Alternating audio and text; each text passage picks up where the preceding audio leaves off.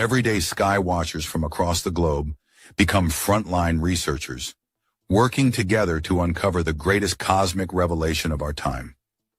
We are a worldwide team of citizen scientists, equipped with nothing but cameras, curiosity, and courage. And together we are documenting the undeniable presence of a binary twin solar system. The same system Samuel Hofman began revealing after breaking his silence following a 30-year non-disclosure agreement imposed by the government, all because of an unexpected discovery of another solar system that we're purposefully not being told about. This isn't science fiction. These planetary objects are real. They're here, and they're actively influencing our world. Right now, from flash floods triggered by intense atmospheric disturbances, and wildfires sparked by powerful lightning discharges from nearby passing planets repelling one another to avoid collision, to volcanic eruptions, constant earthquakes, and record-shattering global temperatures, the evidence is overwhelming. And yet, mainstream science turns a blind eye. But through the power of comparative science, our global team has spent the last 15 years comparing Samuel Hofman's hand-drawn remote viewing sketches of this binary solar system with thousands of sky photographs submitted by members around the world. The accuracy of these drawings are undeniable. Sam doesn't use telescopes or rely on any high-tech instruments. Through his rare and powerful ability of remote viewing, he is able to visualize vivid details of planets, moons, asteroids, and even alien-operated craft, all hidden in plain sight. And of course, once you learn how to see them, they can never be unseen. Thousands of side-by-side comparisons have been created, proving the accuracy of these drawings and that this other solar system is here right now. And one of the most overlooked yet obvious signs? The clouds. We are seeing the exact same cloud structures repeating across the globe. Downward pointed formations, striped wave-like bands, isolated circular clouds hovering independently. They're not random. They're not natural Earth-based weather systems. They are consistent, structured, and repetitive. This isn't coincidence. It's confirmation. These aren't Earth's clouds. What we're seeing, and every single day, are clouds from the atmospheres of other planets. That's how close we are to this passing binary system. Close enough for its electromagnetic fields, dust, debris, and atmospheric systems to directly interact with our own skies. And no, this isn't some artificial illusion or man-made conspiracy. This is a natural cosmic event, one that occurs every 3,654 years as part of a cyclical event in what we now understand to be the electrical universe. According to Hofman, we do not live in a purely gravitational model like we were taught. In an electrical universe, planetary bodies interact electromagnetically, not gravitationally. These planets, moons, and asteroids are highly charged objects, and their mere proximity to Earth is enough to distort our atmosphere and trigger extreme weather on a global scale. This isn't theory, it's real, it's measurable, and it's happening right above our heads, every single day, in repeating, observable patterns. We are the citizen scientist. We compare, we analyze, and we reveal the truth.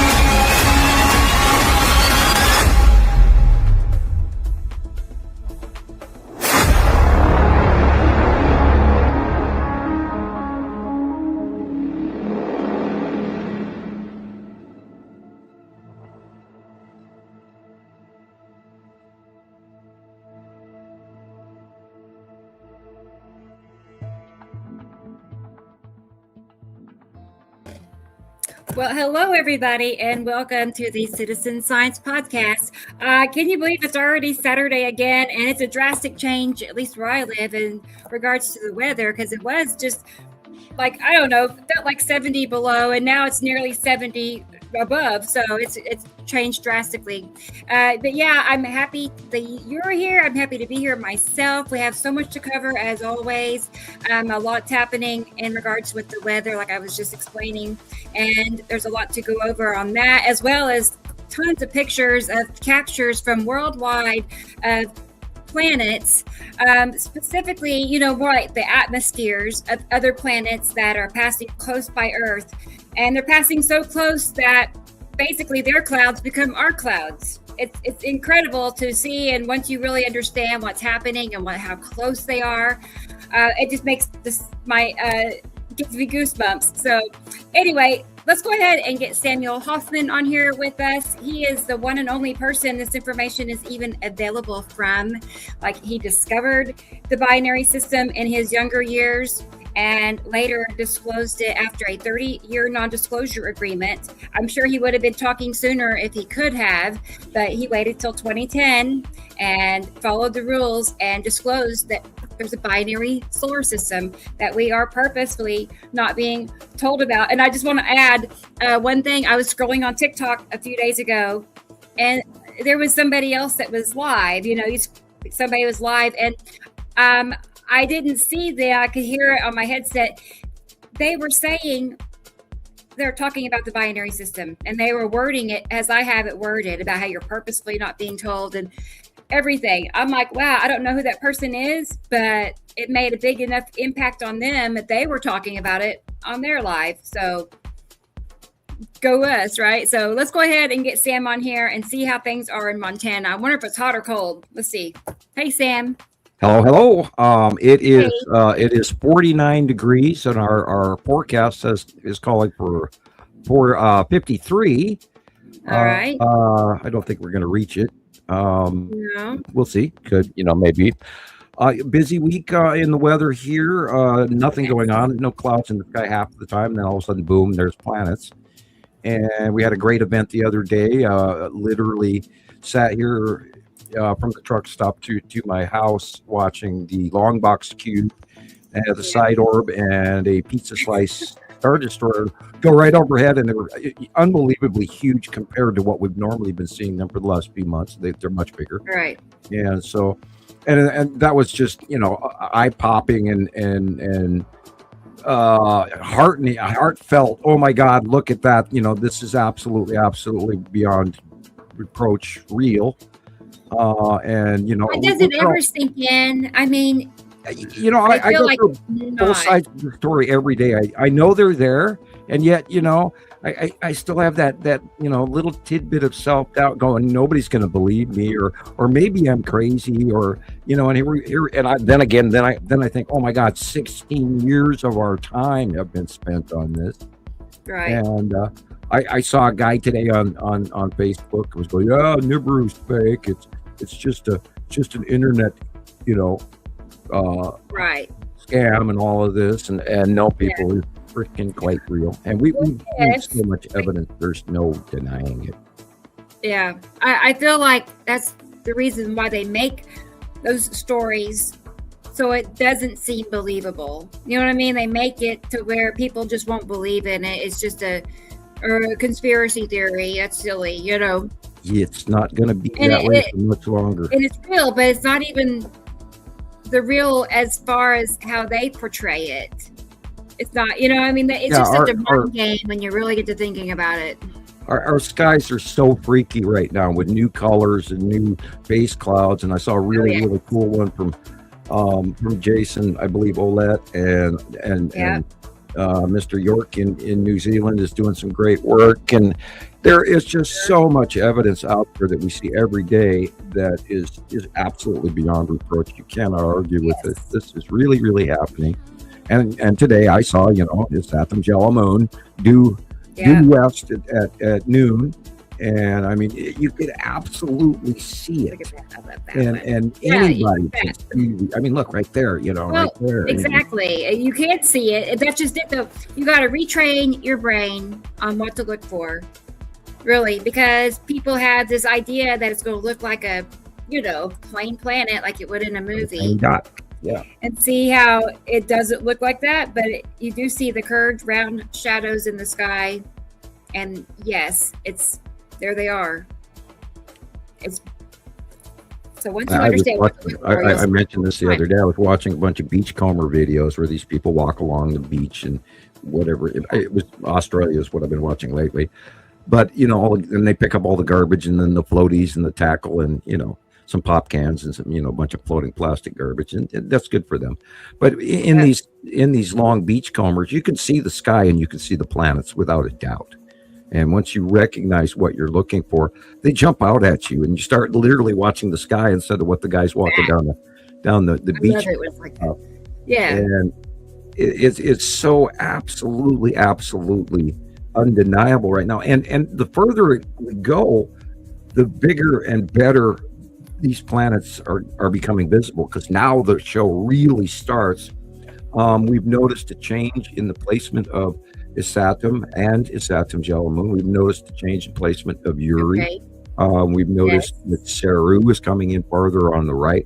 I saw a base job the other day of Saru due west, which was surprising. And of course, it's all changing again. And a few days from now, another next 8 days Sunday. From now, next Sunday, new drawings. Yeah. And today, of course, is February 7th. We should actually put that on our show title thumbnails. I was noticing that the other day. But we got room. Yeah, I've got characters, but I can put it in the description. I could put the date in the. I'm out of. Each time you make a new, like today, we're being pharaohs, an Egyptian. Yeah. And yes, let's go back and look at Sam. Let's see here. Let me show you guys. I kind of chuckled this morning when I saw it. I know. Let's drop this down. 1 second. And I had a little trouble with my StreamYard page. Look at that. So we got my I don't know if he's a king or a pharaoh. What would that be? Well, it looks like a pharaoh. He's got the scepter. Okay. Yep. I like it. The crown is that of the lower kingdom, which is upper Giza area. Oh, it's got some great information about Giza. Coming to think of, there's a bunch of information about 3i Atlas that is finally creeping out. Finally. Yeah.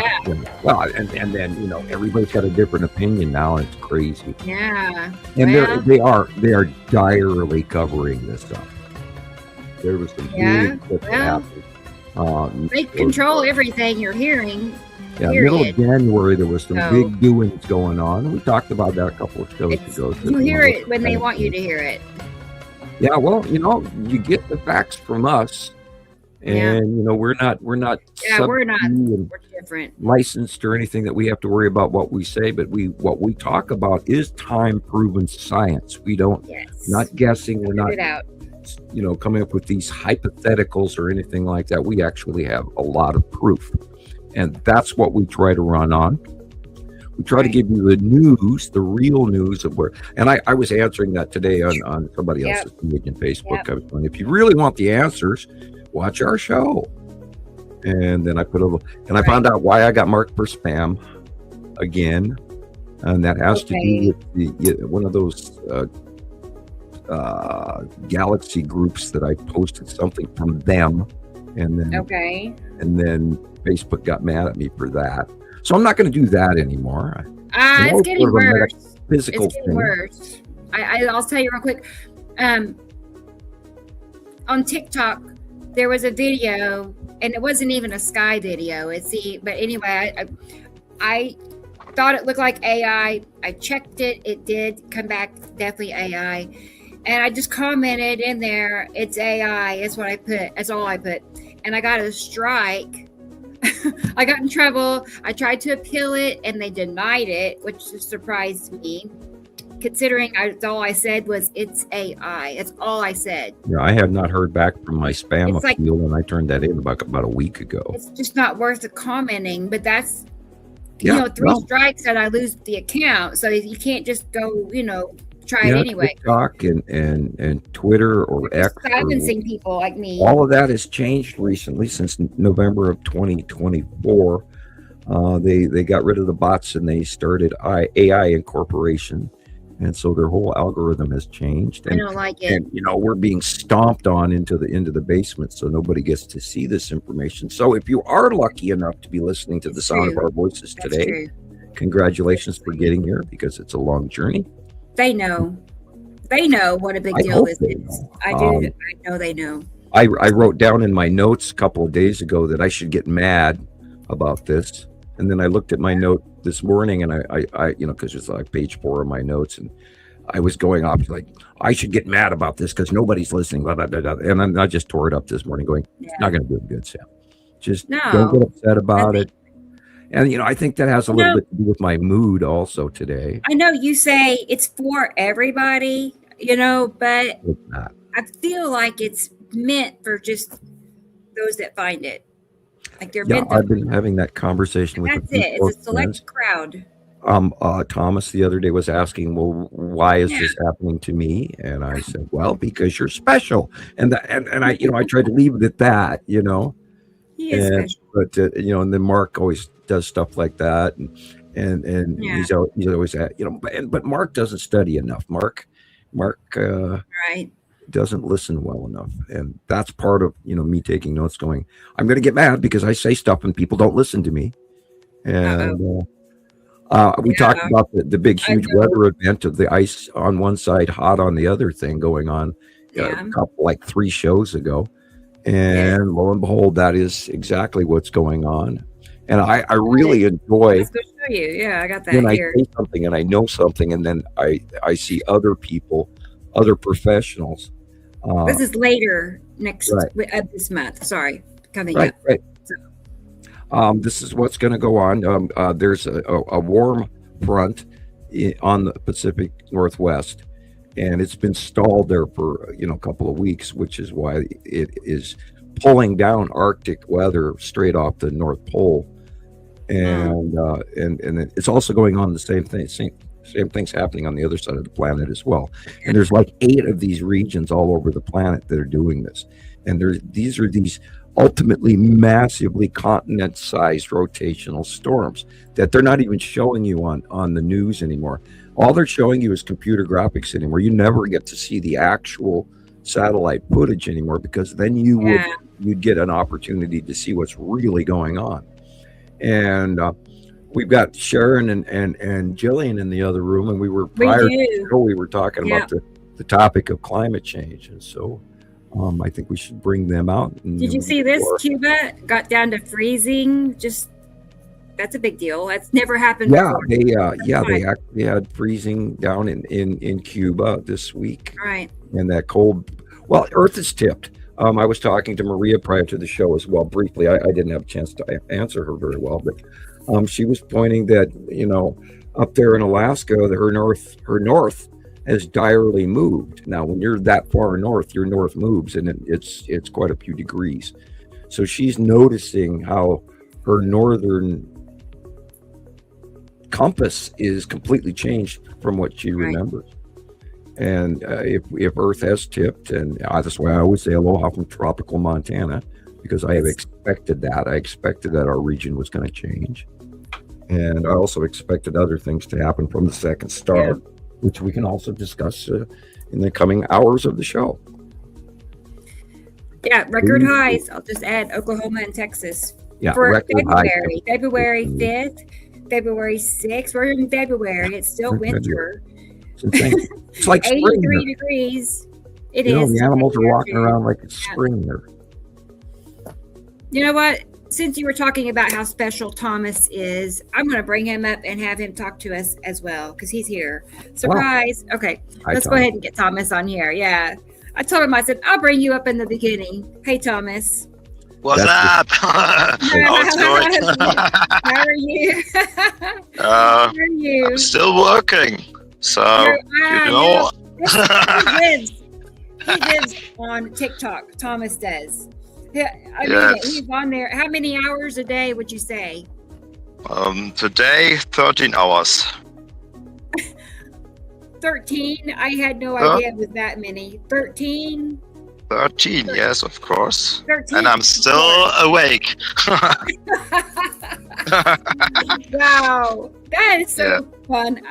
Yeah, you and I also noticed that you are pulling in like other people to chat with you. Like you have other people on there with you, and you're all talking about the planets. And I don't know what he's saying because he's talking in German, but he sounds very confident and knowledgeable as he's going through these pictures. I'm impressed, Yeah, Tom. thank Really. Thank you, because that's expanding, this information to a whole other side of the world for us. Yeah, and Thomas, tell everybody about your new is it a Facebook? It's a Facebook site, right? Yes, so I don't create the site in the beginning, so because I'm doing the TikTok lives and I have some friends there who are moderators, and because I can't do the complete texting if I do searching for the pictures and talking and doing this and this. Yeah. So they are doing the admin stuff behind in the backup, and yeah, they create a Facebook page for the German people.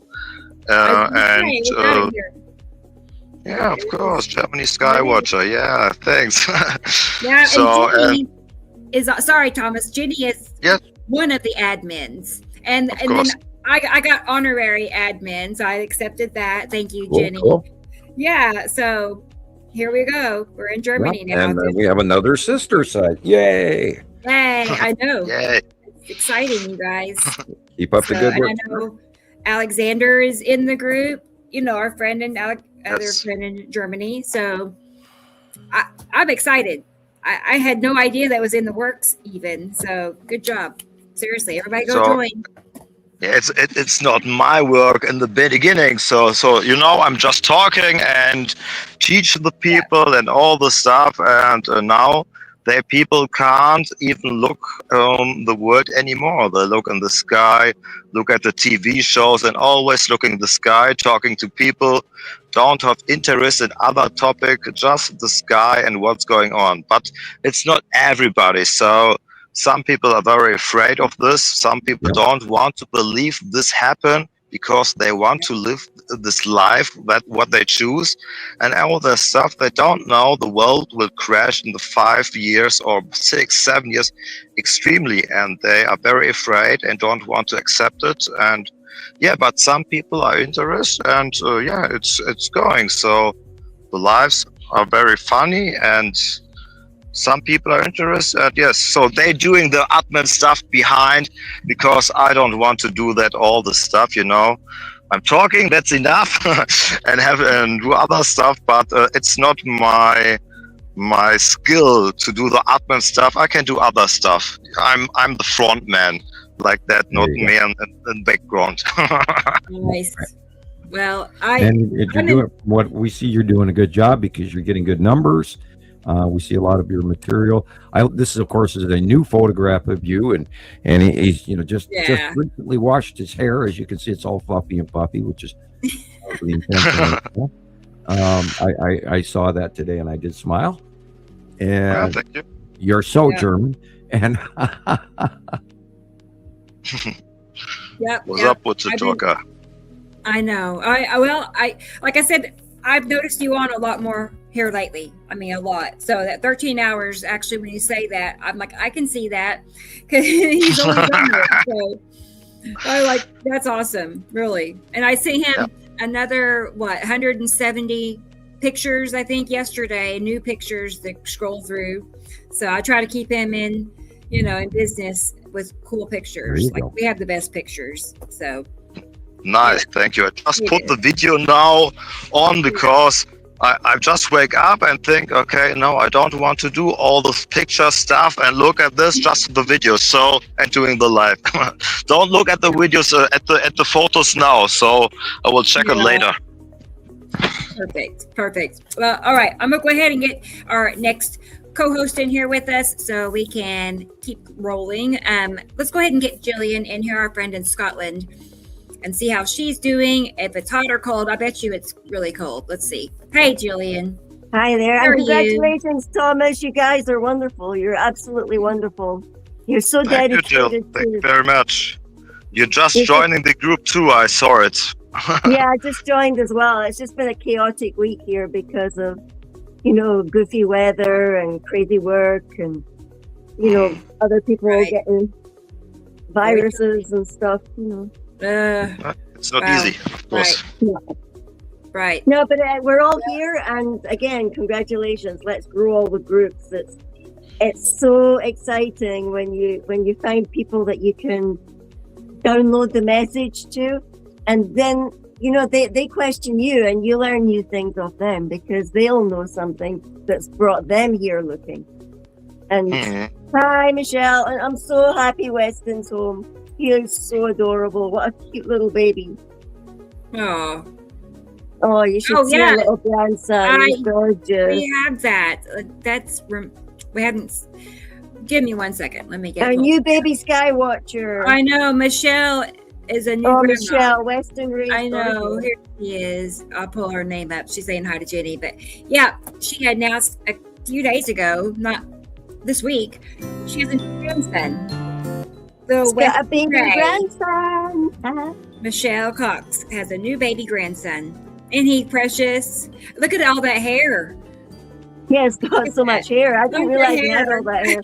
No wonder he was sweating there. Yeah, all trussed up. precious. I love that name. I love Weston. Weston. Oh. Yes. Congratulations. That's I wonder what it's like to be born under the sign of two stars. Yeah, I can imagine. wow. Really? Oh, Got So it. you got your sun sign and your moon sign, and then Yeah. the children that you are have being your born right binary now sign as well. are being born under two suns. Does that mean you will have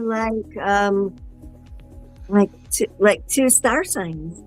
Well, yeah, you'll have a secondary, and the configuration is the alignment of wherever the two are. It's a whole new avenue for any of you out there trying to write a book on astrology and tarot card reading and all of that. Don't forget that the climate thing is not just climate change from CO2 gases. It's the whole solar system people are heating up. That's because we have an extra star, and you've got to keep that in mind, which is why our weather is so freaky, not any other reason, which is why our jet stream is why the earth is tipped, which is why all this stuff is going on. Anyway, another good person to have that information. Right. Is Sharon. Let's go ahead and bring her up Lindsay here. says hello. Lindsay says hello. Oh, hey, Hi, Lindsay. Have a good show. Yeah, Get your butt on the show. I know. I was going to say the same thing. Let me We know. miss you, Lindsay. Yep. So anytime, let me know. That'd be fun, wouldn't it? She's like, no, or no, I don't know. She might think it's fun. Okay, let's go ahead and find Sharon. Here she is. Good deal. Hey, Sharon, all the way in from Australia. Sydney. Hello, everyone. It's Hello, morning. Thomas. Hello, Sharon. Sharon. Congratulations on the good work, Thomas. Yes. Oh, We're thank all you. pulling our weight, and it's I hard work, just don't forget. talking. But Talking's good. even that is a message in itself. Of course it Words have is. power. Yes. Always remember Right. that. Words have power. Yes, of course you're right.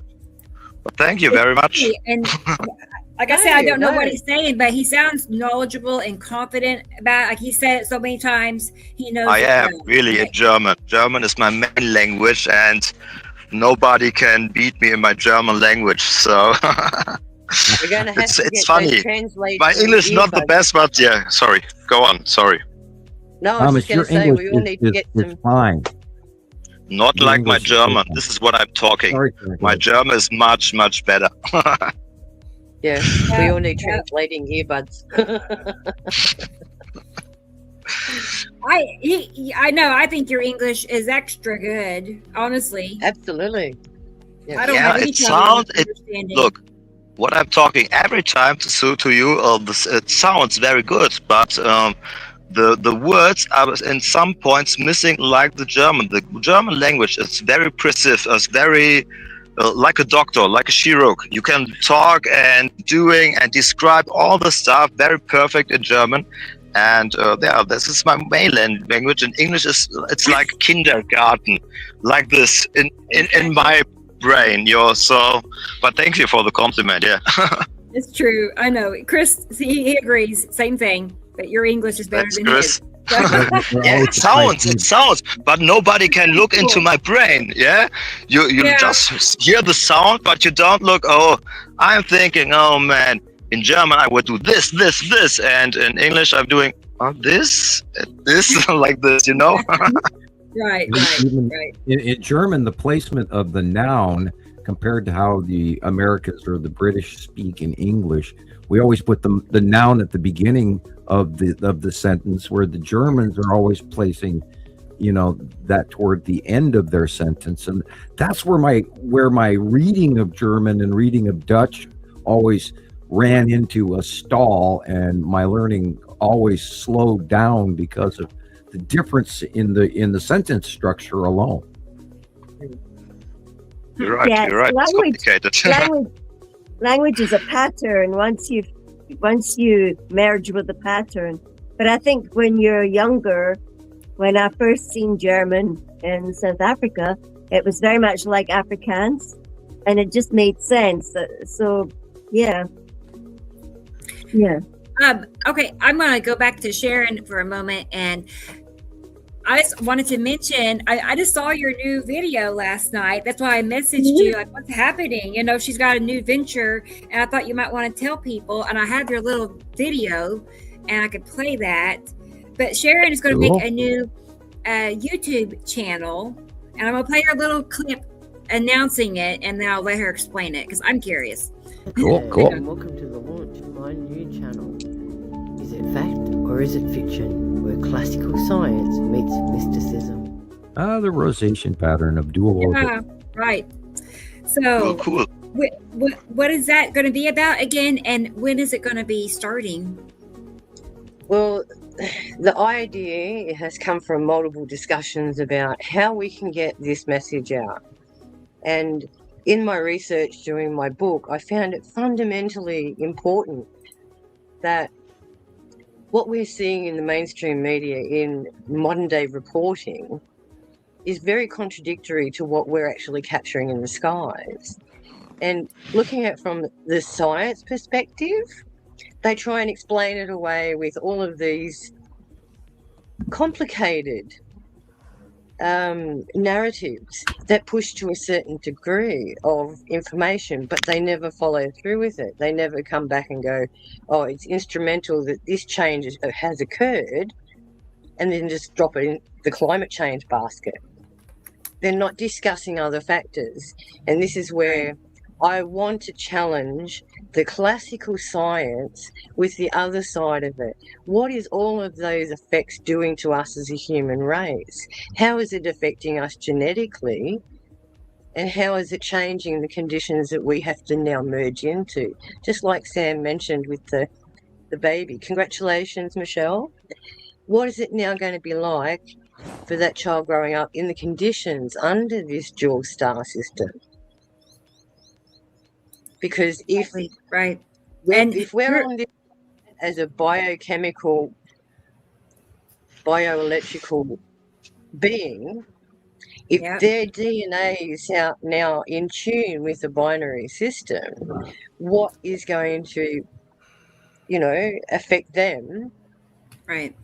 As opposed to us, because we feel the changes in the energy. We can feel it in temperature, in heat, in pressure. We can physically see that outside when we're taking our pictures. What I want to try and do is envelope everything that we're experiencing with the binary right now with what is happening to us on the spiritual and metaphysical planes. How is it affecting us electrically? How it's affecting our brains, how it's affecting our bones, DNA, the whole box and dice. Yeah, because it's a really interesting concept that it seems to have come up over the last couple of weeks how on other groups as well, people talking about the different strands of DNA and that people are actually having near-death experiences. And when they come back, they're coming back with a new string of DNA activated or something. And our doctors nowadays probably wouldn't tell you if they saw something bizarre in your body. And how would you know if you had something bizarre in your body? You feel it in your mindset. You feel it when you look at something and you think new and different thoughts. And people aren't seeing that.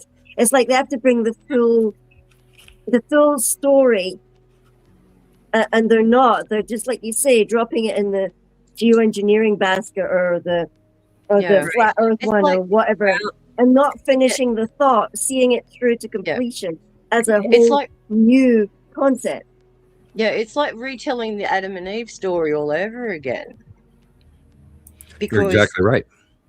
Yeah. what we're doing here is people don't realize that we are in a new line, a new timeline, a new phase in history, a new epoch, we could say. People haven't been alive doing it actively before, aware of what it is.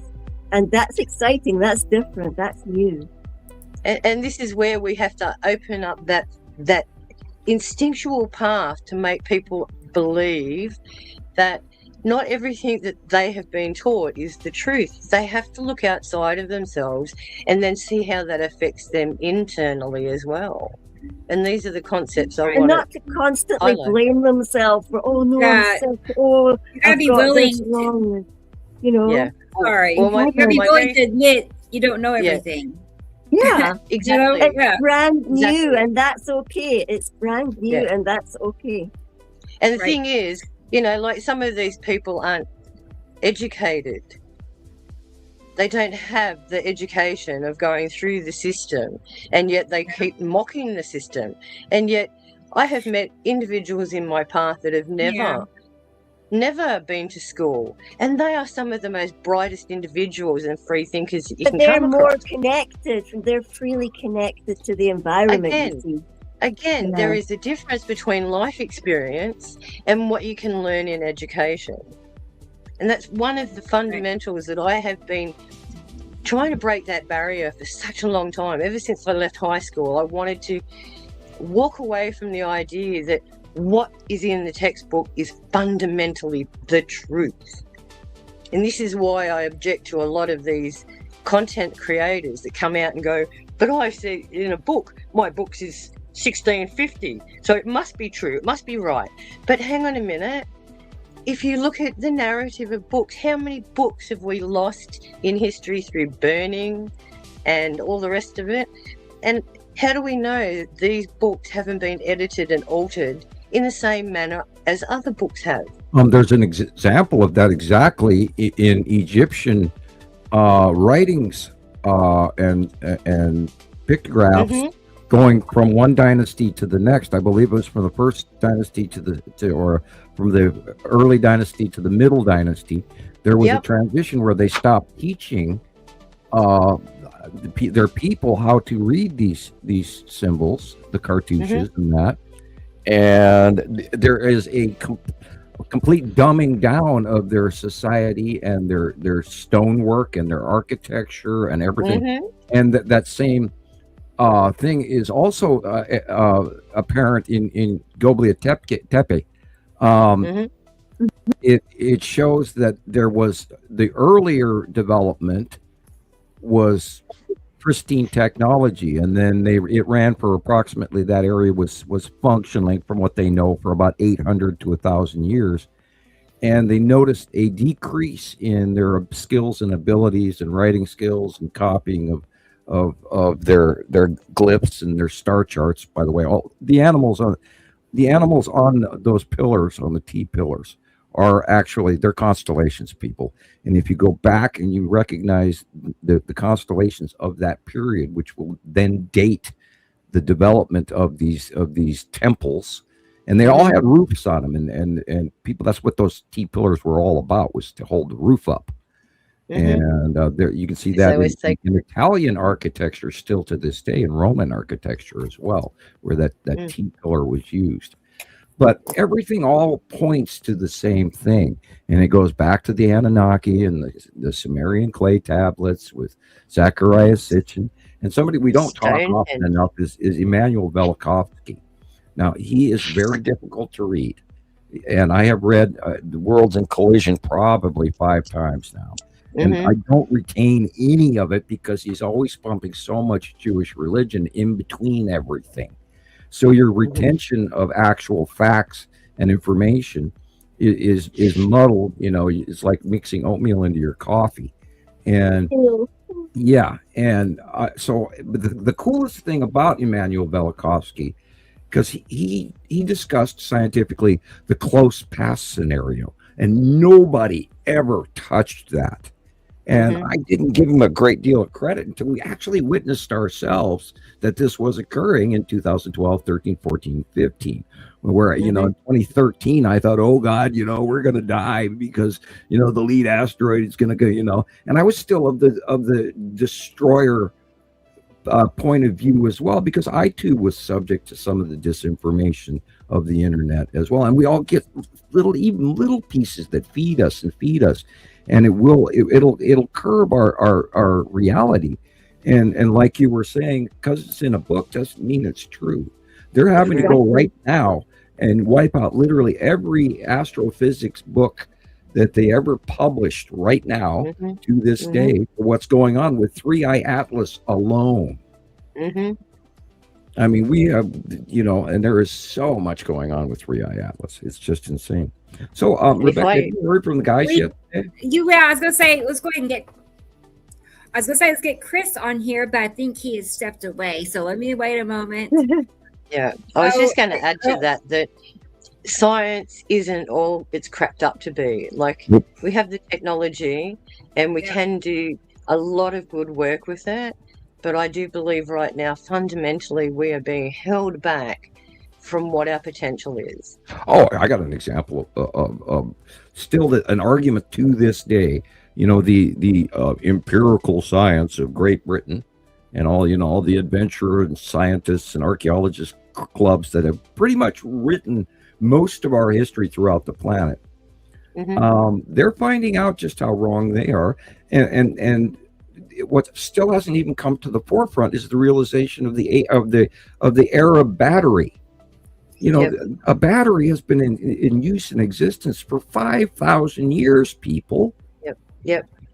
Batteries. And now you can see the kind of material I can cover. I can cover everything from how we got electricity, how we absorb plasma from out of the skies to make generators. I can just imagine how big your book's going to be in the end. Well, I'm already halfway. And you thought it was going to be like that? No way, sister. Well, let's see what's going on with Chris and how things are in Vegas, all the way in Las Vegas. Yeah, let's check it out. There he is. Hey guys. Hey Chris, how are how's you? everybody doing? Hey Chris. Hi. Hey I'm Gillian. well. How about you? Hey Thomas. How's everything going? Oh, Good. I'm fine, my friend. Every time, I'm fine. What What's about the you? name of Your your new group again? Germany Skywatcher. Okay, great. Yep. Very I'll simple. I just remember the shows before, and Sam told you just in the beginning, after you did your name, he told, okay, the thinking of this was Montana Skywatcher, Las Vegas Skywatcher, and this, and I thought, okay, yeah, let's do this. Works. And it works. Of course. Yes, it works. Right? And you are Germany Skywatcher, right? I mean, who else is doing this like you? 13 hours? Yes, 13 hours. That's a marathon, man. And look, great job. I don't want to push myself, but in what I'm saying, but I'm talking mostly, I think, 12 hours. I'm talking. Nobody else is talking. Just talking and then explaining if people coming up, and then, okay, I'll go here and then next and then you other. Really can talk for 12 hours about all this stuff. Of course. There's so much information. We've never made it that long. on right? Oh my god. I think He's 11 a hours. Just talking. Yeah. It's just it talking. is 11 hours. Just don't thinking. Just talking. No thinking. No just thinking. talking. Very easy. Yeah. Hey, well, if you can talk about it on autopilot, then you got it down. That's for sure. Right. Yeah. Well, okay, So guys. what's up in Las Vegas? You're very red. It's hot. You're looking like an Indiana. Is it hot? It's hot. It's hot today. It should Is be. it It's really? like it's the average. It's like 12 or 13 degrees above the average temperature. So Right. yeah, it's been like this all week. And tomorrow, temperatures around the United States are going to be 30 to 50 degrees above normal all over. This will be record-breaking temperatures in the southern states. While at the same time in Vermont tomorrow and New York and all of that area, they're going to be 30 to 50 degrees below normal. And in Vermont, it's expected to be 40 to 60 below zero. Whoa. Huh. So if you live in Oh, Vermont, yeah, I saw that. you know, get ready, Right. you know, unbelievable temperatures. And Very this is an Arctic Oh blast my coming in. And it's gosh, also I can't- happening in Russia right now, too. You know, I feel horrible for the folks in Siberia and the folks in Moscow who don't have any fuel and electricity because there's that war going on. And then, of course, there's the wonderful folks in Poland that are buried in snow. And Japan had a big snow event again this week, and they've got 10 or 12 feet of snow on everything. And I looked at the jet stream, what's going over India. So I promise you that India is probably flooding, even though we have not seen news.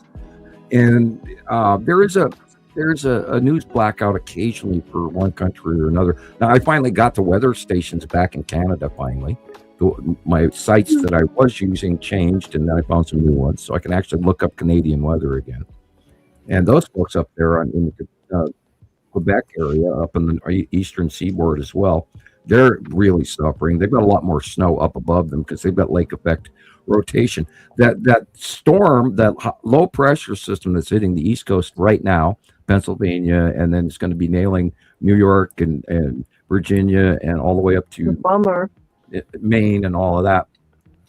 That is back circling. It's a rotational back circling low pressure system that is literally, it is an Arctic event. Do not go outside in this. You will, if you don't know anything about hypothermia or frostbite, you're going to learn in 15 minutes. Yeah. And so it's really extreme. And don't go anywhere. Don't drive on these roads during this period, if you can even get your car started. And for those of you who own electric vehicles, well, I'm sorry, you're not going anywhere. And if you do start your electric vehicle, you'll probably have a 15-minute charge, which is supposed to be normally 6 hours, because in cold, electric vehicles do not work. Yeah, I saw somebody report the other day that they're on the decline now. We've reached the point to where they're, They are having huge of it. problems with this whole new line of SUVs that they've been pumping out for the last 3 to 5 years. Literally, people are losing the value of their cars before they even finish paying for it. Oh. And I encourage you, don't buy one of these new SUVs. They have electrical problems and transmission problems and this problem and that problem. And it's just, they put too many damn wires in these damn things. If you look at how a Model T, or if you ever drove a 1946 Packard or a 1957 Ford pickup, you could go crawl underneath that hood, crawl inside the hood, and work on something. Sure. Yeah. They've got all of this factory computer shit that, it saved you 5 miles to the gallon. Well, Be right back. Just letting the dogs I'd in. actually like to have a metal car that was made in the 70s. Talk about a whole lot safer than this 5 mile impact front bumper thing that isn't real, that costs you $20,000 to fix if you hit something at 7 miles an hour. Yeah, And my dad had a 1973 Mustang left-hand drive. Nice. Left Yeah, hand and drive. you That's know cool. what? You'd have the V8 or the straight Something six. If something went, too easy. Yep. Now you've got to pull the whole motor apart just to get to something.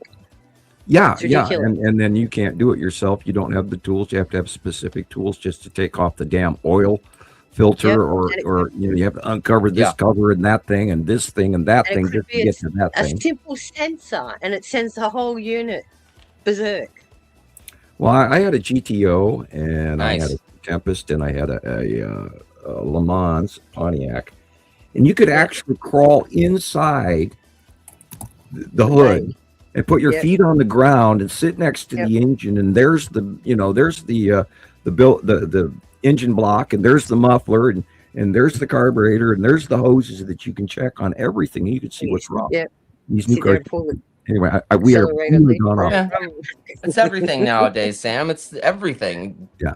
Wow. Anything you can buy. They don't make them like they used to anymore. That's for I sure. don't want a cell phone screen in the inside of my car telling me what to do. No. I would rather pay attention to the road. Thank you.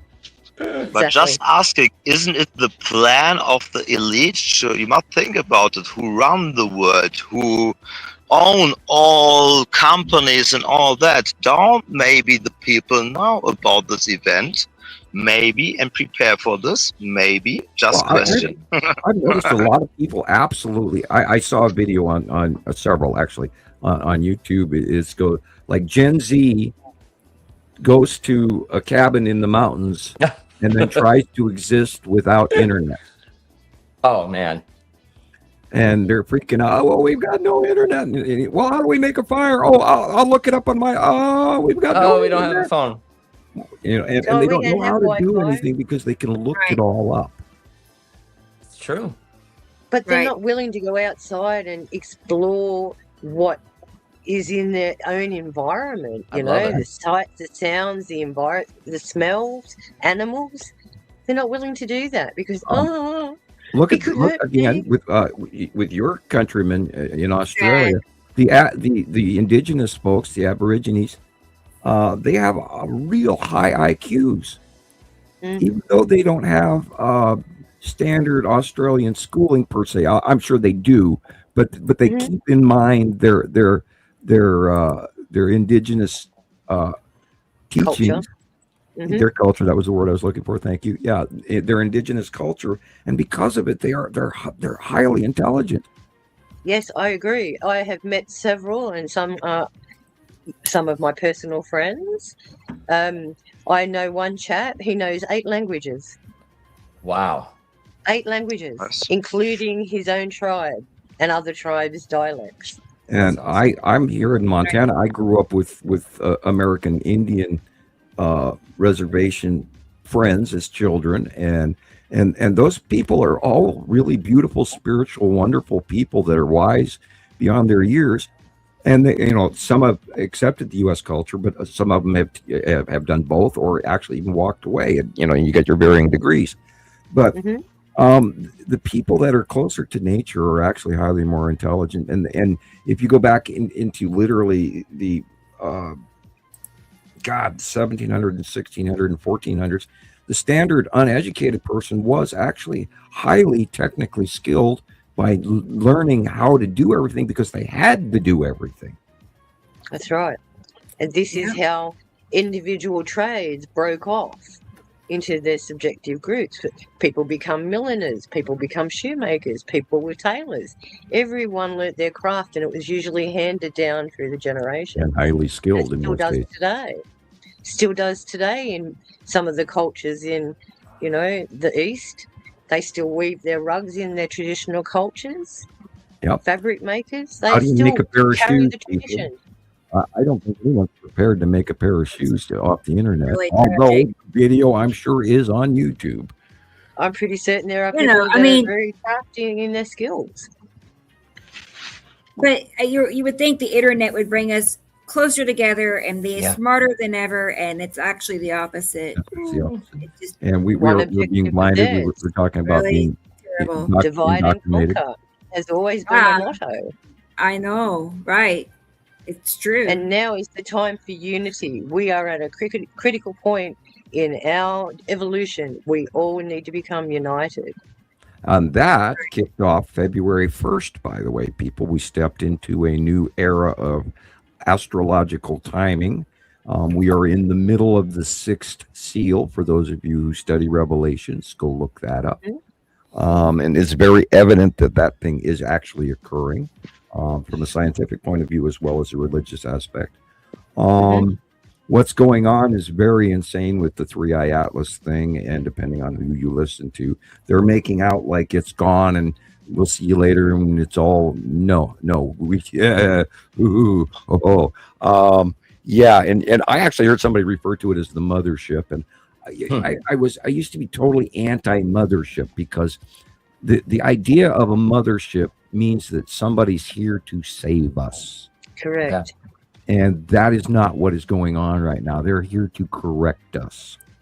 And right now, what's going on, the governments around the planet have moved from one phase of discovery into now it's a new stage, and it's on my notes. And if you'd like, I'll go through my notes later on in the show and stuff. But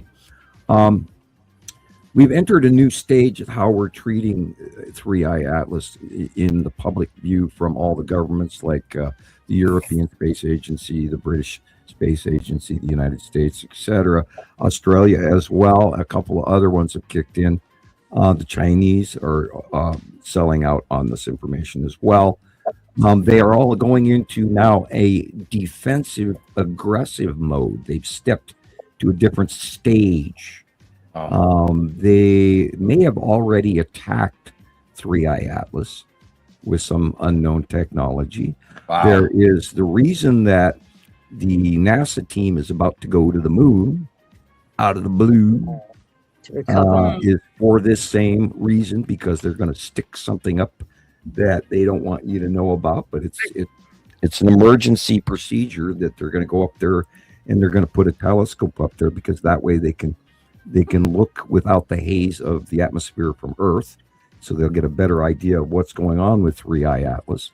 And there was a very strong event on the 19th of January and a very strong event on the 22nd of January, and then again all the way through the 25th of January.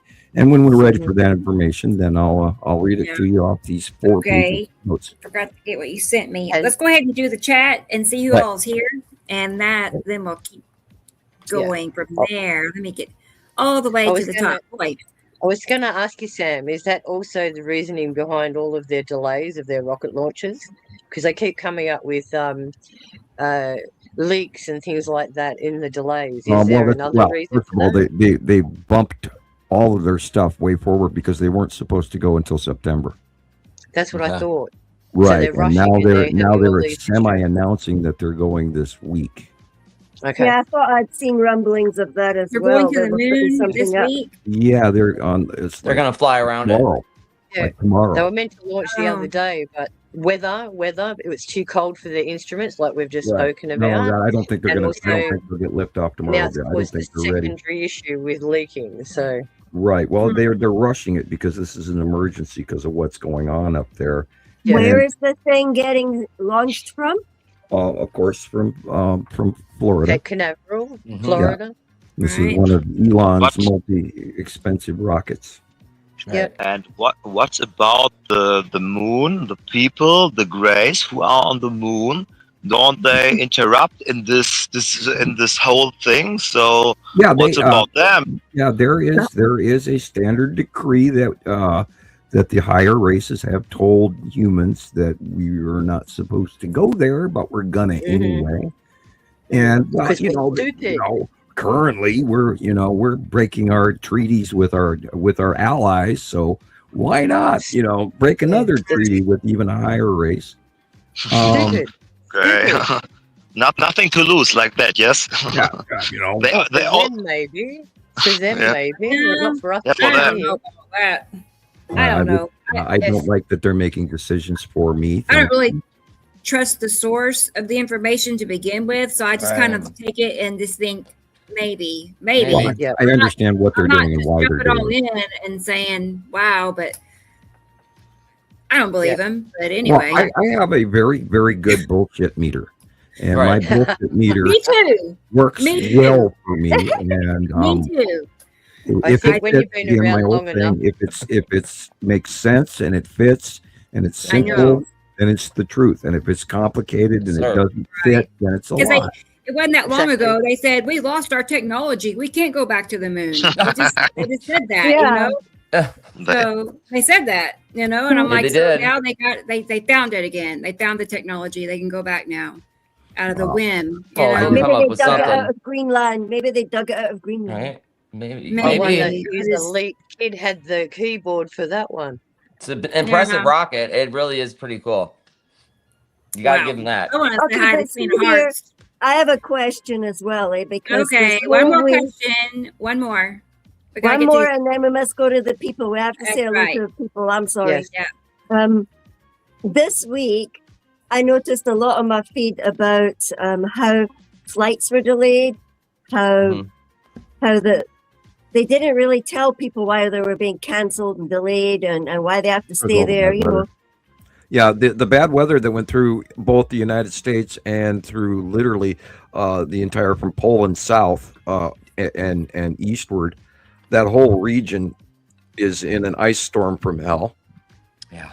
And we're having an ice storm from hell up in our northern east coast. And so, yeah, these huge systems that are going off around the planet right now. There's some in the southern hemisphere as well that are causing some unbelievable Australia and New Zealand were delaying flights because they were having intense weather storms. We had cyclonic stuff in far north Queensland, plus we got all that monsoonal rain that it captures all of Papua New Guinea and Indonesia.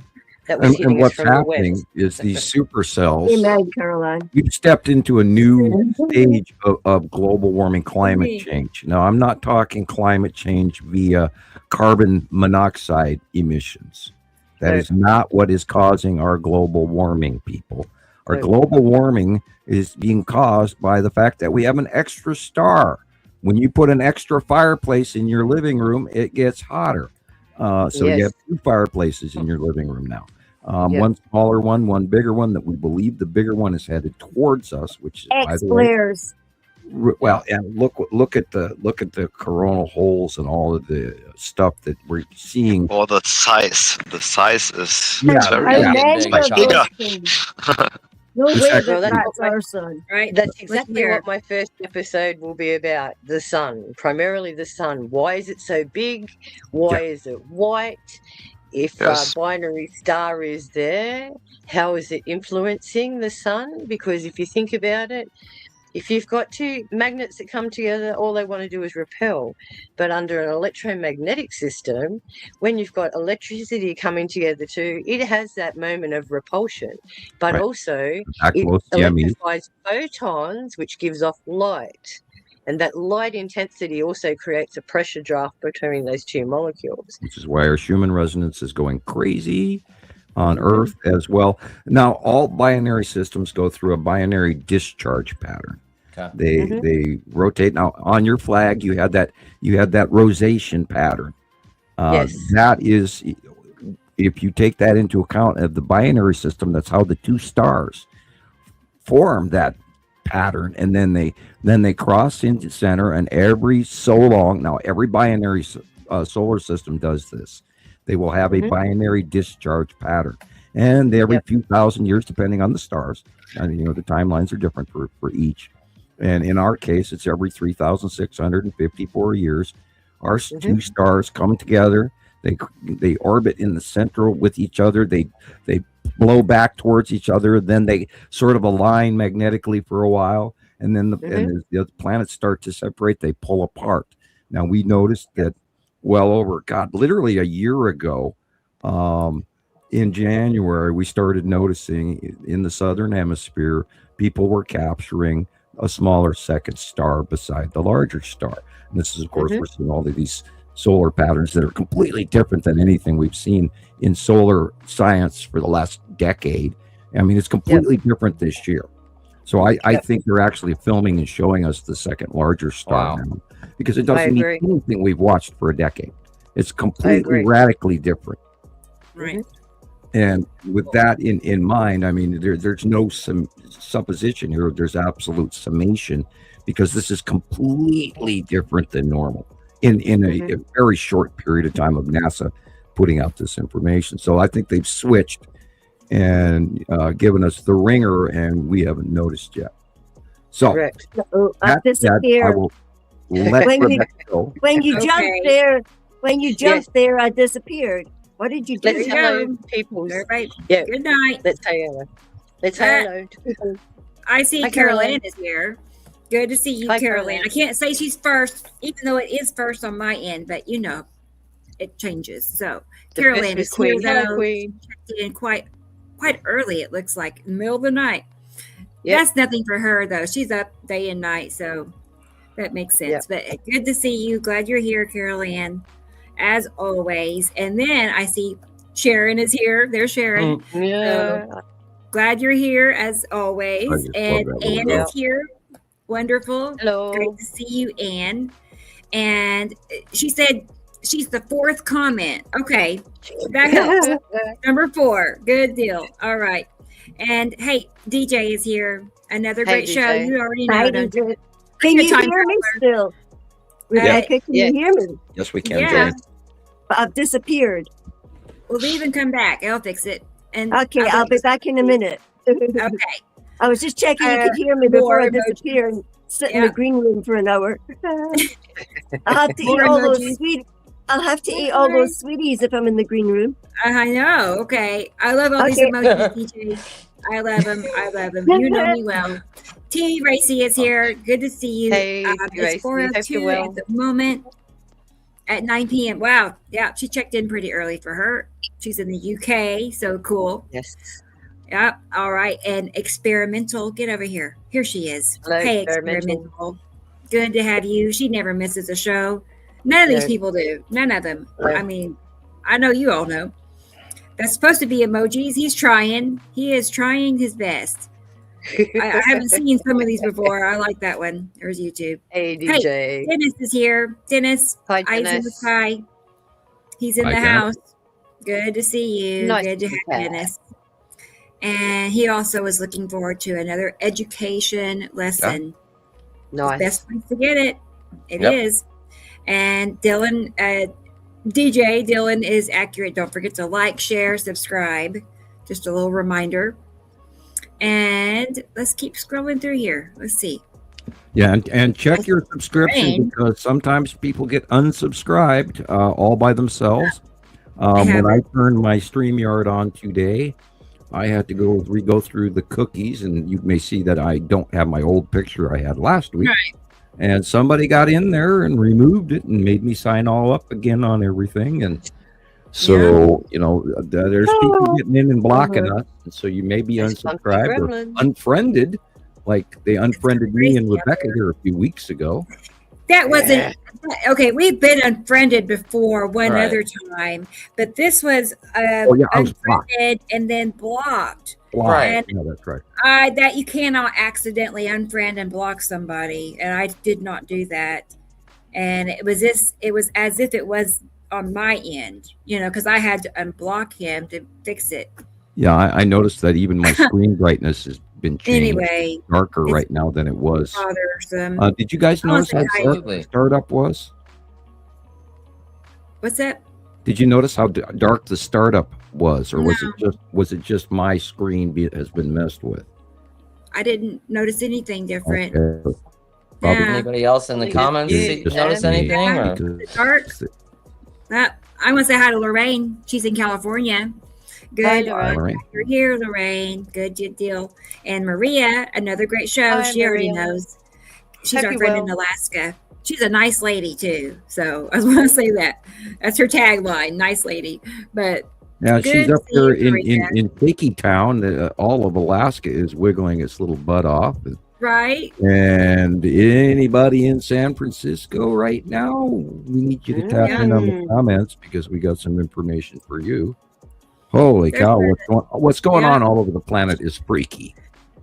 Hey, and Jillian, welcome back, and hi to Michelle, and congratulations again, new grandma. Yes. So I just want to hold a little Michelle. baby. I need a grandbaby. So one of these days, You had so much hair. One of these Did you see days, the I'll get hair? one. Oh my gosh. I know. Mum, got a I lot know. of hair. Tara's here. It's so Good to see cute. you, Tara. Hi, Sarah. Glad you're here. And she's here earlier this time. Sometimes she's late. Not I'm not complaining. I'm just saying. Sometimes She's at here work too. bright and early. Yes. And yep, there's Caroline again. Hey, Caroline. Through here. Audrey's here. Audrey, all the way Hello, in South Audrey. Africa. I bet you it's what, 11 p.m. right there. I bet you something like that. Well, Warm good. there, yeah. Glad you're here, Audrey. Those fires, Audrey. Okay, DJ. I'll put that on my list. I'll refill it. Don't worry. Yeah, I ate the last one while I was waiting. I bet. Oh, goody. Yeah. Brendan is here. Brendan. Hi, Brendan. Hey, Ireland. I don't know Brendan, but I get the feeling he's a very nice Yes, he is a individual. very nice You know what I person. mean? Just a very thoughtful person. Been very helpful to us here at Montana Skywatchers, I can tell you. Good. Well, good. He's Love the man. Love always the man. here. Doesn't miss a show either. Okay, let's keep scrolling. Hey, who's this? Richard, aka Hi, Rick, is Richard. here. Yay, I knew you'd be here. I knew it. And Freezy. Wow, everybody. Hey, Freezy. Hi, Good to Freezy. see you. I mean, we're not missing anybody yet. Good to see you, Freezy. And Esther. Wonderful. Hi, Esther. I'm glad you're Hi, here, Esther. Esther. Let's keep scrolling through here. Oh, Robbie. Robbie, he's in Australia. I know where Robbie's Hey, at. okay. Awesome. Good, Robbie. You're right. Around the world. I know, we're everywhere. Who's this? City On a hill. on a hill. Thank you, Sharon. Yeah, well, that's a new name for me. Hello. I am glad you're here. It's good to see you. Very nice. Joining us. Jesus is already here. Jenny's here, Hi, Jenny, Jenny. in Germany. Jesus. She's All here right, in Sam. Germany. Okay, tell us. Jesus is here. You had to say Good that. to see Now, you. you got Right. to go back and read your Revelations, people. Right? Now, I will admit that I do have 4 college credits in world religion, so I Hey. spent my Nice. nose has been in many a Bible over the Yeah. years, and you know, again, if you guys are reading out of the King James version, I recommend you go find a few older ones. And yeah, well, you know, Yeah. the actual rewrite Thank you. of the Catholic Bible was done in I'm going to say 340 or 360 AD by the Mycenaean Commission, which was a bunch of rich men, and they threw out 10 or 12 books of the Bible because they didn't want you to learn certain things. I could go on and on and on because we're saying hi to everybody, so I could won't. too. But Right. It's not what you yeah, there's believe. you know what's really cool is this does actually fit with the Nibiru mythos as well. It really does. Go right ahead, Rebecca. I want to say hi Yeah. to Thunder. Yeah, hello, Thunder. Again, religion is an invention of man. An Yeah. invention of man. Man to control man. Right. Designed for that purpose, yes. Which comes back from where the Sumerians started from and control. Hello, again, Glenn. Yeah, And the- here's MPU from Germany. That's a new name for me, but I feel like I've come in contact with her on the new Germany Skywatcher group. wonderful. Awesome. Love to have you. Hope Right you. here. I hope our English isn't too American slangy I for love you. it. We're Um, expanding. Yes, we What are. Aussie slang? Well, Yes, you know, it's Dr. fine. here. It is time. It is time that this Okay. message gets out to around the world. I mean, as of February 1st, we've stepped into a new age. Prior, we were tying up loose ends and things in our psyches and in our emotional value in January because of the 3i Atlas advent and the planetary advents that are occurring. But as of February 1st, a whole new. I've been hinting about it to my friends. A whole new set of rules has just started. And I'm going to say a little bit more about some things and a little bit less about others. Yeah. So be prepared in the next Don't few forget. weeks and months to learn Don't forget we special have- secrets. Go ahead. We have the alignment on the 28th Right. too. Oh yeah, the planet. There's a new planetary view coming up for our normal planets this month. Mhm. And that is the breakup of the alignment that we were going through on December and January, which is why we were going through the astrological brain crazy shit. And for all you people out there that are achy and your ears are ringing and you're tired and you're exhausted and you're dizzy and you don't feel good, this is all from these planets. consider it a download, guys. Yeah, it's not going to be comfortable, but we are changing, which is why our bones ache so bad, because our bones are actually changing right now. Our Katie bones Jones and here. our cartilages are actually piezoelectric. Right, and when there is a load placed on the human bone skeletal structure, there is actually a chemical emitted from the brain, which keeps your blood cells redder and stuff like this. And I can't remember exactly which is. But the other side too, Sam, is the magnetism affects the iron in our blood, is what Right. you're trying to say. True. And some of the other metals that are in our body. We don't just have iron, we have other nutrients in there that are cofactors. We They have actually stars. assist other things. We have the stars are in our bloodstream, which shows you that we've been around for a lot longer. And we'll go into details about that as well. Yeah. But One of the fundamental facts I'm trying to highlight, not only in the book, but also in what I'm going to discuss, is exactly that principle. Exactly that principle. Right. We come from the stars, we're made from the stars. It's only natural that all of these conditions that we are experiencing is because we are carbon-based molecules wrapped around all these other heavy metals. And I would at that state also throw in that we are only partially from Earth.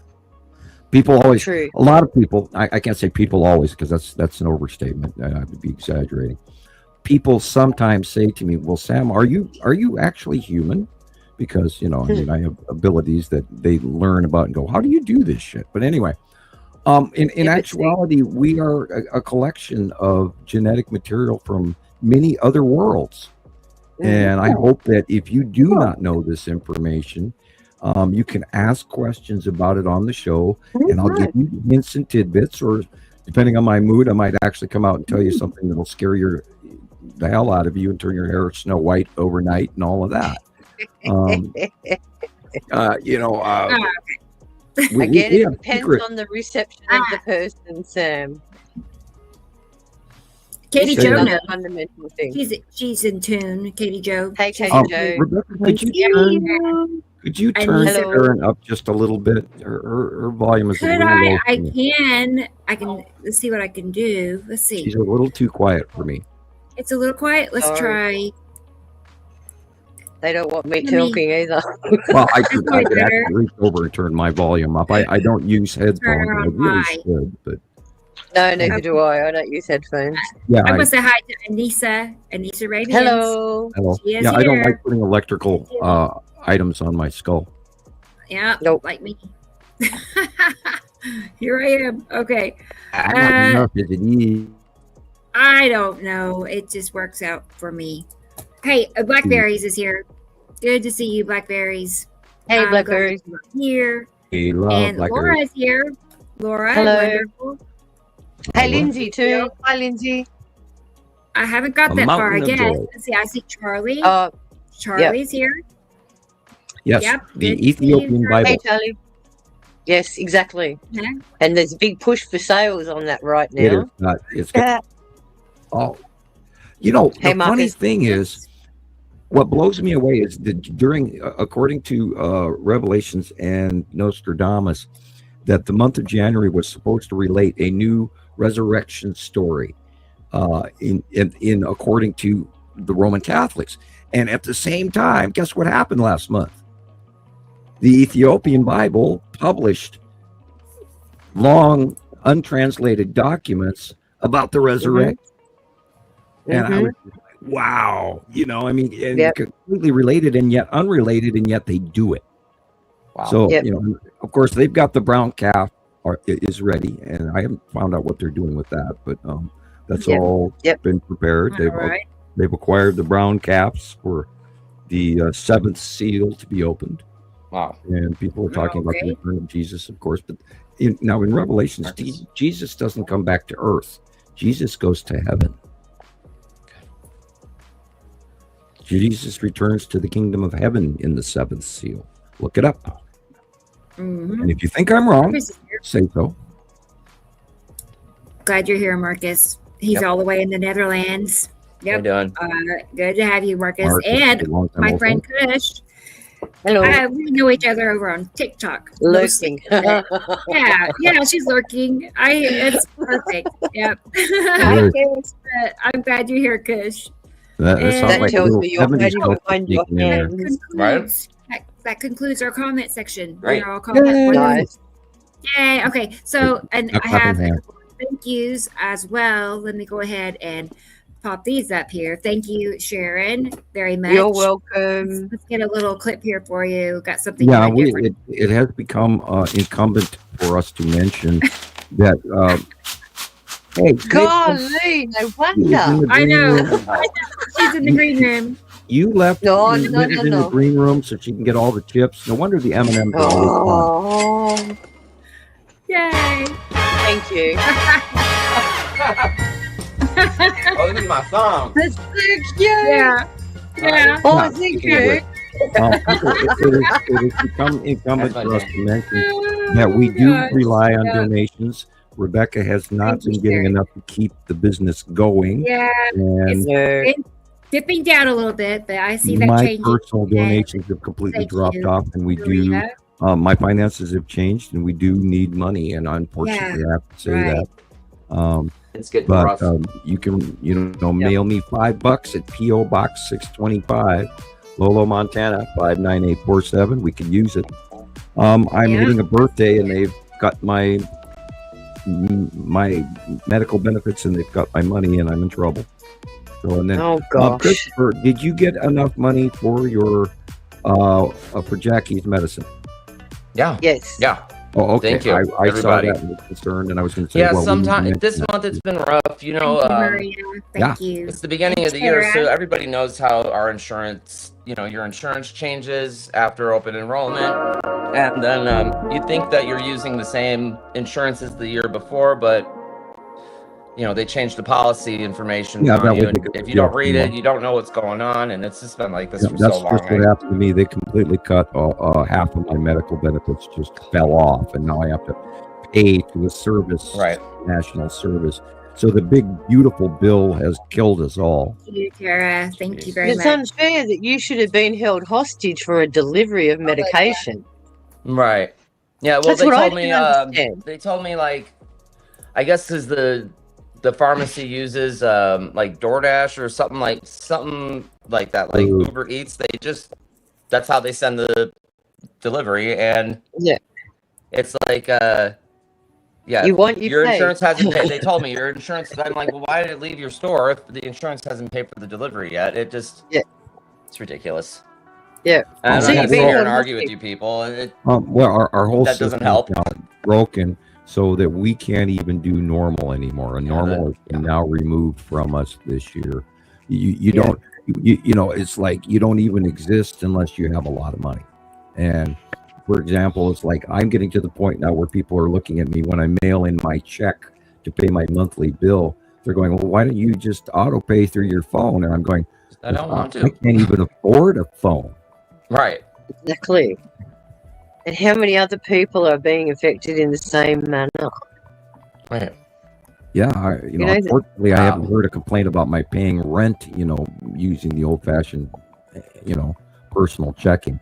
But I'm still doing personal checking. Of course, I don't write checks at the store. I use, I use my debit card when it works. And Right. well, I even fry my chip in my debit card.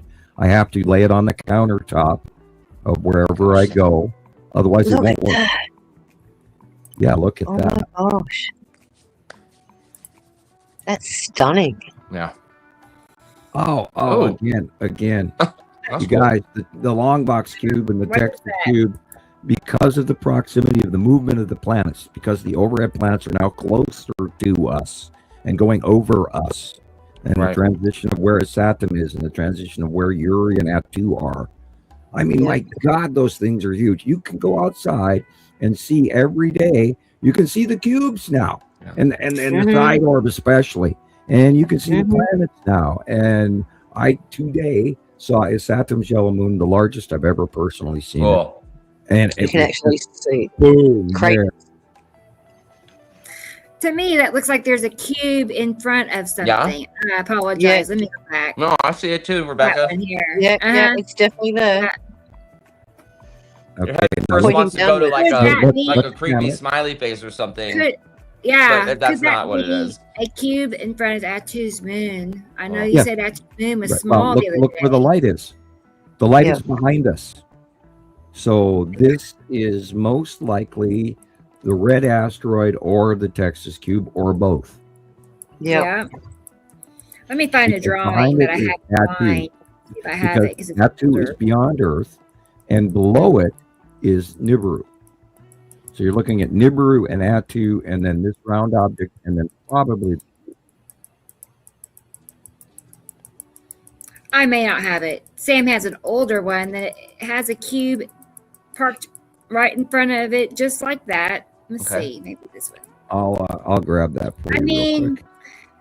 this one is close, but this isn't the one. But you Right. see what I mean? There's a cube in front of Atu's moon along the edge of it, and that's what I believe. Yeah.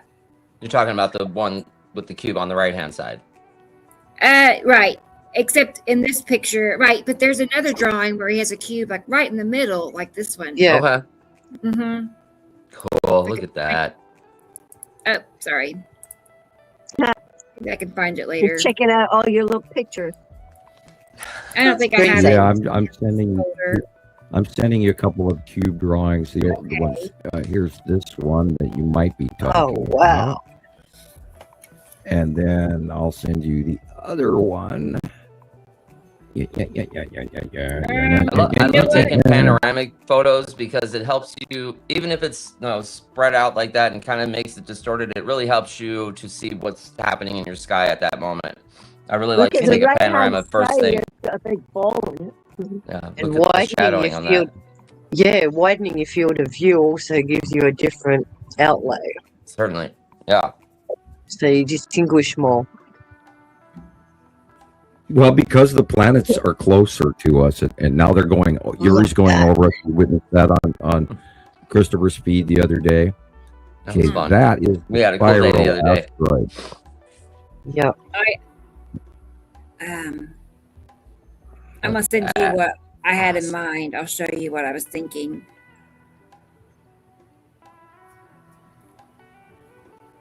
Look how high everything's gotten. Mm.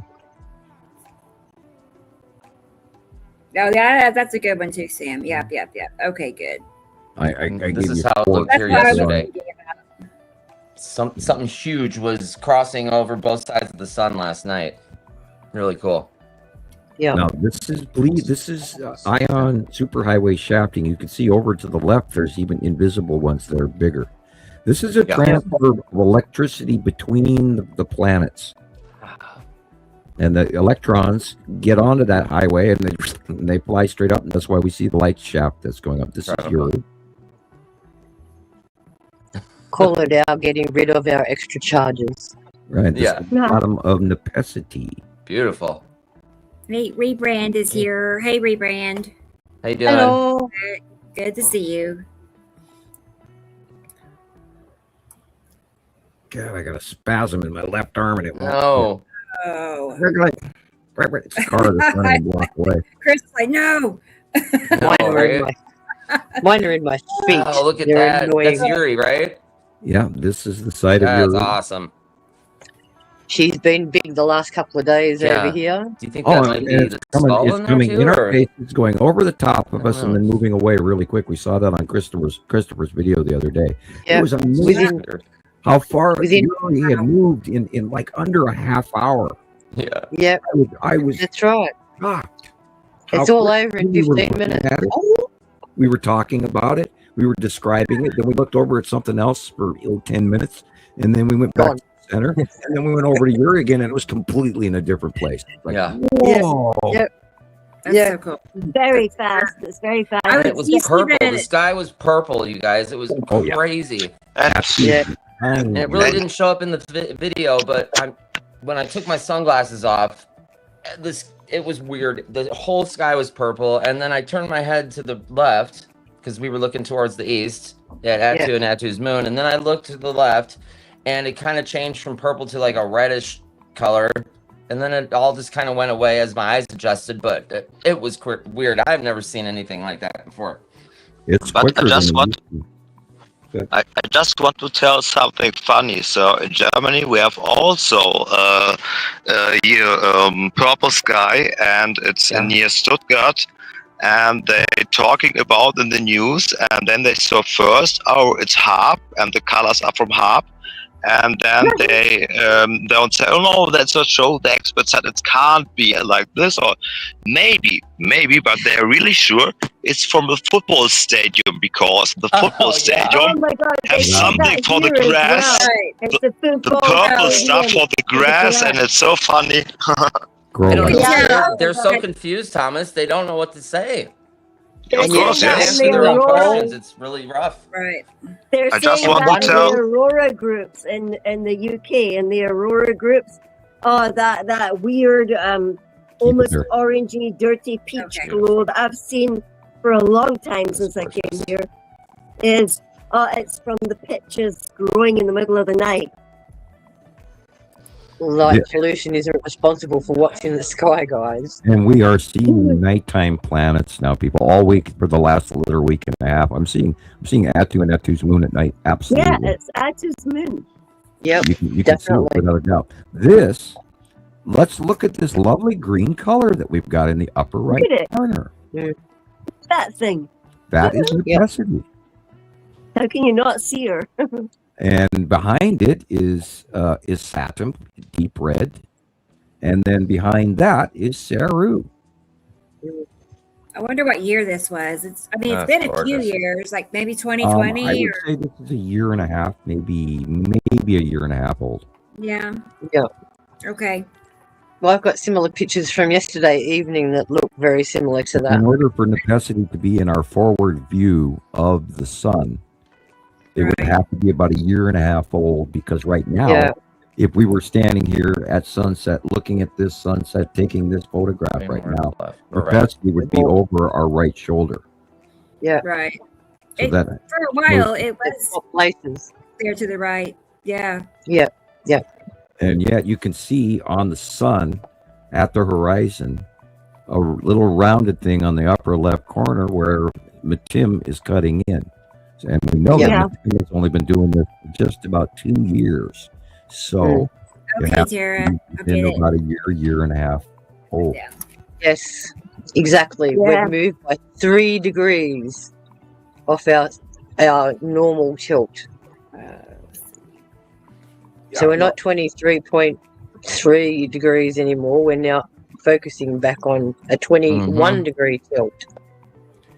Yeah, And even that small effect, small effect in our field is enough to change the circumstances. Not only that, they're going over the top of us now, and they are rotating as well in their normal solar system through their normal part of the year. They rotate as well, and that is why Nibiru has moved beyond us, where even year and a half, 2 years ago, Nibiru was in front of us to the right. And it has moved as that whole group is rotating over the top of us as they rise now. And their two-armed octopus is spinning and transitioning, which is why Yuri all of a sudden has done this weird shit. It's now going over the top of us. And then Atu is in the past Earth stage. But then as Yuri rotates, Atu goes behind Yuri to the north sky. Yep. So we've got to try and visualize that they have a center of axis too, and as they rotate and come next to ours, this is And why then we're we getting all rotate of in our these winter and effects. summer orbit, and we also rotate during the day because we're looking out from our rotating ball, which Correct. collectively makes it a different thing than the overall. Excuse me, dry throat. It must be Ricola time. You can mail Look that at check anytime now, Ricola. Gosh. Sponsored by, No, we're not Sponsored by Wow. Ricola. Yeah, look Well, at they're that. not giving you enough in sponsorship, Sam. Yeah, the Ask for story more of my money, life. please. Yeah, I'd like to join the planet Earth. However, I'm living in my cave on my less than poverty rate disability / retirement. Because now they're retiring me. I don't know what they're going to do to me on my birthday, but my money's probably going to get worse. It's going to be a scary thing. That's very odd. That almost looks smoke-like. It does. Yeah, look at that. I can't make heads or tails I of did it. not see these. This is very interesting. I know what that is. Yep. That's Atu's moon. Wow. Yep. That's Huge. incredible. I went on top of a 5-story building to capture photos like that. Top center with a little light of purple around it. Beautiful. This Cut off. Boy, look at that edge. Okay, the light is coming from off of our right shoulder, yet behind us. This is Uri whiteout. This is that cloud that leads between Atu and Uri, and it comes. We're seeing through it because it's it's asteroids.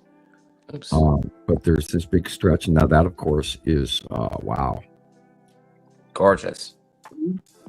I'm gonna scream necessity. Only from the roll cloud. Yeah. Oh, it's got that red glow on the horizon. Sometimes she has that red glow. I've noticed that flapping coming up in some areas too. Punch cloud. Punch cloud from the bottom. It could either be from the edge of Uri or it could be from Tim, but this looks like this is a punch cloud created by the edge of Uri. Okay. Pinch. Yeah, from Isatum and Saru on the right. Look at that. That big dark shadow. Remember, look at the dark area, look at the light area. Always start with the dark, and then it'll pop out to you. This is underneath Nepacity. This is a rain bomb snorkel drop. You can see Nepacity, the planet itself, up in the upper left. Wow. This is underneath Uri when Uri does that sunset going night thing over the top of us like you filmed the other day, Christopher. Cool. Yep. Nope. Oh, can't see that one. Not allowed. Not allowed. Must be too good. Too good to show. Classified, Move along. Right. Oh, there we go. With a naked hamster, probably. Now we're watching a great blue whale swim over the top of us. That looks like whale skin. It really does. Does. It looks like a whale. It looks like their gills. Yeah, their feeder gills. Baleen. That is the Saturn's yellow moon going over and looking very, very liney and flame-like. And this, of course, That's a very common effect, but it's cool. Right? I'm going to say that is literally Nibiru, but okay, yeah, look at this. Beautiful. Everything blue from the white line from half the sun, because you're only seeing the bottom half of the sun. The rest of it is refraction off of Matim and all of that. Boy, that's Look at how they were trying to hide that one. Oh, that's cool. That's gorgeous. That. You don't Looks like get somebody straight pulled lines in clouds, Looks like somebody pulled a guys. sheet off a bed. This is the edge of Isatum, and Isatum's yellow moon, and the lead asteroid, That and is the awesome. green asteroid. Yeah. And probably the long box cube inside orb. Wow. Busy picture. That looks like an ice wall. That Game of is, Thrones. that is Nibiru. Wow. Wow.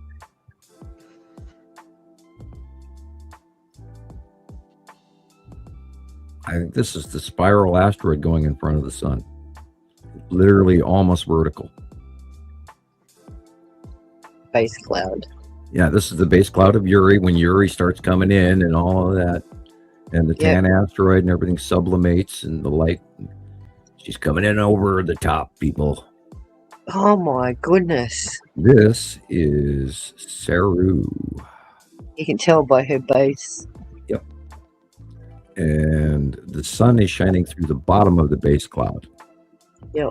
But Saru is above that. And this is the edge of Isatum cutting into the sun on the right-hand side. The ripples. Just amazing shots, guys. Keep them up. It's an asteroid cutting in from upper right. You can actually see it. Doing that thing. Oh, I hate that. Have a shake, Jane. Have a shake. Yeah, I was just doing. I was just shaking away. I think that this is like it might be an effect of the long box cube, or it might be an effect of the lead asteroid. Like I've noticed some people in Canada have been catching the star shape too through the ice crystals and its distortion. Some of those pictures are really cool. Okay, where's this is the tan asteroid. Looking so glamorous, isn't it? And again, hey, look at me. I saw this yesterday in the sky. This is also the tan asteroid, and the salamander asteroid group's on the side of Uri. Yep. And in my drawings, there it is again, the side of Uri with the tan asteroid, with Pappy and Lorraine and quite a few others. The other night, just as the sun was going down, I could see the bottom of Saru so plainly, like night before you last or yesterday, one of the two. I can't remember exactly when it was, but you could easily see the green blue of Saru in the west by northwest by north, just plain as day. And it's just, and then the sun went down and absolutely zero stars.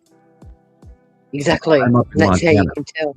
Big sky country. There's supposed to be nothing but stars. And there was no clouds. There was a couple of little ones, but there were no stars for until Saru moved. Yep. This is a punch cloud from the tan asteroid. Oh, look, a new dragon. But it's not. That's the edge of a Saturn yellow moon. Note the light pinch again. Yeah. See, the bottom half is the real. The other top half is because something's cutting into it. But science calls them crepuscular rays. Wow. Yeah, I looked it up. It's all bullshit. Well, the thing, we've been watching this for 16 years. Yeah. But this is what I mean. Science can't explain these real-time phenomena, so they make up bullshit. Yeah. Can you go back one? Yeah. Hang on a second. Let's see if I can see That was it. neat, the last I've one. been curious about this one all week. Yeah. I say Yeah, me too. And it's like, let's see. Not that one. Just the one you just had. Okay. That Look at it in the What do you guys see over on the right? reflection of a planet. Go back. Corner. Go back. Far right corner. Okay. Okay. Struggle Well, Street. then, Why does it keep moving? Look at that. Yeah, In the that I'm corner. one. not sure. Right? Yeah. It's on the right. This is the long box. The right-hand side. Mm-hmm. Correct. Yeah. Yep. And you can even see the welding plate structuring, and then you can see Wow. inside some areas. That's cool. I didn't even see that this week. I I was so saw focused that on what was on the overhead left, I yesterday. totally They forgot to look at the right. Yep. Yeah. And Yeah. people get lost. They look at the sun, they look at the clouds, but then they ignore the rest of the way. stuff. And if you look down at the horizon, Exactly. there's a couple of mini pizza slices. Those little white dots are down. Those are Star Destroyers. 3 in a row. Too cool. People, there's an intergalactic craft right there with thousands and thousands of occupants from different races that are flying that frickin' ship. It's been parked there since 2019. Do I have to get mad at you, or are you going to start listening to me? Hello, viewers out there, come on. Everyone's going, I wonder if we're going to get first contact. Well, hello. We're beyond that. We're way On the beyond right first side, contact. that's the long box cube. Yeah, I had first contact many years ago. I mean, I can't even tell you the first time that I had conversations with actual face-to-face extraterrestrials.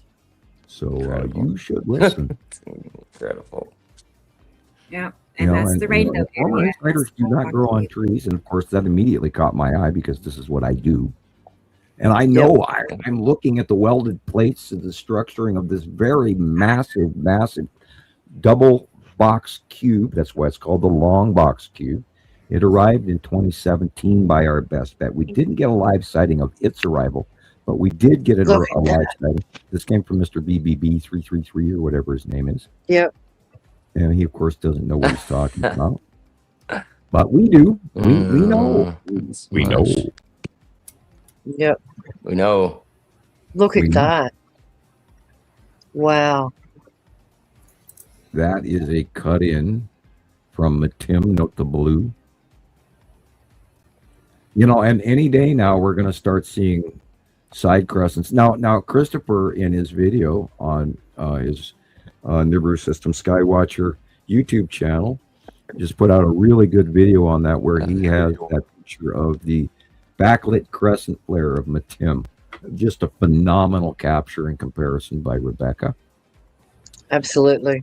And unbelievable, Yeah, we're unbelievable. gonna play that in the moment. That there's Matim cutting into the sunlight, top left. Cool. So that's why this is happening, and it's blue because Matim is blue. Very, very correct. blue. Speaking of which, the location of Matim seems to be playing into the 3-eye Atlas scenario. And Michikaku slipped the other day when he described the area. Now, Sharon, how caught up to date are you aware of the 19th and the 25th events of January? I am aware. Yep, I'm aware. Now, it slowed down after it went past Earth and did this, what he referred to as slingshot method. Now, the only way you can see, and then he said it slingshotted around something that wasn't there. And he said in area X7. Where do you area X7 on that one? Look at that. In between us and the sun. So Area if you think X7. about it. Area X7. What's the first thing that you think of? Excuse me. X7. X7. Well, you think about the seventh planet, X7. Planet Because if they 7X is Matim. And if they keep that saying that we have, if we have 7 planets in our system and our furthest is Pluto, which no longer exists, then Matim in that solar system is their 7th planet. X7. And not It's only the last that, one to come in. it was It's the on last the one to come in. prior to perihelion, which perihelion means directly in front of us and the sun. And this is this on the 19th. It slingshotted around area X7 and slowed down to perform the slingshot for the proper course toward Jupiter. In other words, it changed course again, it slowed down again, and it slingshotted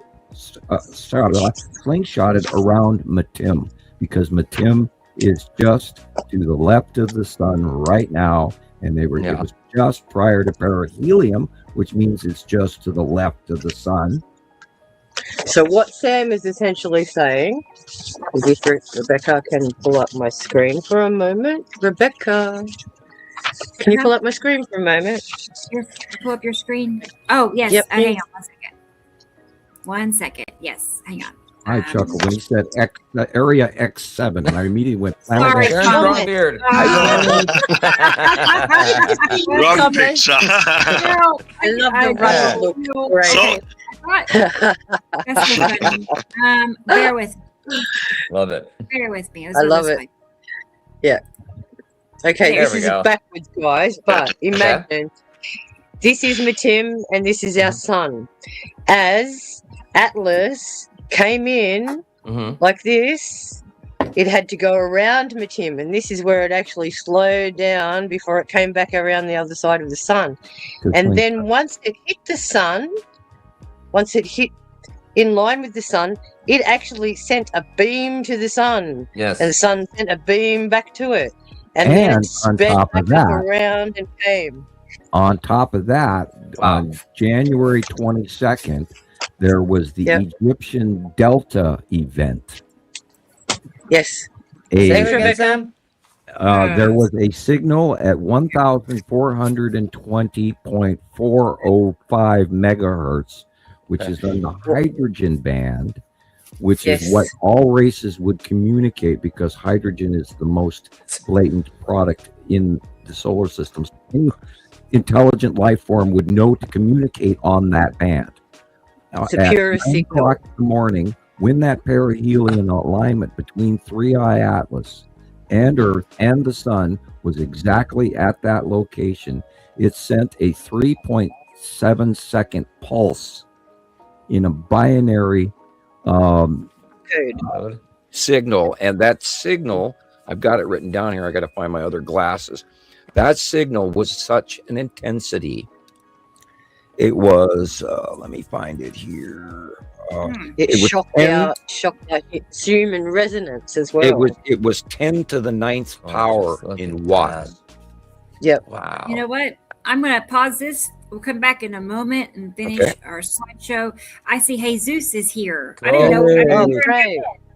He snuck in, you guys. He snuck in. Let's go ahead and I know. I bet it's not his first time. I can tell. Let's go ahead and get Jesus in here. He's our friend in Utah, so let's see how he is doing. Earth cannot there he is. Hi guys. What's up? I've been known to be a little sneaky. I guess I'm not the only one working today. See what happens? He goes in the green room after we're gone. That way he gets to the M&Ms. That's why we're low. I go for the Reese's first, Sam. Yeah. Oh, those are good. Well, if you mashed up with chocolate. How's everybody doing? How's great? How's the weather for everybody? It's been so bipolar here. Yesterday I turned off the heater, and right around midnight I had to get up and go out there and blast because it was freaking freezing. Yeah. What's going on here? It's like a day I'm like out there, it's like a nice spring day, and then at night it's like freaking winter. Because it's still February. I had to put the air on today. I've got the air on right now. It's freaking hot out. Jesus Christ. Yeah, it's we're gonna have a little bit you guys, Christopher and Jesus, you're gonna get rain like Wednesday. We're gonna get some Sunday and Monday. I think we're probably going to get a little bit of rain. We need it because we're dry as hell. I hope we get a little moisture. We definitely could use it. We don't have the snow, and we're supposed to give you guys all of the water from Montana this summer, and you're not going to get any. Yeah, our winter water numbers already came in, and they are not good. At the rate. I was reading the Great Lakes are all frozen right now. Right, 95%. Lake Erie is supposedly frozen completely. Right. Yeah, well, the whole East is getting our winter. Do I hear the word Earth tilt? I mean, we're tilted. I mean, we are having reports coming that the North Pole is moved. Yeah, it's not like if it was emissions and all that stuff, right? If that was really what was driving the weather change, it wouldn't be winter anywhere, right? But if you really actually look at where our winter is happening, it explains a winter tilt. Our tilt would explain away a lot of that. We're also now having superstorms that are even bigger than the ones that we saw this summer. These Arctic superstorms in southern hemisphere, and there of course is superstorms coming off Antarctica as well now, but they're all over the planet right now, and they're very large, and that's why we're not seeing. That's why they don't give us real, actual data from radar footage, and they put everything in computer graphic model because they don't want you to see how large these storms are. The ones that are going on that just got the East Coast and everything, that offshore thing that ran up the East Coast, that was literally stretching from South America to Hudson Bay, and they're only showing you the middle of it. The other thing they're saying in the science community is that these storms are actually stalling as they reach the land. Stalling, backpedaling, in stabilizing because their rotation is counterclockwise. They're backpedaling against the jet stream in these cyclonic events, and when the cyclone is hurricane, and we're having northern hemisphere on land hurricanes that are now the Good night. size of continents. Good night. Good night. We'll see you next Good time. night. Yep, That's we'll see tragic. you next- Happy Look to at have you, that. friend. Thank you for being here. Yes. Carol, are you guys really at -20, or is that like because I heard you say the other day Ooh. -16, and I thought you were just maybe exaggerating and being No, they're going to get worse. Yeah. wow. Yes, wow. Vermont is There's your weather, Sam. There's Montana weather. You know? yeah. Everybody's getting our weather. We gave you guys free weather this year. You're welcome. In Vermont, it's supposed to be 40 to 60 below Jesus, that is tonight. I know. Didn't they say Niagara Falls? News like Oh, the yeah, more, Niagara Falls is frozen. you know, I saw that. be like stuffed. Now, what's going on with these planets? We're looking at cracks here. I believe that the tectonic plates all over the planet are moving. And if you look at the volcanoes, I was watching Etna and I was watching Iceland all weekend again. And Mayan is, they've got a warning up as of yesterday that they're expecting another chiroplastic flow. Or, pyroclastic. I always say that backwards. And is tectonic plate shift? Is that something that we could perceive at all? Well, yeah, that's good when you feel like you're dizzy and your ears are ringing and your butt wiggles underneath your chair and your feet Because hurt. I've been noticing stuff like that a lot recently. Well, I'm like, there is a cluster. am I being? I'm just thinking, am I being paranoid, or am I just a No, little more sensitive to these things because I know what's California, happening? the North American plate is moving. California is scraping off in Malibu all the way up to San Francisco. There's things falling in the ocean. That whole plate is moving, and now there's a cluster of earthquakes occurring in the San Francisco area, just over the mountains to the east. There, I can't remember exactly the town name. I know it, but I can't pull it instantly up. But and they've had over 500 quakes right there on that. There's a triple plate boundary right there with the Juan de Fuco and all of that, and then the San Andreas and then the North American plate, and there's like 3 right there. Excuse me, dry throat again. And all of that is moving and humming, and is putting off a hum pattern. Now we had the 7-point quake between Canada and Alaska here a couple weeks ago, and then there's been some whoppers going on south of that in South America. And now don't forget, straight across the Ring of Fire, when something moves on the opposite side of the Ring of Fire, all the way straight across, it pushes forces. That whole plate of the Pacific Ocean plate moves.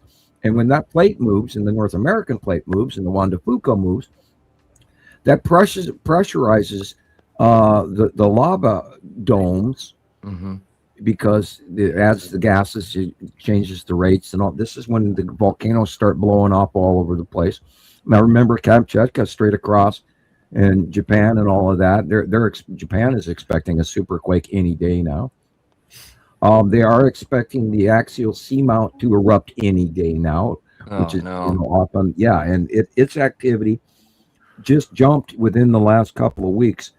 It jumped. They were expecting it to cycle for a period of another year or so before it's reached maturity and re-erupt. But they say that now the events have all of a sudden slipped in the last week or two that have completely wiped that table out. So the clock is ticking faster and faster and faster for what's going on with all of the volcanoes. Then there's the thing going on in the Mediterranean with the African plate moving into the Euro-Asian and the Euro-Persian plate. And that is systematically creating the slip in of Sicily, which is Mount Etna and Mount Vesuvius and all of that, and Campi Flegrei and all of that. And that should be in red flag warning, and they should be evacuating people, but they're not. And there was another swarm all week in the Mediterranean on earthquakes again. And then that one village, there's an entire section of this village that just broke off in Sicily. And it's dropped 30 feet, and that's on that same southeastern edge of Sicily, where they're expecting the site of their volcano to drop into the Mediterranean and cause a huge tsunami. So that whole everything is, and coastal shorelines all over the planet are being wiped out and eroded by this freak weather that's coming out of the Atlantic and the Pacific. The landslides alone this week were shocking. And there's flash flooding going on over. You're looking at it. And millions of dollars worth of damage are stacking up. And now they're going to tell you climate change. And yes, it is climate change, but it is not CO2 No, sequestration on Earth only. I had a discussion with somebody recently about the reason for the weather change, and the guy seemed to be paying attention. Oh my The thing is gosh. that the problem is that he was not willing to listen to anything I had to say. He said, "Well, I choose." He says, "I choose I love that one. to believe that it is car exhaust." Right. I'm like, well, the worst is look, airplane I'm like, exhaust. look, that wouldn't explain Exactly. our tilt. It wouldn't explain the fact that the sun is not where it's supposed to be. It doesn't explain Well, how here's a good one. We talked our moon about. shadow is not in the same place. It doesn't Um, you explain just have to how you have to tell the people North that Pole all is the planets, nearly. Sorry, all the planets are having climate change. All of our that's what I normal was trying to planets are talk. heating That's up. exactly where I went. So I said, look, it's not just Earth warming up. The entire solar system is warming up. They don't have cars on Mars, as far as I know, anyway.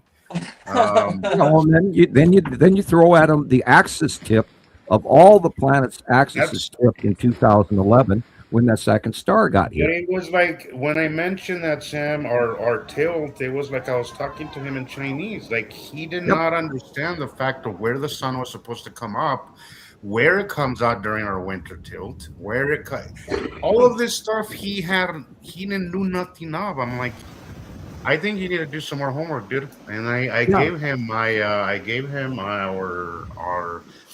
I gave him a few videos that I said, look at these videos, and then maybe you know see what you think about it. And then I Right. gave him our address to Nibiru Followers Anonymous. I told him we go live on Saturdays.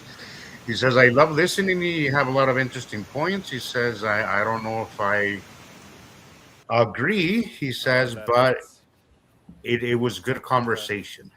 And that's what we ended in the discussion.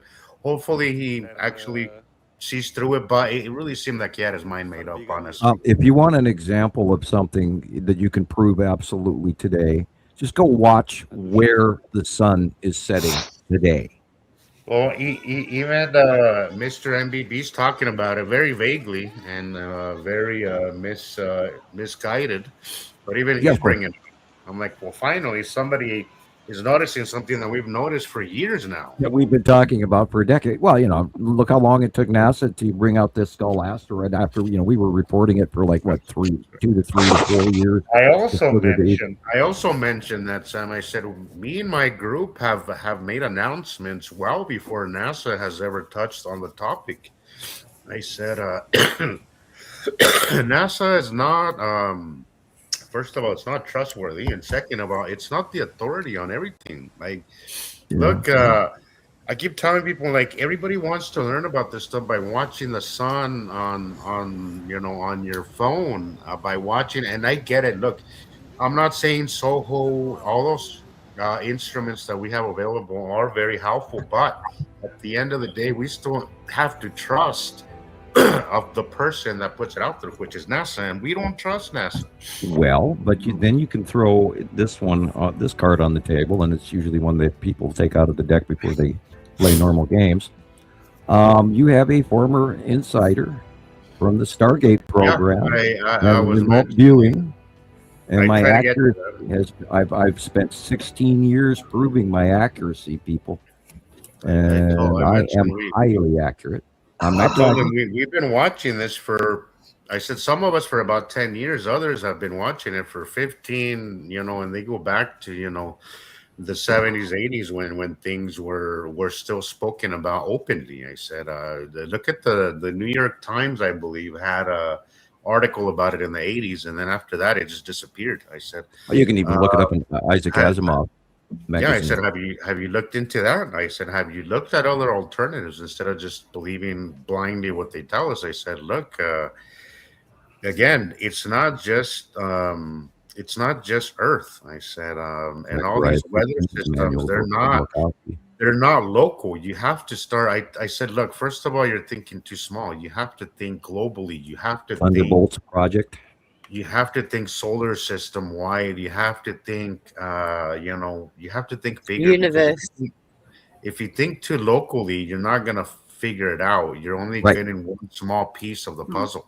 But once you start looking at things on a global scale, on a solar system scale, on a galaxy scale, you see that things are not things are not what they're supposed to be. Things are not consistent, and every day is different.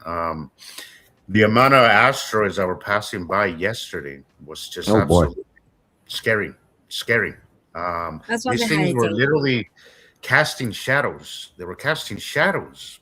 I I don't didn't. know that I've ever seen something. I've seen a planet cast a shadow, but I don't know if that I've seen asteroid quite cast a shadow the way I saw this yesterday. Well, It guess was what next month is? it's freaky. Exactly. Next month is Exactly. the beginning of the 180-day cycle. Right. I'm That's gonna play right. your video, Jesus. The one Yeah, of some them. of I them have were other good. ones I'm still finishing, It's but in the kind of I've seen a few shapes that were similar, not identical, but similar in shape. There is a ton and of hi to asteroids, David. guys, Hi, passing David. right And across that is sun. it's Back it up a little I'm bit. gonna say it's the lead asteroid, but it sure looks like the long box cube also. Looks like a cube, yeah. It just it seems like the position is a little off, Sam. Hi, It's going Laura. vertically down. It's note the drawing on the Hi, drawing, Laura. January. It is Is going it? downward. Is On it okay? on I haven't seen. I didn't add enough movement lines that were dark enough. I'll increase the movement lines on the lead asteroid and make So them this would be darker the in the long future. box, and then the side orb. Then I didn't even consider that honestly, but Well, we um, did the other day. We all watched it go over when we were doing the staff meeting. I literally that day I spent an hour watching it just casually drift right over the top of me, and it was insane. You could especially see the side orb, and at a weird angle, parked in front of the side orb sat this big triangle pizza slice, Star Destroyer, and we later saw, like an hour or two later, somebody on the East Coast Look did at sent that in one. again, and the You Star literally see Destroyer a had shadow moved in the and sky. drifted over to the right and moved position, but was still there. It was like, wow. Moving up over us there was some whoppers, for the last and 15, 20 I mean minutes, and it's some. moving fast. I'm just in complete freaking awe that nobody's noticing anything. Well, Yeah, what the they're hell going is right going? over the top of us as Saturn and Uri and all of that and Nepacity, and we're underneath these things Well, in a way well, we've never seen. is Saturn and its moon, Sam, are cutting into Huge. the sun? Something obvious. Yeah, I if that them more over in part of the movement, yeah, and then they go farther over to the right than we're used to seeing them. Yeah, yeah. I've been catching on that all week. I'm like, it's a little more to the right, and then at one point during I would say like around 2 p.m. Right. Like around midday from anywhere from midday to like 2 p.m. Yeah, it's It's a new cutting ball into game. the sun big time. It's Big changed, time. I'd say, even in the last month and a half, in a weird way that every time we figure out what's going on, it changes. Yeah, But this rotation, they're more notably, I am noticing the actual rotation of the overall solar system on the two-armed octopus, where it's actually rotating above us in a circular manner, even though they've risen from the left and they're going to the upper right. That is going on, but I'm also noticing a different rotation than that movement. And it's just screwing with my head, especially with the other day when we were watching Christopher's video and Yuri was going over the top of his head, and at 2 wasn't directly opposite of the sun. It was at first, but then it started moving to the right behind Yuri, and I'd never seen that before. See, So this- Atu's been really messing with me. Atu and its moon has really been messing with me lately. I'm not sure if I'm looking at the white moon or if I'm. what you do to find Atu and Atu's moon is you look at the sun, and then you turn completely around 180 degrees. Yeah. Look at that. Yeah, look how And it'll Here's be right Christopher's there. live Cool. a couple days ago. It's so cool. He went live. We had a team meeting, And during our meeting, he stepped outside and we recorded what he was capturing. So you could hear us all chittering on it as well. After I left, this happened. Really, I didn't. Wow. yeah, Yeah. after you left, right. You and Sharon had gone. We that's a after everybody freaking- left, we I did an keep hour. telling you, what is more interesting Extra hour. than a freaking planet passing over us? Yeah. I don't know. I don't think The anything. thought, really. how do you feel, Chris? Just underneath it, knowing there's a freaking other world above you. I It's a I'll lot to never take get in used for to that, sure. and you can literally see the base cloud kind of wrapping up over, as Gillian says, over the planet bottom, over the planet butts. Yeah, all the little butts. Right? You I was know, in a Target parking lot, and I had a bunch of kids walking past me asking what I was doing. They tell you I we're have the recording same. You know, people are staring Right, like, like, "What is this guy doing?" I'm at recording the a front TikTok removing my song where groceries, they tell you and probably kids will go recording past on their bikes. What are you doing? Taking pictures of the sky. Why? And then I had a little 6-year-old the other day, and she stopped me. What are you doing? I went, taking pictures of the sky. And just in front of me was the start of the formation. But to make it interesting for her, instead of freaking her out and going, it's a planet, I said, look Right. at that up there. Doesn't that look like a salamander? Cool. And she That's smart. identified immediately with what I was saying. You piqued 6-year-old. her interest. You piqued her interest by saying salamander instead of something more complicated. You got to pique her interest. I love that Exactly. about teachers. They know where to meet you. You know? But you know that's how why we didn't clever call it it is to wormwood say or that anything like that. salamander, that shape there. is so distinctive. That's But what I we're looking at right didn't there. use the word salamander at first. I said axolotl. Ah, they know that one as well, that They fishy. know an axolotl. So Yep. being able to say, look, this is a salamander. Do you know what the salamander and the axolotl have in common? And she goes, no. And I went, well, water is their environment. As soon as you feed them chicken livers, they then metamorphosize into a creature that can go both on land and water. That's weird. Oh, really? Fascinating, huh? And this is how you draw kids in. Oh, well, if I can see that up there, why is it happening? That's where the questions start. Did you have that paused? Because we're looking at asteroids coming off the front of Right. Uri. I And that, commented on what that was. Like, what is Yeah, this that again? Yeah. this All the is asteroids. this is the Tan asteroid and Pappy and Lorraine and the side They're edge all of together. Uri and Yeah. a whole bunches of other asteroids to the left. And this is a regular pattern that we see. And of course, the dark purple area beside that is where Uri is. Yeah. So that. Like that. All those little dots. Yepers. And So- it changes. And Yeah. it'll go vertically in front of you and away from you. And then sometimes it'll go vertically straight down, but that won't happen currently. But we're watching them come horizontally in front of us, as you see here. And everything is illuminated because it's actually cutting into the sun, I believe, at this point. But they seem to be sublimating more. Right. Yeah, because, they're closer to us than they've ever been. Now they're going over the top of us, and we're looking at it from underneath them, seeing a facial illumination that we would have never normally seen before.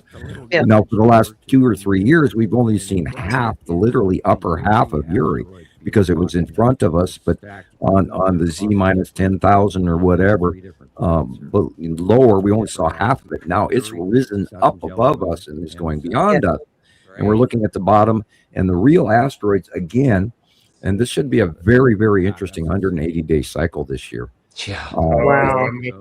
I'm looking forward to it, Sam, but at the same time, I'm Yeah, a little yeah, scared. it- Like I don't know that I've ever it- anticipated a 180-day cycle with fear. Like I do feel this year's gonna be very, very dramatic. Yeah, and if we have close asteroids, this might give like us a wake up. if the Tan asteroid and the Tim come in for a close pass, which Well, yeah, I I doubt, just- I think we're going to keep rising up, and I think we're maybe beyond the real close approaches. But who knows what this year is going to bring? 2026 is supposed to be insane, according to all of the Nostradamus and Rebecca, They've that highlighted this year is the year of the disturbance. Yep. Yeah. What's I've that, got a Hazel? video that's just showed up. It says Well, breaking news. Surveillance footage captures ball lightning streaking through major cities across the United States. Oh, I would believe it. And ball lightning can be that too of tectonic plate movement. Yep. Just like because- underwater lightning that the natives use to navigate to island to island.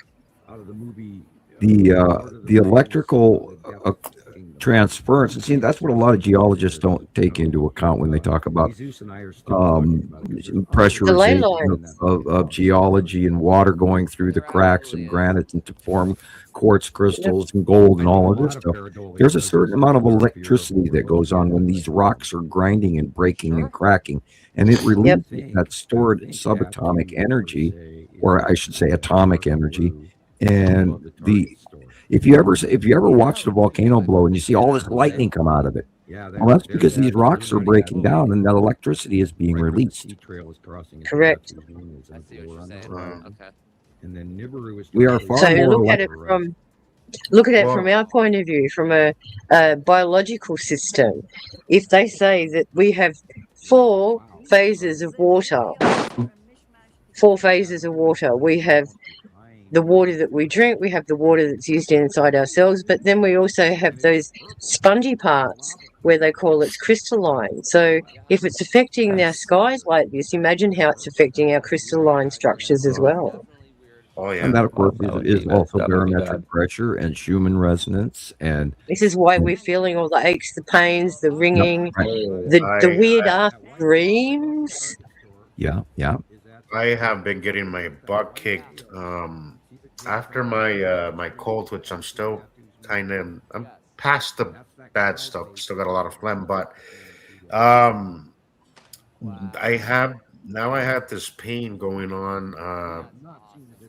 Being told it's sciatic, but I don't know if it's sciatic. It feels more, again, I think what it could be, but I think with all this and suspicious observers was mentioning, I kind of lost some trust in that guy, but to some level his information is valid. But he was mentioning how we are being bombarded with a lot of energy on Earth, and it has to come out some way, right? That's actually volcanoes, electricity. You're looking at all these things, and we're. If you're having trouble with sciatica right now, let me ask you. Rebecca and I were talking about this before the show. Jesus, how new are your shoes?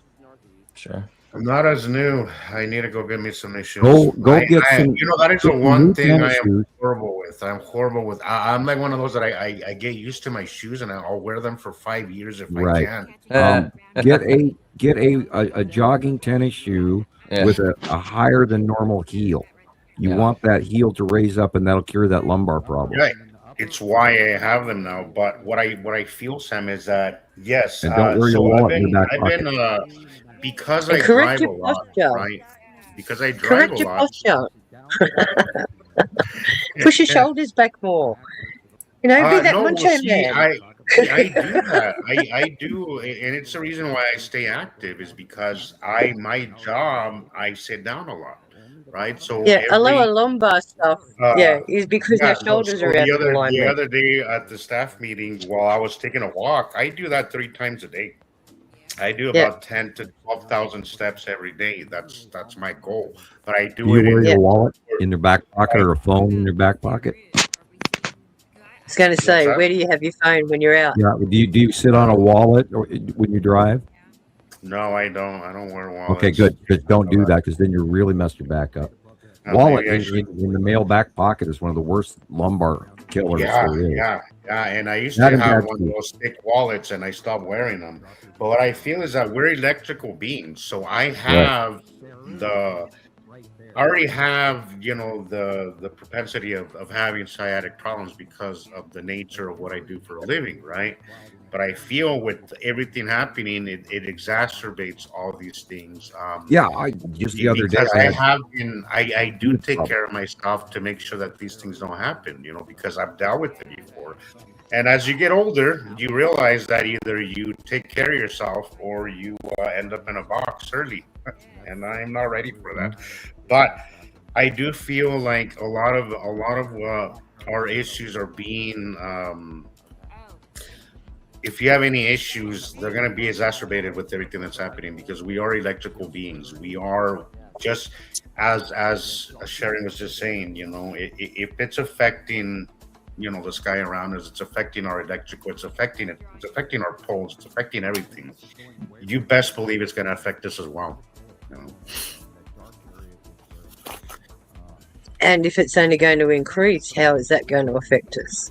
Well, we also have to keep in mind that we can now do a level of self-healing as well, and we've talked about this with Om Chant and grounding, the powers and all of that.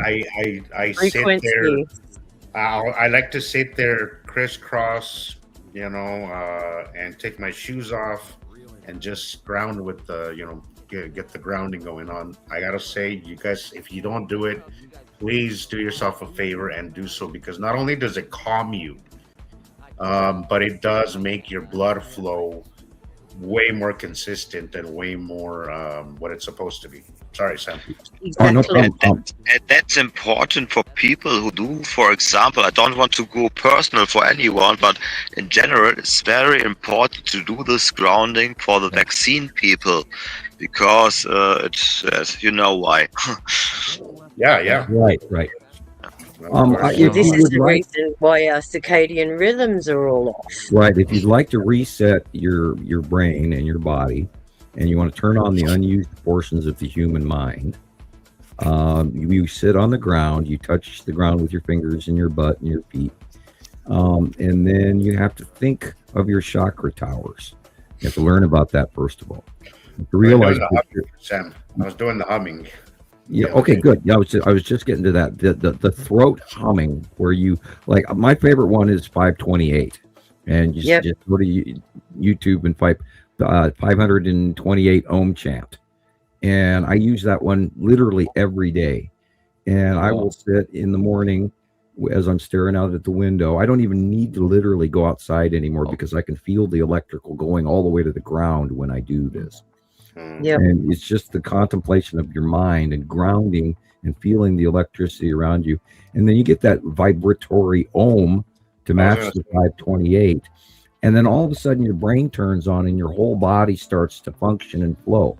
Now, if you take that energy from the grounding of the ground and you run it up through your body and you let it hit your floating chakra, which is just above the top of your head, and then you run it in a circle back down to your feet again, you should get goosebumps. And what you do is you run those goosebumps through your mind and you maintain them. You don't let them pass. You keep them going. And goosebumps are not just goosebumps. That's why your hair stands up, because you are electrical, not just because the follicle or the pore going, oh, I changed it on the skin. This is because you have just increased your body electricity. And this is called a biofield. Everyone has a biofield. Right. That circle around you can get bigger the more you practice this. And then if our magnetic field is a torus, you'll be able to feel a cat walk into yours. If yours is 20 feet, usually everybody's about 4 or 5 feet around them.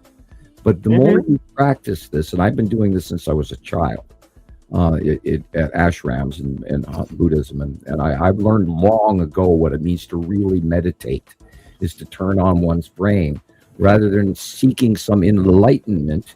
What you do is you turn the brain on, so the enlightenment starts to grow, and then before you know it, things become a lot easier, all simple, and oh my God, I feel more comfortable and I can make this decision, and oh boy, that was really easy, and then you've stepped into a new trust of this thing that's you. And only after years of me doing remote viewing with my friends and the planets and all of this, it wasn't intentional, it just overall grew. After many years of doing this, I have learned a personal level of personal trust that I've never experienced before. And it is so wonderful to have because it does help alleviate some of these disasters that I keep having, financial, etc. We went through the fire across the yard, and we've got forest fires and money issues and all of this over the years, and loss of the girl's mother, etc. But all of these things, when you turn your human brain on, the more and more you do it, all of a sudden things become easier, and you become more aware and more powerful. And you can self-heal. You can tell yourself to heal because your body tells you when you're hurting. So you can tell your body, you send the pain back in the opposite direction, and you can cure yourself. Correct. Well, that's where the vibrations come in part, Sam. I mean, even Tesla said it when you're thinking of our universe, think in terms of vibrations and it's the reason why I have been doing the humming, because the vibrations actually. And I was seeing a video recently where they actually show what happens when you ground. It actually makes sure it aligns your blood cells to where they're actually flowing through your body the way they're supposed to, lined up instead of all. And not only that, it helps. Not only that, it helps it take up more oxygen. Yeah. Mm-hmm. Because what you're doing is you're harmonizing inside the blood molecule. If you have a look at a red platelet, it's actually made up of 4 proteins, and internally in its side in mass is an iron molecule. So what you're doing is you're realigning the proteins around that iron molecule because it's realigning its magnetic fields. Look at that picture. Yeah, go back and pause it. I want to make it. I need to compare it. I need to put it side by side, and line it up because I do believe that's ice atom as well. Look at that. The curve of that red. Yep. The cutoff point. And the beam's going straight up past it as well. It's got to be. Yeah. Well, the light is shining underneath it. Yeah, beautiful. You've got Isatum and then green blue Saru in the shot, and the white area behind the light pole at the center is the base cloud of Saru. Yeah, very cool. I saw base cloud of Saru so blatantly, unbelievably south by west, west by southwest the other day from the Walmart parking lot in Missoula. I couldn't believe it. I'm going. That's absolutely Saru's base cloud, core cloud, and it is showing up in everything now. And she's getting closer, and we don't even know what she's going to do to us. We barely even talk about it. Saru is so unbelievably big that it should be very interesting. Is she the biggest in the group, Sam? No, actually, she's just a little bit smaller than Nibiru from what we know. Okay. When they first got here in 2011, 2012, we saw Nibiru first, and then figured out that Saru was visibly on the left-hand side, but she was always just farther enough away. What she is actually on the opposite arm of the two-armed octopus. On one side of one of the arms is Nibiru and his Satum. And on the other arm is Saru, Uri, Atu, Nepesity. Matim is part of that, but Matim goes around Uri all the way out to Saru and then back around Uri. It's completely different orbit compared to all the other planets, which is weird. Planet 7X, Matim. I tell you, Michio Kaku dropped it, and I watched some Ave Loeb this week on 3i Atlas. But they don't call it Matim.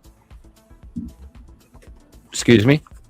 They don't call it Matim. No, they said the way that Michio Kaku described it, he said it slingshotted in a course correction, and they described it doing this little nose round into a slingshot maneuver over an area of empty space called Area 7X or X. Wow, yes. That's great. So he's omitting the classified information about Planet Matim being there, but yet he's giving you the classified designation of the Area X7, and we know that Matim is the 7th planet the smallest of the exoplanets. And we also know that between us and the sun, Tim is also almost at perihelion. And when 3i Atlas comes into almost perihelion 2 days beforehand, that means it is definitely somewhere near between here and the Tim. Yep. And it fit. The flag went up and the gong went off I'm watching this and I'm going, dude, you just gave it away. Look at that. This Saturn's yellow moon is in the upper right. You can see it plain as day.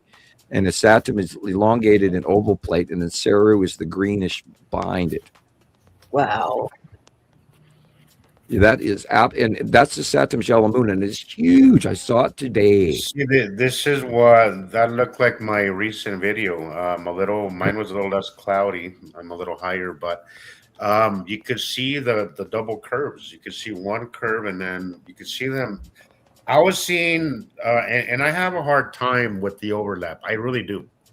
I have a really hard time. Like, I cannot tell them apart sometimes. It is so confusing to me. Well, sometimes they're in the way and you don't see what's behind them. Yeah. Right. And 5 minutes later, that changes. But see, what's happening, like right here, there's a perfect example too, right here. You could see the curves, one, and then you can see. But this now lead out right in front of the Saturn. Yeah, it looks just like Sam's drawing. Look at that. Yeah, wow. my last video that I posted, I added Sam's drawing in the beginning, and it lined up so perfectly. I didn't even have to mess with it. Like, I literally just added the picture of his drawing right before my video, and it just lined up perfectly. I did not have to manipulate it, and it was just perfect match. I have to do my job. Gillian, you're going black again. Not again. Yeah, you're going black again. Really? I've gone black. Well, Gillian. I was Turn the light off, Gillian. That's good. You're permanently black. So. I was apparently bragging, so they had to cut me out. I was saying I have to do my job. The overlap always confuses me because of that. Because the ion connection between both of them, it makes it almost look like it's just all one. But when you actually, and I have to remind myself that there's that thread connection, right? That office tube lighting example. Because if I don't, I get so confused. I have to remind myself that constantly.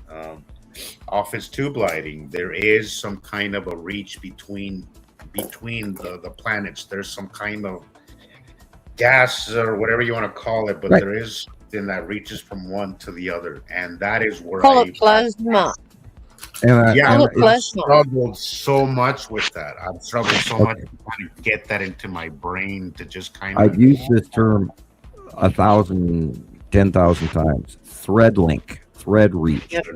It's literally like if you were in a lab at a chemistry department and you got out your Tinker Toys, your long poles and your little rounds, and it's literally, and Rebecca has a drawing of it where there's this electrical discharge.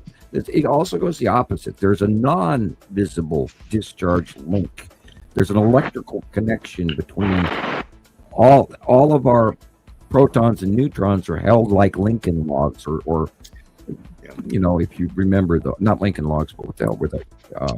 Imagine a crime scene board where they've got all the pictures of the suspects and all of the evidence and the string lines that go to each little segment and how they interconnect and how that person's related to that person. And imagine these planets doing the same. That's how we don't crash into each other, and that's how we remain.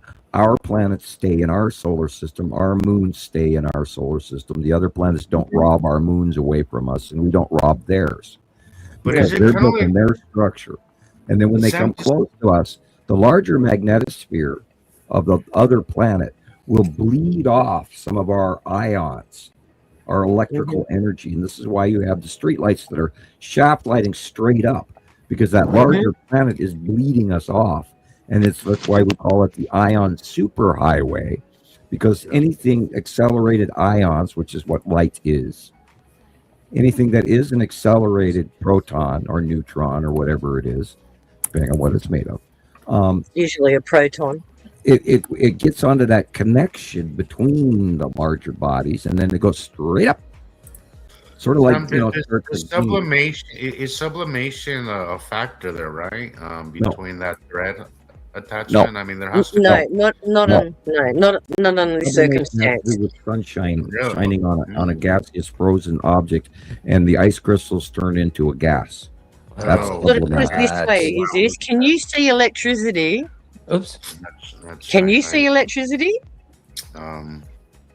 No, you can't see electricity, but you can see the effect of electricity, and that's what we're seeing. The effect. So that's of what I the was asking. electricity. Is that thread link basically invisible, but we get that sublimation, and that's why we get that cloudy looking thing? But I think that's No, not completely. You got to remember that their atmospheres are very much like ours. They're full of elements and they're full of water vapor. And you know for yourself, being in the cold, as soon as the sunlight hits something that's very cold, what does it do? It doesn't have to be a temperature gradient. This is why sunlight is very important, because light is a stimulant for everything. Yeah, and that's actually very helpful, because I've been really struggling with that. It raises the ambient dark space temperatures minus 440 degrees Fahrenheit. And when the sun shines on it, it raises it up to approximately minus 220. So you're looking at a 200 degree temperature rise, and frozen crystals from hydrogen linked to sulfides, which is salt or sand or whatever these things are, the gases that are out there, other gases, argon, methane, whatever, blah, blah, blah. There's all these noble gases out there. And they crystallize and they become frozen until the sun shines on them, and then they turn back into a gas. And the sun shines through that, and because it breaks down in the prism factor that we're nice rainbow clouds of the asteroids, or the sublimation rainbowing, or the atmospheric creation of the edge that all of a sudden got the sun on it, and we see it wasn't there before, and then the sun shines on the side of those planets, and out come these crazy gases that leave trails. All right, that makes sense. Really now, helpful. electrically, these bodies, the larger magnetospheres of these larger planets than us, we have our magnetosphere that goes out 3,000, 4,000, 5,000 miles, however far it goes out. That's our human resonance magnetosphere, our electrical body. Now, when their larger one comes to us, we get the harmonic sounds of the trumpeting in the skies, and this is that electrical rub because they're connecting to us. Their larger electrical body, in some cases, will take away some of our extra discharge because we're smaller. It's like magnets that give to other magnets and make them stronger. Or molecular sharing. You can't have a singular oxygen. It's a pathway connect. It's a thread link. Yes. And electrons, which are already accelerated, will move up from streetlights, will move up to the planets at night. And you can see all these straight lines going up because that's super highway ion bleed off from one planet to another at night. And light is energized particles. So for them to come back down to transitional state of no energy, they have to discharge somewhere. And these guys are going straight up. That's why we get the light pillars. And the reason that 4-foot office tube lighting, go ahead. Well, I was going to bring Tara on here. She's outside. I'm going to pause. Let me finish this thought. You got a light on. Let's bring her on. The reason that 4-foot office tube lighting does what it does is you've got a tube of glass, and it has these inert gases in it. And on either end, they put an electrical source. But those sources don't touch each other at all. One is an anode, one is a cathode, and one is shooting electrons from one end of the tube to the other. And as it's exciting the gas inside, the gases glow. Because the electrons bounce into each other in that space under that pressure of what's the atmosphere inside that tube. The electrons got nowhere else to go, and they that's why they smash into each other and let off light. Oh, That's wow. awesome. Tara, Hey, hi, Tara. Tara. Cool. That Hey, is everybody. That that's backlit backlit crescent flare still flare. happening? Yep. Look at that. That's a I backlit said Amazing. hi Oh to wow, come look at out. that. It's gotten really big, Tara. Is Yeah. it long box down the bottom, Sam? Yeah, and well, Tim is right there, and then Wow, that's um, great. that's where the I long mean, box is right there. they've been popping up a lot. Those the Go back, backlit go back. crescent flares And have then been. Right there, if you right look there. at the big bright circle dead center right there, that's the Cool. Dan asteroid in illumination under Uri. Nice. The skull asteroid is at the upper left, top of the line. Right there. Yep. And that's the bottom Definitely. of Uri at the base top. And then I'm gonna at mute because two, I got a lot of traffic noise. Sorry, guys. at You're two good. is to the left, above the house. Okay. Yeah, look at that. There sits Uri, and the Tan asteroid was illuminated briefly. Now it's changed. That's where the edge of Atu is. Look, that almost looks like a salamander right there. Yeah. Yeah, look at it. Wow. But that's got to be where Atu is. So that is Wow, you can see the that edge. would be the red asteroid dropping down a soon-to-be-made snail foot. That's the edge of Uri right there, where the white little weird shit. That's the bottom edge of Uri. That looks like little faces in the room. Yeah. Well, there's all kinds of crazy shit in the atmosphere around Uri. You wouldn't believe. We've been wondering. And then every time I watch the Ra versus Apophis thing, it's literally, Apophis to me is the object cluster group. It's the wormwood. It's the dragon. And Ra was always stopping Apophis from consuming his people off of the planet in the Egyptian mythos. And if you take all of that into account, there has got to be some sort of legend lore. I mean, the Chinese brought up the dragon and all that in feng shui, so that the dragon doesn't sweep you out and flood you, which is, by the way, we went through the year of the dragon. And for the last 3 years, China has been mega flooding. And there's probably a few million people no longer around, unfortunately, that they're not accounting for. Look at that line right there. Give the right numbers to the people. So I talked to people in Portugal who have a lot of floods and a lot of deaths, and he was there and he said, "Oh no, they don't tell you the truth about the deaths. So there are so much people more going to die, and they don't tell you that. So it's very complicated what's going on outside." Yeah, the news, the weather, we don't get European weather, we don't get this, we don't get Canadian weather, we don't get Mexican weather, we don't get South American weather or Australian or any of it. And you have to actually go out and look for all of this. Thomas? Yes? During the week, was there flight delays there in Germany? Well, what? Can you repeat it? What? I don't understand what you mean. Planes, they made a big deal of it on my newsfeed that a lot of planes had been cancelled and things like that, especially in Europe. It could be. It could be. I don't look television. I don't look radio, and I don't flight. So I don't know. Sorry. It's not an area of interest. I'm just curious because obviously I was watching like X flares and stuff like that, thinking, okay, well, maybe the Aurora groups will start jumping again. But I get frustrated in those because all they do is talk about geo wars and HARP and stuff. But the thing is, Gillian, they will come out and make an announcement like they did here in Australia. They grounded 197 scheduled flights out of Sydney and New Zealand, and the excuse was that right now New Zealand is experiencing not only earthquakes, but we also had those cyclonic troughs above Australia that cut their direct path to Singapore. But they don't say that in the narrative. They just tell you how many planes, how many people have been affected, and the flights. They don't tell you the reason behind it. Unless you go digging.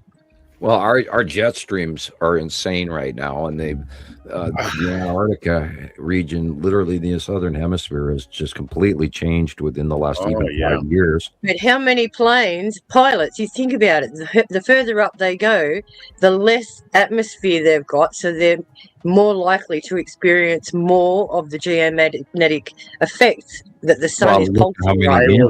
Sam, when I was talking to that guy, I mentioned the jet streams. He's like, jet streams?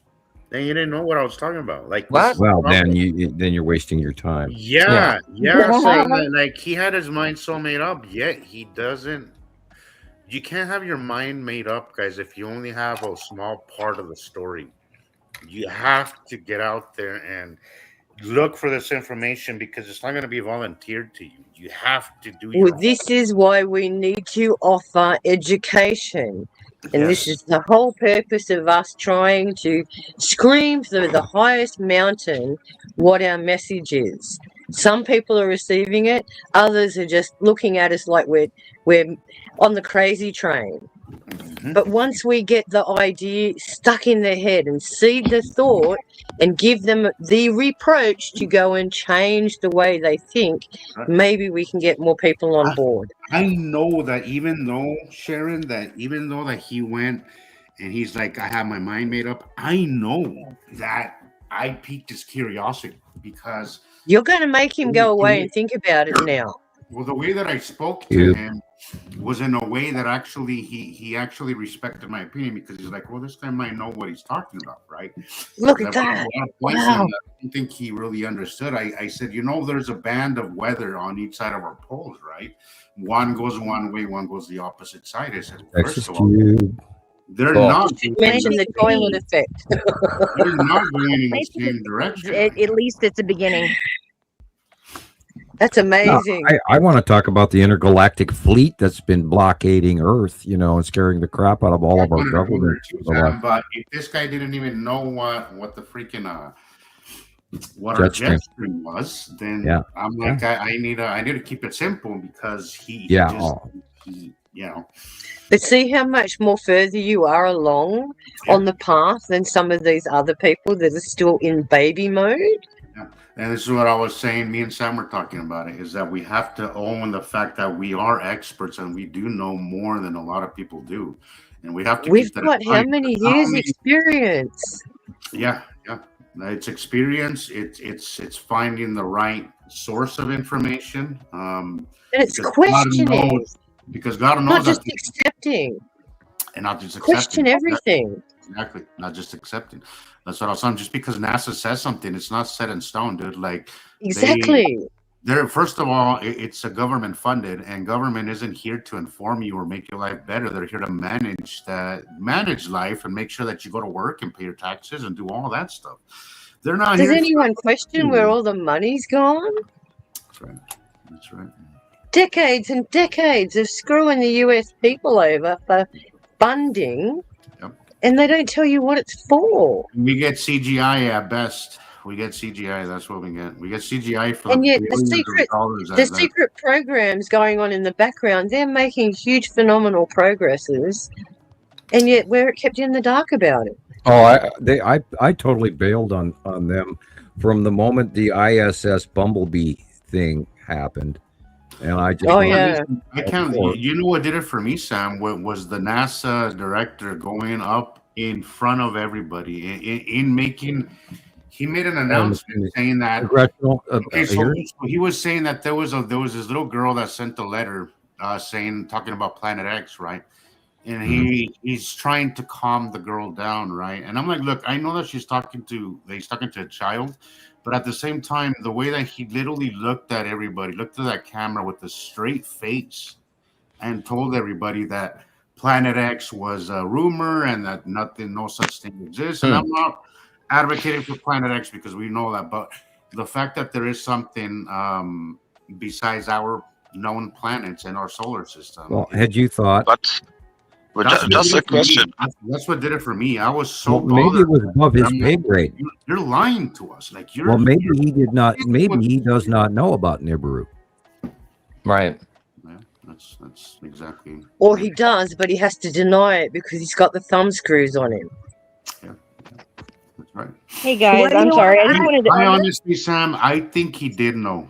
I mean, this is just my opinion from, just from my social skills and just he gave me the creeps enough to think this guy's lying. He knows more than what he's saying. He's just.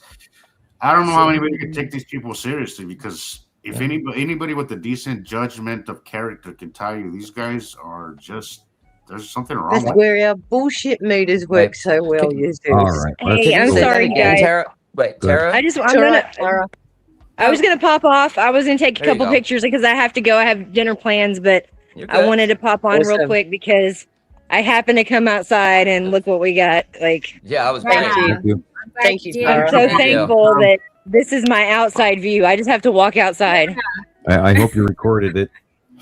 Always watching. That's awesome. Right. Yeah. Y'all have a good one. I'll be following along Tara, off and have on. a If good y'all night. run Have late, a nice night with your family.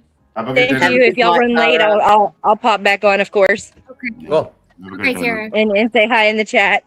Thank you. Sure. We'll see you later. Bye, Bye bye. Bye bye. Love y'all. I Have can't, Have a good night. guys. I'm gonna Alan, go. right. I'm gonna Okay. go to my walking place, and then I'll reconnect when I'm there because if I sit down for any longer, it's not gonna be fun. I need to walk. Yeah. Yeah, my butt Stop went to sleep punching. about an hour ago. Stop punching. Sit up. Yeah. Sit up. Sweet. Yeah. Sit up. Better. I'll be back. I'll be See? back. I'll reconnect like in 25 minutes or so. Okay. They used to Okay. do that All right. with school. Okay. All right. Take care, Maybe Jesus. I'll have something nice to show too. Bye then. Yeah, I have some of your See you videos to show. Mhm. Oh yeah, Okay. we have. There was a few things. That last one that I showed you, I want to see. We'll check it out when I get back. But I Okay. want time to see it because I think it might. I don't know, but we'll talk about it. We'll talk about it. Yeah. later. All right. We'll see you guys in a bit. Be safe. Okay. I want to say hi to Stacy. Stacy is here, and Alexandra is here. Hey. Heather Willis has a comment Okay. Let's about see. 4 up from the bottom. There we go. Yeah, well, let's go back to all the way back to 2000. Geez, let's go back to the 80s and the 90s when they were building for instance, the Texas Collider. Right. The little government George W. Bush Texas project. And then the European model, we then built the Hadron Collider, which was highly controversial and spent billions of dollars to make this thing, all for a couple of moments of testing. Yeah. And it takes a lot of power to turn this puppy on, but it actually does a lot more. I'm not going to give you that answer, but then I'm going to say that long about 2009, all the G7 country leaders are having a meeting in Geneva, Switzerland. And just so happens that evening was the Norway Spiral event. And that was in Like 2009. Stargate, the number 13. Correct. The 7th marker. And that's another hint about why I mentioned the colliders. But the arrival of the Norway Spiral Orb, which is what we originally called it, and eventually, thank you, Rebecca. Yeah. Now, you don't see the whole event here because unfortunately the video has been altered since its original, but this is the actual event. It's just been edited because they took the last half of it out. There are other clips on TikTok that actually Right. show you the Empire Orb emerging, like Right. now, how it actually emerges completely out, like There it this. is. Look at it. Death Star on steroids. It's great. So the Death Star. Now, I have absolutely seen this thing by eye myself personally. Wow. And this was sometime after its arrival in 2009. It was like, Well, you all got the ones where it's actually got the ships going into it, haven't you? what's that? You've got the clip where you've got the Empire Orb and the ships going behind it, meeting Oh up yeah, with them. that wasn't mine. Of course, that came out in 2018ish. That one, this That one. one. Yeah, this Yeah. was about 2018. I saw it, and that is literally Look at what I saw, that light being turned on and looked at me, and it dropped out of the clouds. It changed directions. It turned and it did that, and I saw that, but it stayed on much longer. And that's its ocular. And I mean, I'm sitting there, my feet. Look at it rotating. Can you see it rotating? Yeah, it does. My goodness. It changes view. I watched it stop, drop, change direction, and then turn. That's amazing. Yeah. And then that light came on. There's an array and you can see where that just lit up. But there's like 6 lights around the iris. Other than that, it looks exactly like the Death Star from Star Wars. Here they come, right? That's the best part when they start following it. And it's got a whole bunch of little fighter craft behind it or support craft coming in. Stay away from us. We've got Darth Vader here. Yeah, pretty much. So anyway, 2009 happened. All right. Then they're here, guys. They're definitely here. The leaders see this event, and they have, I'm sure, realized that this is where the talks for the exchange of commodities of Earth will have to take place. They've probably known from the 40s that this was coming to pass. So therefore, now it's time to pay the bill. Someone running away from their responsibilities. Okay, so there's a lot going on there, and I could tell you stories about that, about world money and all sorts of stuff that's going on right now as well, including the Japanese bond market, which is serious. Oh, this week has been bad for the stock market for sure. Chinese the stock market went batshit crazy the other day again, but we lost $15 trillion in one afternoon or something like that. 50,000 for the first time ever. But remember, sometimes you get peaks, and then sometimes you get crashes. Right. So it's great that it's up there, but it's not the little people making the money. This is speculation of all the big business. This is the K economy. The rich are getting richer, and the poor are getting poorer. Period. That's what they do. They crash the market, and then they walk in and buy it cheap. Right. Exactly. Right. Yeah. They wreck the house. They wreck the hen house. Then they go in there and collect all the eggs. Right. And then expect you to get more. Right. Mm-hmm. After you rebuild it. Anyway, you lay the eggs. Our economy, we talked about our quarterly economy and what the markers from recession to depression are, and I'll go around that. But God, where was I going with this, Sharon? I think you were talking about how all of these different commodities affect us at all different times, and how it's strategic. Right. Okay, yeah, we have to provide the commodities to this higher race that has arrived through a wormhole, and it was highly visible to all the G7 leaders in that event because it was right where they were. And after that, some things went on, and and then we were doing sky watching in 2009 and 10 and 11, and then we started noticing this black dot in front of the sun all the time. Yep. And that's what that was, because it kept parking itself in front of the sun. Because it wasn't an all-time camera issue; it was only intermittent. Okay. And people kept calling it so many different factors. It's an aberration of the camera, blah blah blah. And it happened, and then we captured 2 of them. Okay. Sitting next to the sun in an actual space footage, with no Earth atmosphere whatsoever. We went, oh shit, this is really what's going on. That's the black dot. Yeah. Now we also know that there is some big, larger yellow object behind the moon. We don't know what that is because it's also intermittent. It comes and goes. But generically, it's been happening for about 8 years. So with that said, then we come to 2015, and over the top of Texas, the other collider on this planet, that's one of the biggies.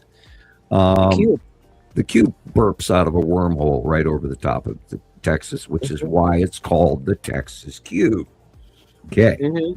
So we see the Texas Cube, and it all of a sudden starts showing up in the shots in the solar atmospheric, not off of Earth, in the space footage. The cube and the Empire orb are next to each other, and the cube is much bigger than the Empire orb, Norway spiral orb, whatever you want to call it, the orb. And then a couple years goes by, and then whop, there's this new one, and it's actually closely sighted, very close to Earth. In the original early sightings, it was very close, orbiting Earth. excuse me, dry throat. It was orbiting Earth from the North Pole to the South Pole, the North Pole to the South Pole, and there's actually sightings of it for weeks. And then we saw this rocket launch thing happen that nobody could describe because there was literally these 4 massive thrusters going up through the sky, and it was very credible footage, and it wasn't fake. And we saw these other sightings, and then all of a sudden, boom, the long box cube, this thing that we'd seen up close to Earth, was now sitting out there visibly way smaller. And that about that time is when we saw the first space tubes and stuff appear, which are these big cylindrical tubes that are like cargo shipping containers, and then they zip them back off into space to wherever they're sending the stuff. So we saw a bunch of that. We saw space tubes for a long time. I haven't seen one recently. No. So, and then now as we get to, they go 15, 17, and then 2 years later, everybody comes out. They've been, hiding in front of the sun, hiding in front of it, way off in the distance, blah, blah, blah. And then by 2019, April, they moved, and the Texas Cube parked itself next to Atu's moon, and the Long Box Cube parked itself next to Saturn's yellow moon, and they have been there since April of 2019. However, the transition that we've watched them get bigger and bigger and bigger over time was because these planets were actually getting closer, and they never originally moved. And that's what Christopher on show 104 at 4 hours 20 minutes captures. One of the best captures of the Texas Cube that we've had, becoming illuminated, and I mean, it's a very clear picture, and there's no clouds around it whatsoever, and it matches. And it was caught live. Yeah, live. That one still freaks me out. So I just want to say, so there's so much weapon power outside, but the government and other people think they can fight against them or do other stuff, and they don't want to lose. They don't want to keep it up. So they think, okay, let's correct that. So they think, okay, maybe we don't have anything to lose, because they know they have already lost in the future. So they're doing that they want. They do now. That's my opinion. But I just want to say there's so much weapon power outside, crazy. Yeah, their technology level is so advanced compared to ours. Our governments absolutely know this, and I'm sure they're giving examples of that. But this has been part of a treaty that's been ongoing since just at post-World War II. It makes me question the narrative of the last solar eclipse that they had over America. If you recall, they have images. I don't know where they are now, but it was announced that NASA was going to shoot 3 rockets at the sun during the eclipse. Right. Now, what was all that about, Sam? That's never been explained. It had something to do with they had new visual camera technology. They were trying to test the fail-safe camera technology, because NASA has this huge protocol about anything facing the sun whatsoever, that because it's going to get burnt out by dealing with too sensitive equipment versus the sun. But I think a great deal to do with that has to do with the fact that the planets have also been between us and the sun for a great number of years. And so they probably have a no man's zone where they don't want any government technology whatsoever to even stare in that direction. Yeah. Which is why all the observatories, they shut down the observatories in the United States years ago. And that's why I question what they're telling us and what they're not telling us. They tell us the truth, I can see the footage of these rockets going up, but are they really on a trajectory towards the sun? Oh, yeah. And why during a solar eclipse? It's DoorDash to the cube, man. Come on. And that's exactly what I thought. Is that their first delivery system? Yeah. Yeah. Oh, they rockets going out and then back down. They're showing them going up, out, and back. They've got their lander, and they've got their cargo hauling craft that all they have to do is fly down and and stay away from any populated areas, and nobody would notice them, especially they fly in the corridor that is allowed by the government. There is a certain corridor where extraterrestrials fly in agreement with the U.S. government. This is that they why are there are aware so of. many no-fly zones. Right. And that's We why we can't don't fly have over Pine Gap. right. That's why we do not have flying cars. That's why they don't allow flying cars, because unsuspecting people would fly into the no-fly zones that are designated for terrestrial craft and aircraft. I mean, they're already so busy, it's unbelievable. And you got to remember that they had that congressional hearing where they were actually admitting to, you know, the Imperial probe droids flying over military bases. I love that one. And there have been Give many me a sightings. flying car. I want to be Icarus, fly towards the sun. Yeah, we would be the Jetsons if there wasn't such a war type mentality of our planet. You know, if we would have spent, say for instance, 1950, if we would have spent the money that we spent on arming ourselves, and supporting buildings and cars and trucks and military and all of this shit, and maintaining it for decades, if we would have spent that same amount of money on infrastructure and housing and education for our people, we would be the technology. Yeah, exactly. But they're holding us back. We would be rich beyond compare because we'd be smart enough to run our society properly, and we'd be healthy. Yep. But we're in, you know, a sucker born every moment capitalistic thing, and I'm not sitting here saying socialism or anything like that. I'm talking about democracy with intelligence. And this is the question I ask: is why have we given away so much of our sovereignty? I agree, and this is why I've been chided by some of my friends to not go political, even though I feel that we should, not on this program, but we should be more politically involved. You know, we should be more empathetic. Yeah, and that's the whole core of the subject. How far down do we need to go? We're already down. So anyway, back to the up above us in the planets. I mean, look at this, people. You know, that is the edge of necessity a couple years ago. Look at that. That's Atu's moon at night, and the that's classic. I think it's an older picture. That's so cool. That is Saturn's yellow moon, and just above the house is the green asteroid.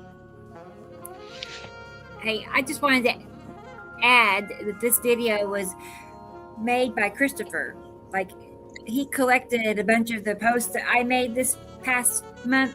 Yeah, good on you, Chris. And then put it all together and made it into a video. So awesome, Chris.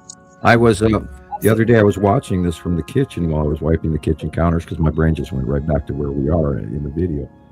And, coming to a cinema near you. Yes, near you. Guys, these are planets. You can't make this shit up. And this doesn't I have an idea. happen Make over it 3D, and over and over. Chris. Make it 3D right? and Oh, make that'd them be so cool. spend $5 just to watch them through the glasses. Ninja is here. I just now saw. Hello, Ninja. Cinemax Live. Be with you. Hey. Glad you made it. Glad. And peace with you too. I gotta step away a second. I have a kitty cat. I need to get inside. It's big. Right. Okay. That the size of that. This is of course. There's your dot. Now, this is the Saturn a few years now. See the black dot? That's the Empire orbit. Yep. And this is Matim again recently, I think. Wow. Film from the Southern Hemisphere. This one's crazy. Really this is the lead asteroid way back in 2018 or 19. That's the lead One asteroid. of my favorite shots. Yeah. This is also the lead asteroid coming from 2018-ish. Yeah, so cool. Oh, and its septum is the dark purple area, and this is only a couple of years old now. And this is a much bigger Isatum's yellow moon and Isatum. Notice the yellow, people. So close. Yeah, Isatum's yellow moon. See the flame-like bursting faceplate? Yep. And it sublimates different because it's a rock, guys. It's a rock. That's the side of Uri. See the stripes? There's purple in the upper corner because Atu's up there. This is also Uri. with Nepenthe coming overhead from behind us. Looks like a jellyfish. This is again the site of Uri with the Tan asteroid, Pappy, Lorraine, the Skull asteroid, all of the Salamander asteroid group. Amazing. Great captures.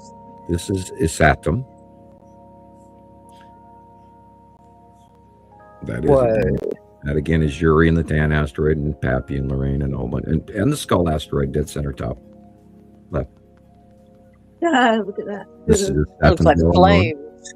The white area is Isatum. The green area beyond that is Ceru. This is the site of Isatum. Awesome. His D is reddish. It stops you in your tracks when you see it for real. It's like Isatum's yellow moon recently. what? That's Uri a long time ago, a few years ago.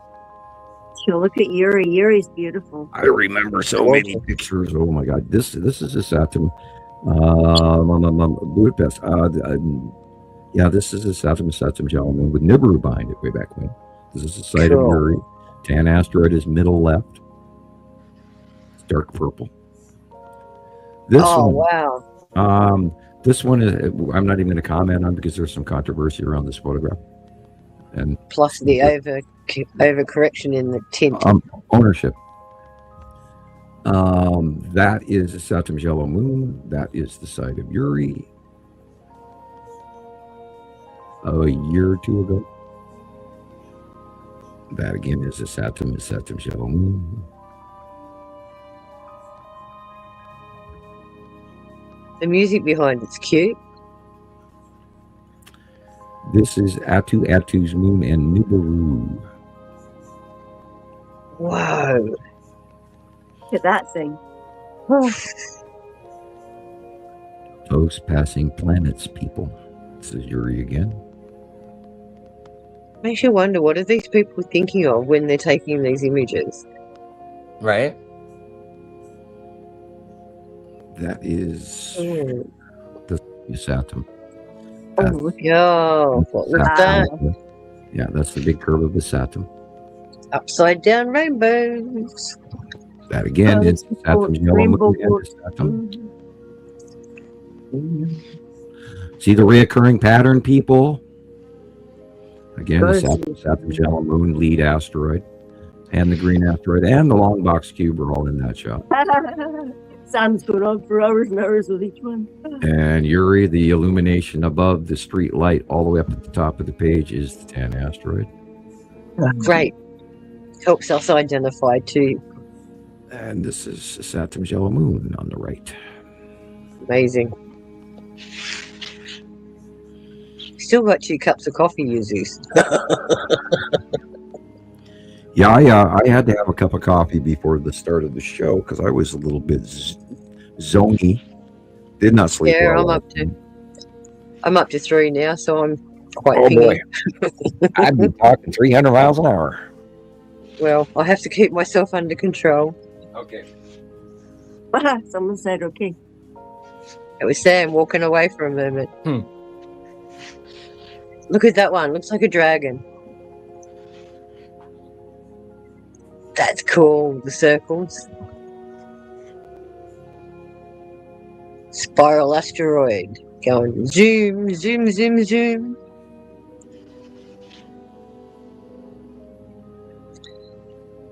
All these asteroids.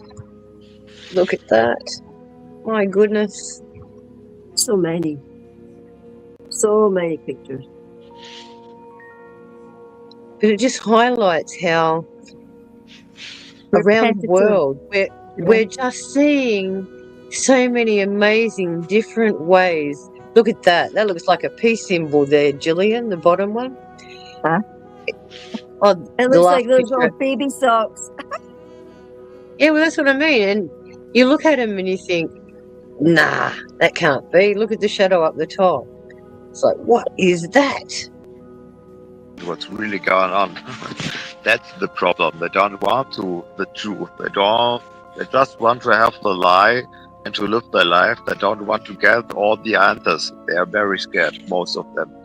It's like you say, they shake it off. They don't want to know. They just They're hoping it's going to be somebody else's problem, I've noticed. It's not going to affect me. It's somebody else's problem. Somebody else will fix it for me. I get that from the younger generation all the time. They say to me now, well, you created this issue. You fix it. How is that Could going to be, change but anything?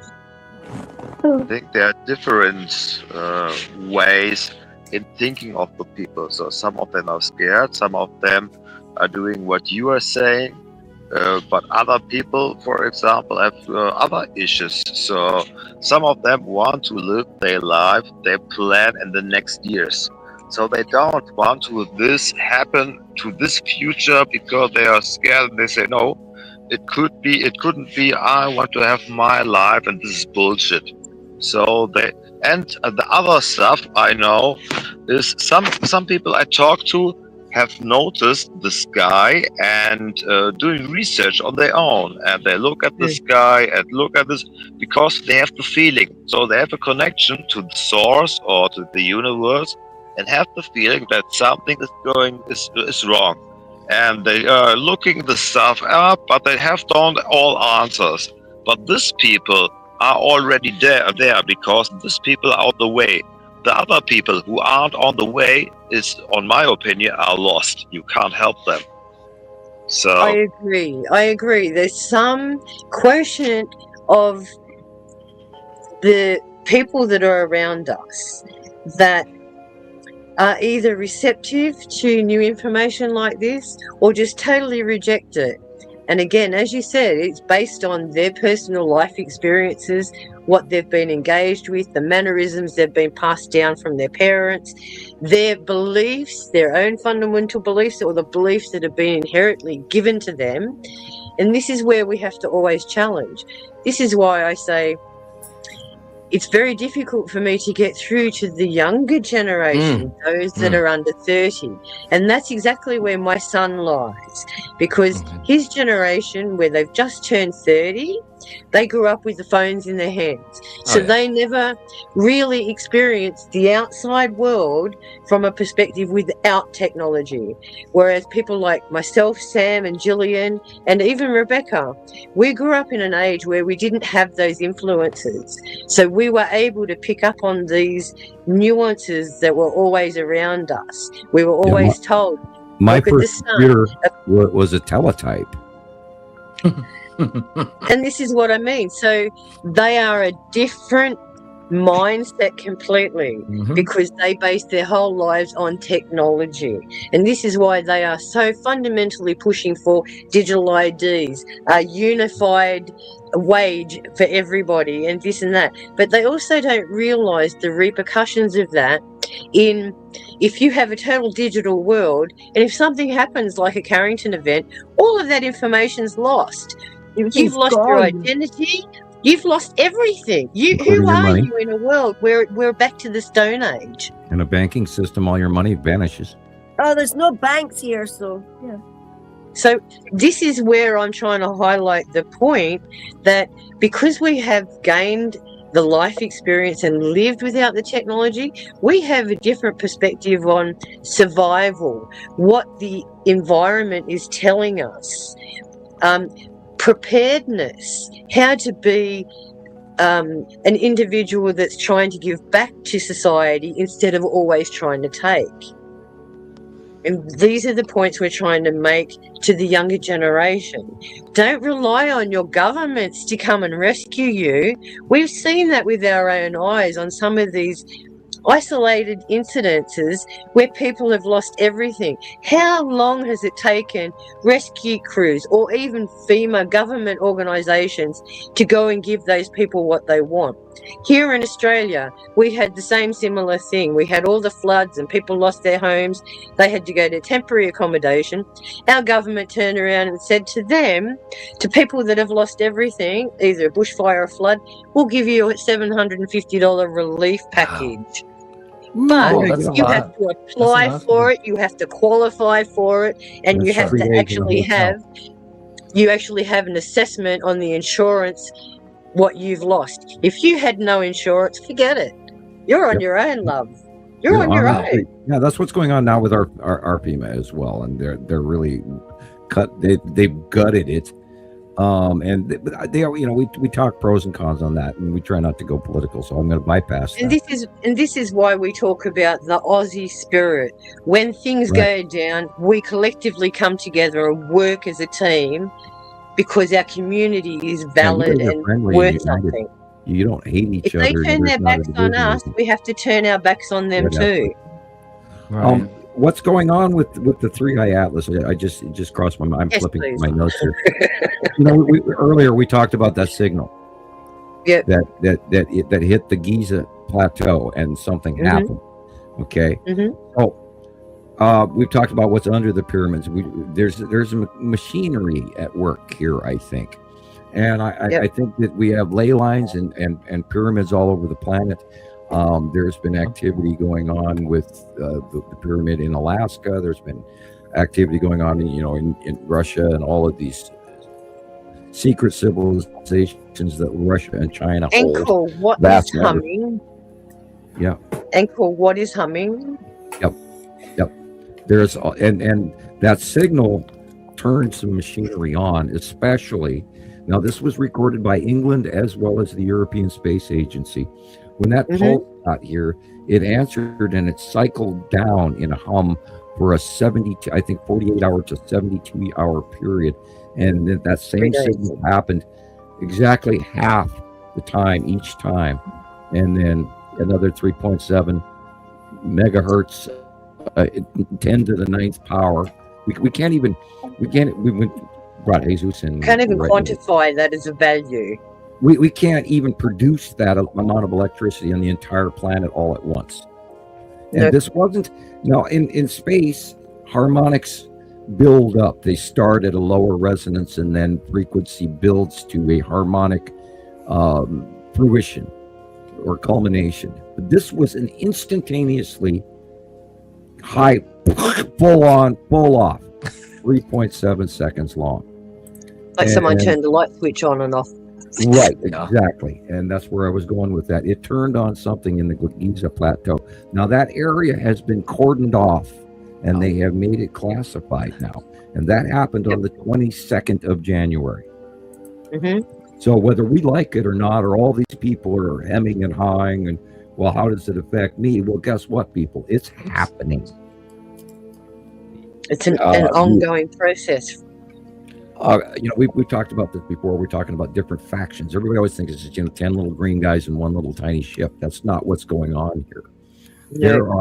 There are over 3 factions involved right now. There are the people that live on the planets that come here every 3,654 years and collect the commodities. The reason that factory colony Earth was formed in the first place was when they pass us, they pick up the stuff and then they go and live for another period, and then they pass us, but that's why we're here and why we were given food sources and technology, on and on.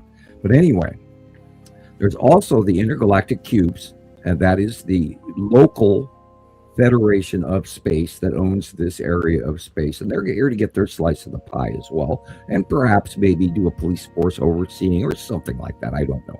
I don't have all the political details.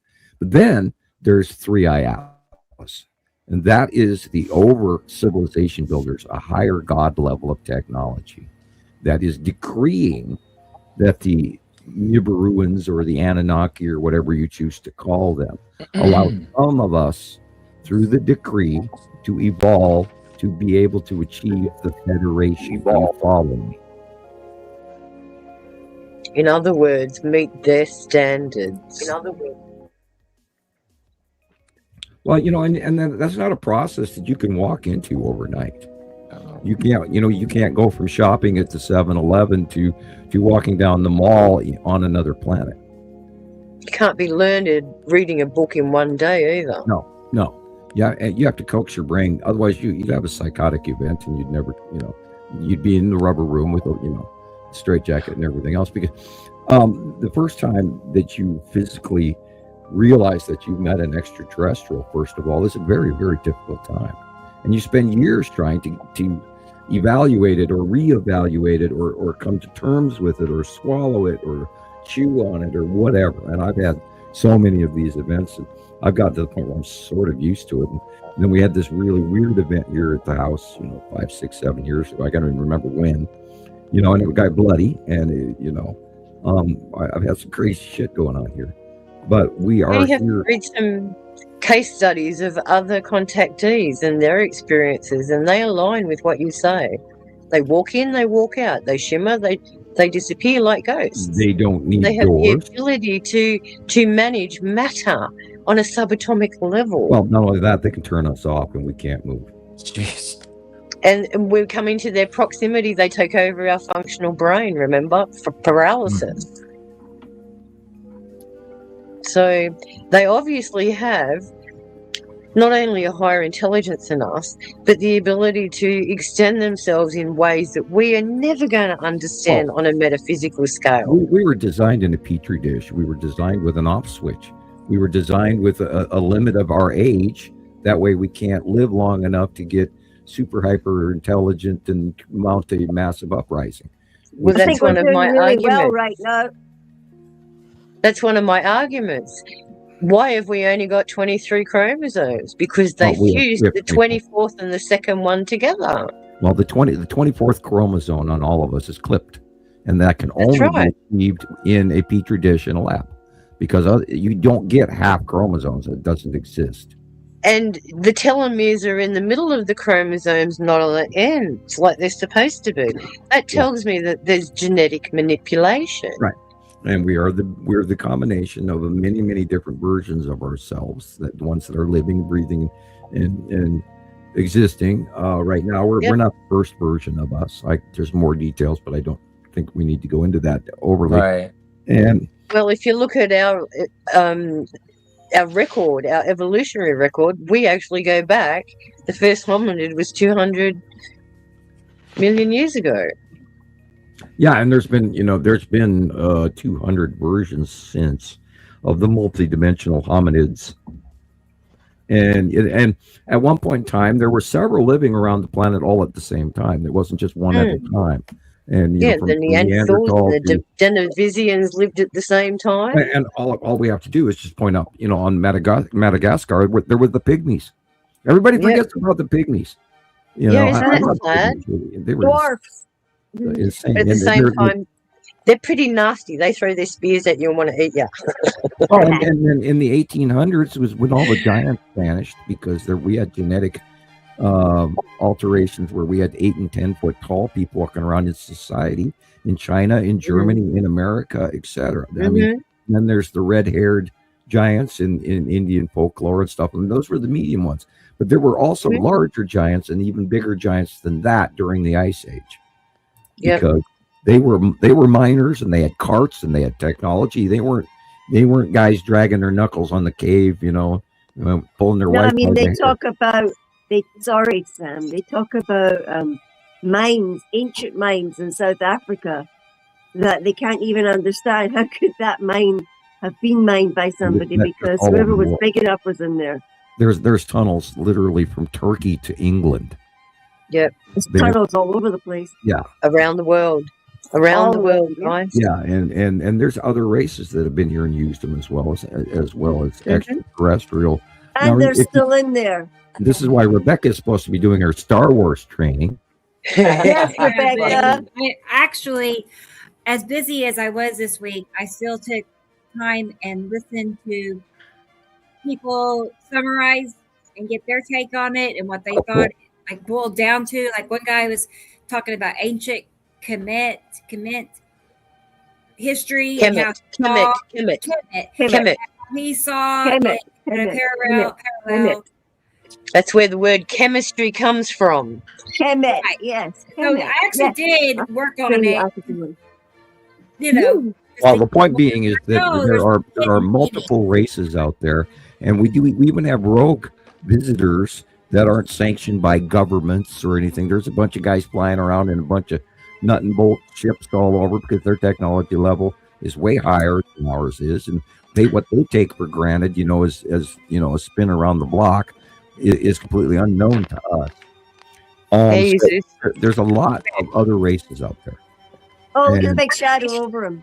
Is that? Are you guys hearing that noise, or is it just on my end? Don't know. We Only hear on your music. end. Okay, yeah, it's gone. It's gone. Never mind. Perhaps.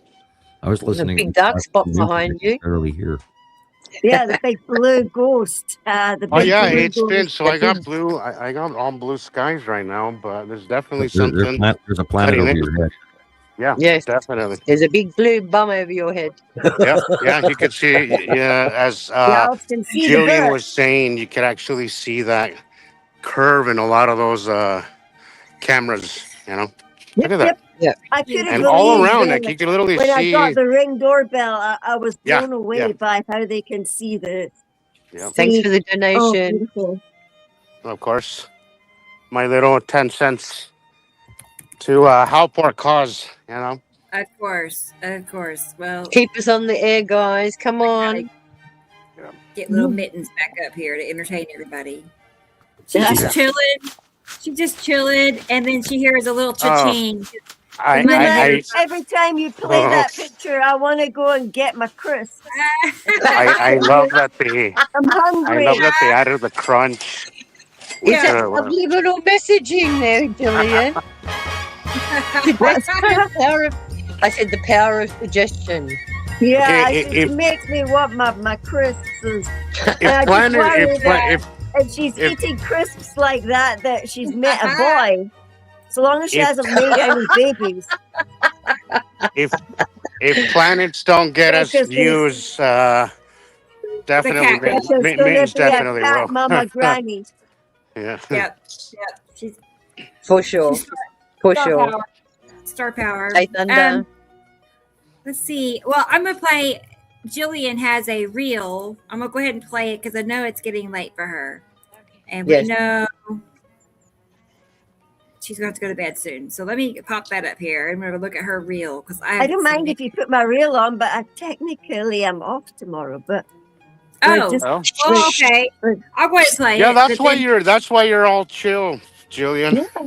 Yeah. I we could. are going out to something called the Sun Dancer, and then we're going to go look for sea glass afterwards. Ooh, Oh, fun. nice. That's fun. Aren't we, Lindsay? You said so.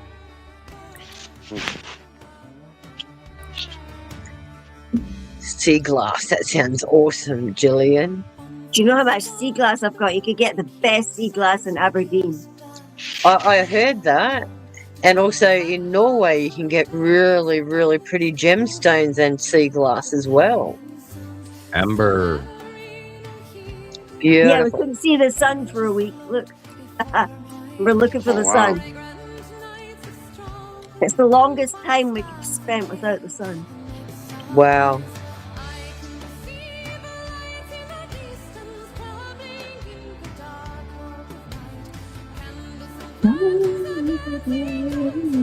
Yeah, we had pretty amazing skies from probably Sunday through to Wednesday because we Look had at those that string of really hot days. Started at 39 and went to 35. Oh my and God, that's Africa. Wow. And then today we've got rain again. So, but yesterday it started out blue sky by, like as you said, by about 11 o'clock. It says on the weather chat it's going to get cloudy. I know that's when the planets are coming over because it Look at that goes thing. from See the curve. It I'm goes- making all the babies come out. Look. It's Yeah, so and warm again- here. again that's got to do with the light. The light, the amount of light, because you've got to remember there's several factors that make plants do that, and one of the triggers is light. They have what they call a Duration. photophase. A photophase. Photosynthesis. That looks. And I very remember we did a show and Rebecca put up a slide of where all the sunflowers were facing east, but the sun was behind it. And the science behind that is once the sunflower reaches a year old, it's in a fixed position. So only the young sunflowers turn and meet the sun and move with the sunlight. Once they get to a certain maturity, they don't move anymore. For baby. Sorry. So this is why we've got to be very careful when we see some of these images and somebody puts up an explanation going, there's the light at night. Look, that's 2 in the morning. Bright. That's very bright for 2 in the morning. But you got a planet right there. Yeah, I've been seeing Atu and Atu's moon at night regularly. Oh yeah, Sam. Sam, just a few nights ago, and I did record it, but I don't post night videos because they're just so open to a lot of crazy shit. A lot of crazy shit in the threads. The comment section just goes nuts when I post anything at night. But so the moon had a halo, right? Perfect halo. I went outside. I'm like, something's going on, right? And sure enough, enormous planet just behind it. And I was like, yeah, it's a cutoff halo, even at night. Yep. Even at night, guys, we get in the cutoff halos. Because they're higher up and they're still being the sunlight is actually shining on it.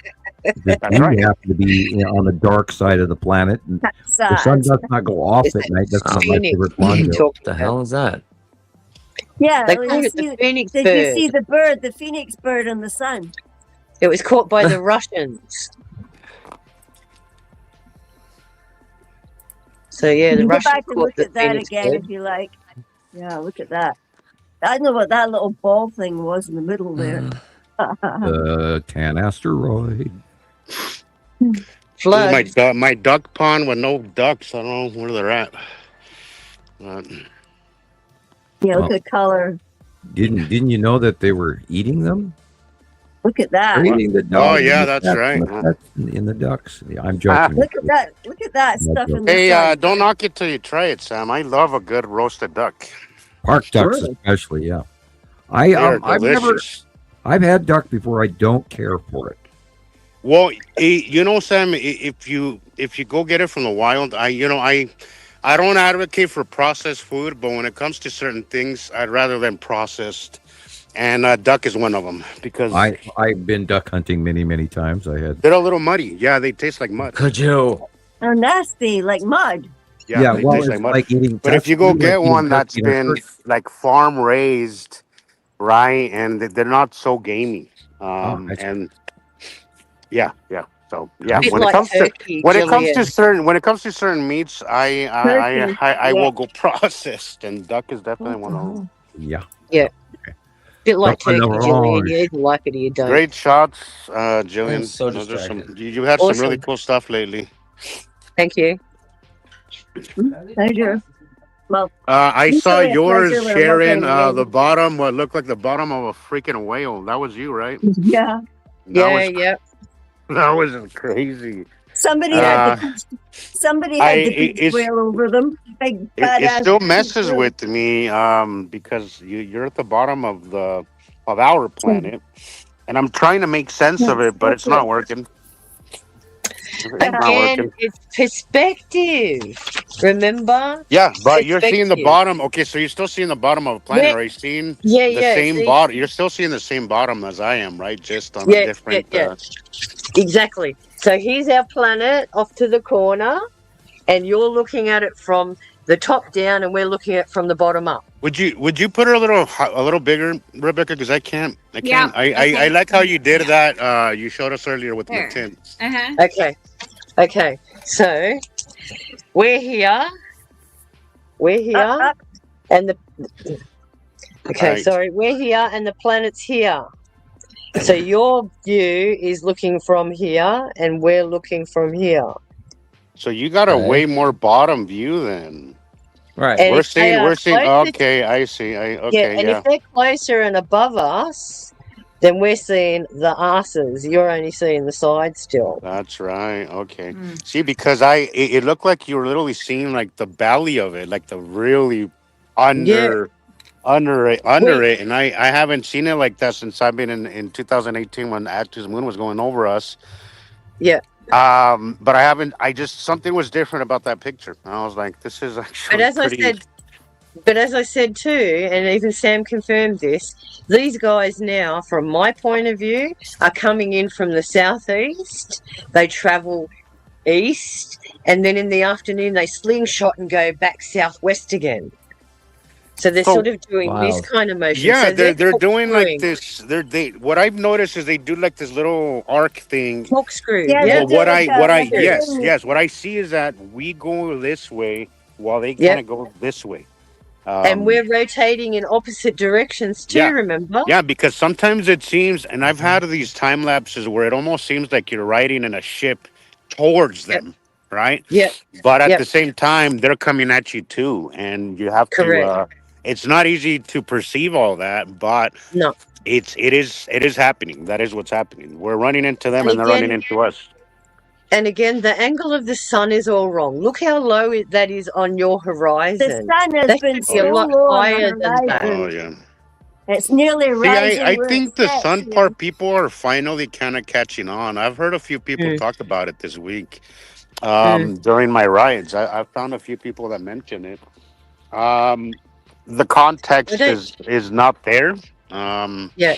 But I Well, do see I that don't some think- people are actually asking questions, which is Yeah, I don't good. think you caught it when Rebecca was asking me about my new channel, which is going to be called the Quantum Pulse People.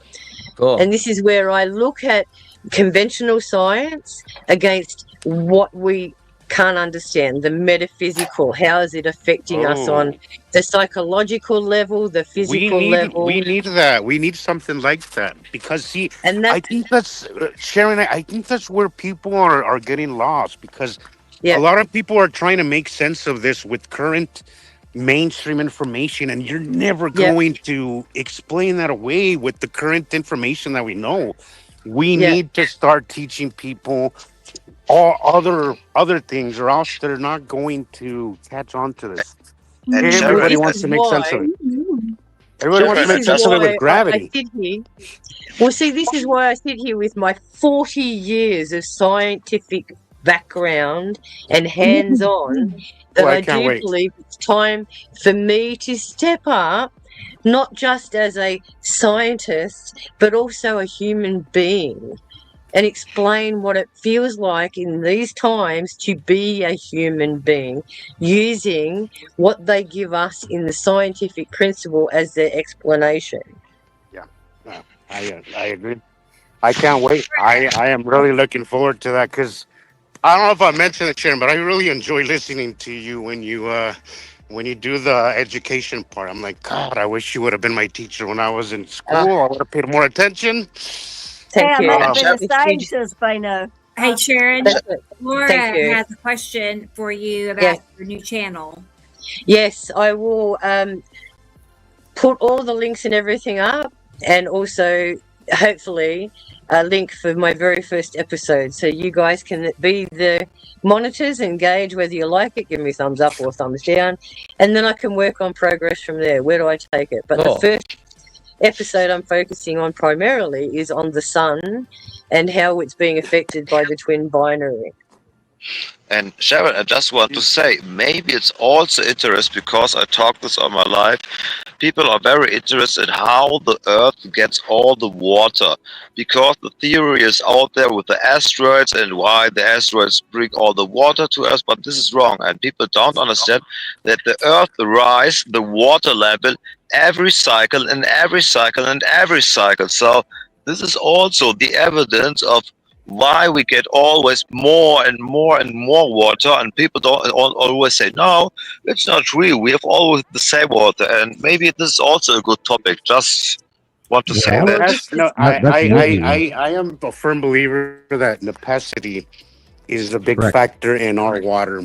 Correct. I mean, it Agreed. is. We know that, but I do feel that our oceans are a big part because of necessity. They have to be. Absolutely. Water is made up of hydrogen and oxygen. Correct. Correct. This is what I'm In talking space, also in my life, yes. in space, there is And what ample supplies of hydrogen just outside our atmosphere. Mhm. And inside our There's water atmosphere, throughout the we universe, have guys. ample supplies of oxygen. And Yep. when you electrical superhighway an event between our magnetosphere by a planet rubbing against us, you have an electrical sort of accelerated process, which is not normally occurring in normal math. You have a superimposing chemistry equation going off, And the hydrogen and the oxygen by the bottom of Nepenthe, by drawing it up into its atmosphere as it rotates past in the snorkel, it creates water up in there until the water can't stay up there no more, and then it falls.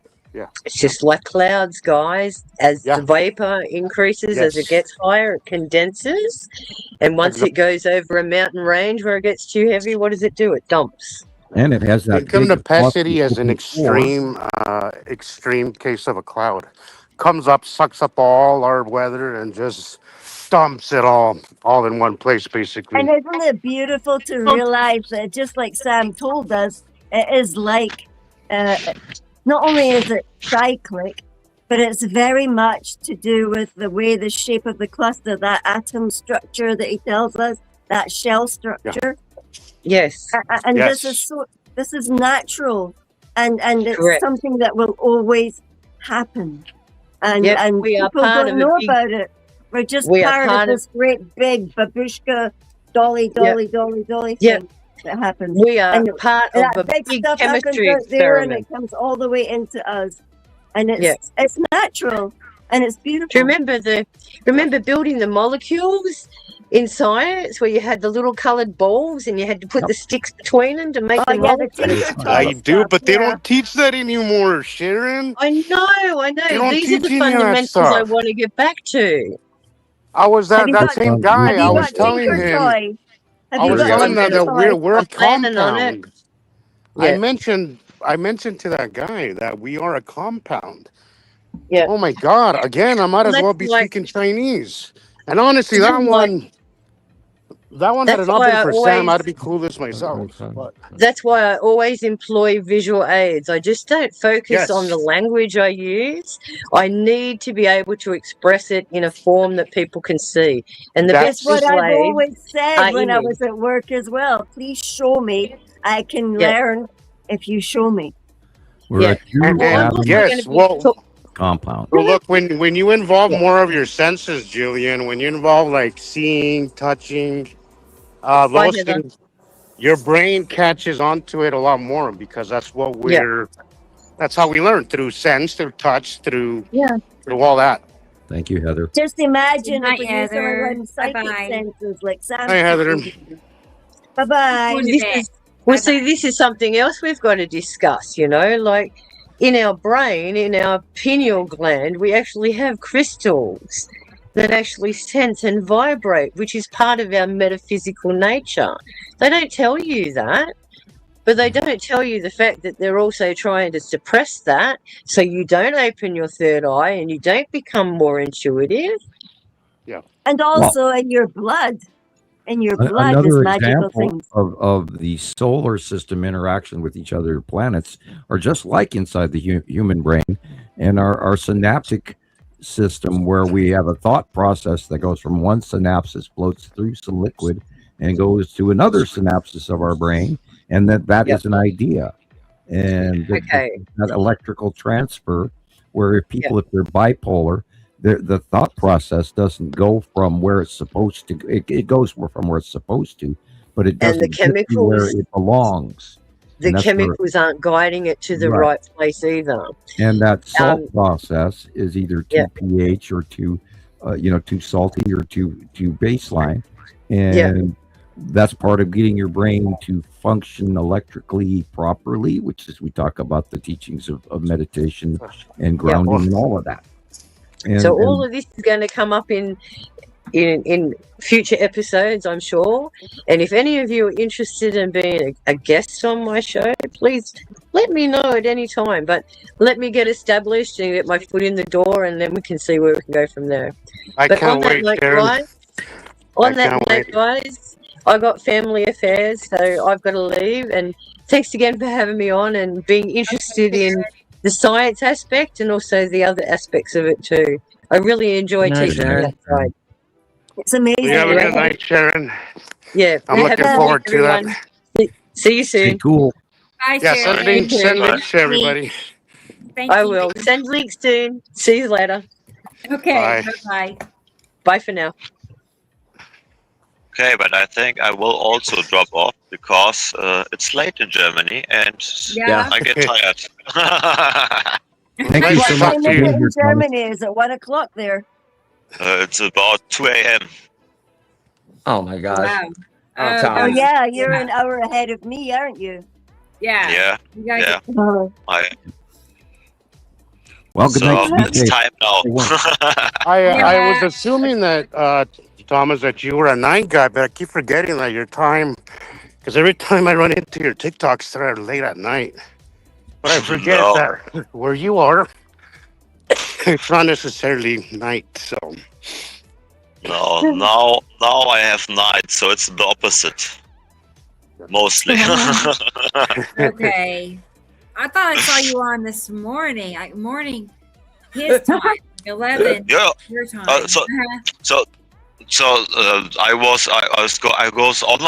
went online last day on 9 a.m. and now it's the next day 2 a.m. So Wow. I was busy. Yeah. Yes, you are, certainly. 13 hours. and thank you for Good night, the Laura. add to the group, Thomas. Night, night. I will be No adding some problem. people to that group that I know are worthy of, that ain't gonna cause problems, basically. So no problem. I don't do the administration stuff, so the other people have to do the work. That's not my problem.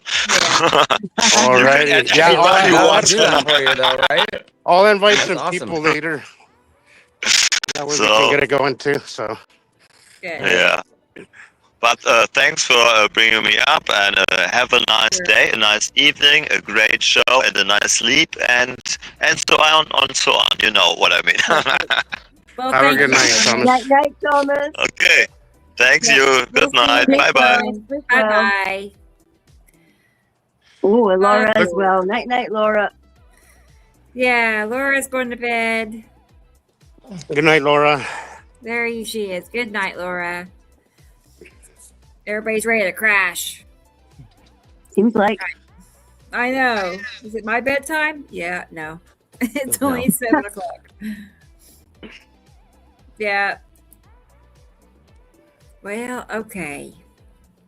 What have we not done yet? We haven't talked about Java. Java had a big earthquake this week Oh, no. in a geologically supposedly stable area, and it was big. I mean, it was they downgraded it, but I believe it was a 6.0 just off the southern middle of Jamaica, which that also shows that the plates are moving. All of the world is moving. When was that? When did that happen? That was 2 days ago, I think. Huh. I can look that up real quick. That's All right. the one. So, Can't tell me that's not a curve. Good Lord. Is this just random videos, Rebecca? These are just time-lapse videos. Yeah, random. Hey, a few weeks ago, Rebecca, there was a video where I think it might have been Linda's time lapse. I don't know, but you could actually see the jet stream on the planet. Wow. Do you know what I'm talking about? Because Sam mentioned that you could actually see the jet stream on it, and you can. There's like a whole band of like a cloud just going. And I was like, that was awesome. I would love to see that video again. But Probably Linda. Linda gets great I'm pretty videos. sure it was Linda's because she has It's some probably phenomenal work. Linda. I can put it back up and see if we see it. She has some phenomenal. It doesn't have to be today, but I would like, if you come across it, send it to me, or Sure. you can play it whenever. But it's such a great video. It would be like a great example video to some people to explain how our jet stream works here on Earth. Well, the jet stream is a high altitude, high velocity wind path that used to be a lot thinner than it is currently. You can look that up on nullschool.net, and it's going all over it's very ribbon-like. It used to be pretty straightforward and flowed like a sloping, calm wave, but now it's like a lasagna noodle going up and down and up and down. Yeah. And there's some really freaky weather all over the planet, and you need to take a look at the jet stream all over the planet, because It is We are, wonky. It is. yeah. Not only that, we're seeing this is where those 70-mile-an-hour winds are coming from. Geomagnetic Earth Watch was talking about it, and I was very disappointed because he's bringing up the Sea Trail campaign thing, and I was like, dude, really? You're gonna go there? Really? I'm really disappointed. Really disappointed Yeah, because I actually enjoyed, aside from his religion talk, he's actually interesting to listen to, even though I don't agree on completely everything he says, but that was a bummer. I was right, and you've got to take into space weather, immediate higher atmosphere weather into account, because none of the meteorologists out there are touching the purple lightning aspect, or the fact that we watched the storms go up to 65,000 Thank you, Robbie. feet. Thank you. A couple of occasions last year. The weather is going way higher than our normal weather, and they don't even talk about that. They talk about it, but they don't put the two and two together, because if it's 65,000 feet and which is 20 or 30,000 feet above our normal weather, what's dragging all of that shit debris from these storms and superstorms all the way up there? Well, it's a passing planet or an asteroid. And you got to link the reality that these close passes do happen, and that's where the purple lightning comes from, is the upper atmosphere. And again, for the record, we didn't have purple lightning prior to 2010 and 11. Well, I was going to say that, Sam. Like the other day, you mentioned that purple lightning is up high, and I was like, it is, but it's also like we haven't had it prior to all this, prior to Atu coming into the picture, and some of these other ones. The normal lightning comes from cumulus nimbus rain clouds in the thunderstorm, and they run from 10,000 feet all the way up to well maxed up. It's a supercell, 40,000 feet at the most. And in fast storms, we've seen debris that was actually showed up on radar at 60 and 70,000 feet, and that went all the way up there, and they didn't even connect the dots of that. The weather is way down there, and the debris is way up there. How did that happen? I remember vividly, Sam, the first time I saw purple lightning. It was in New Mexico. It was during 2016, 17, 18, one of those years, when we had those very close passes of Atu and its moon. Right, when Atu. I was like in shock. I was like, I have never in my life seen purple lightning. And I'd like to think that's a normal reaction. Right. But again, most people just we're so adaptable. That's our blessing and a curse at the same time. The weirdest shit can be, you can be exposed to the weirdest shit, and in time you will get used to it. Yep. Look at that. When was this taken?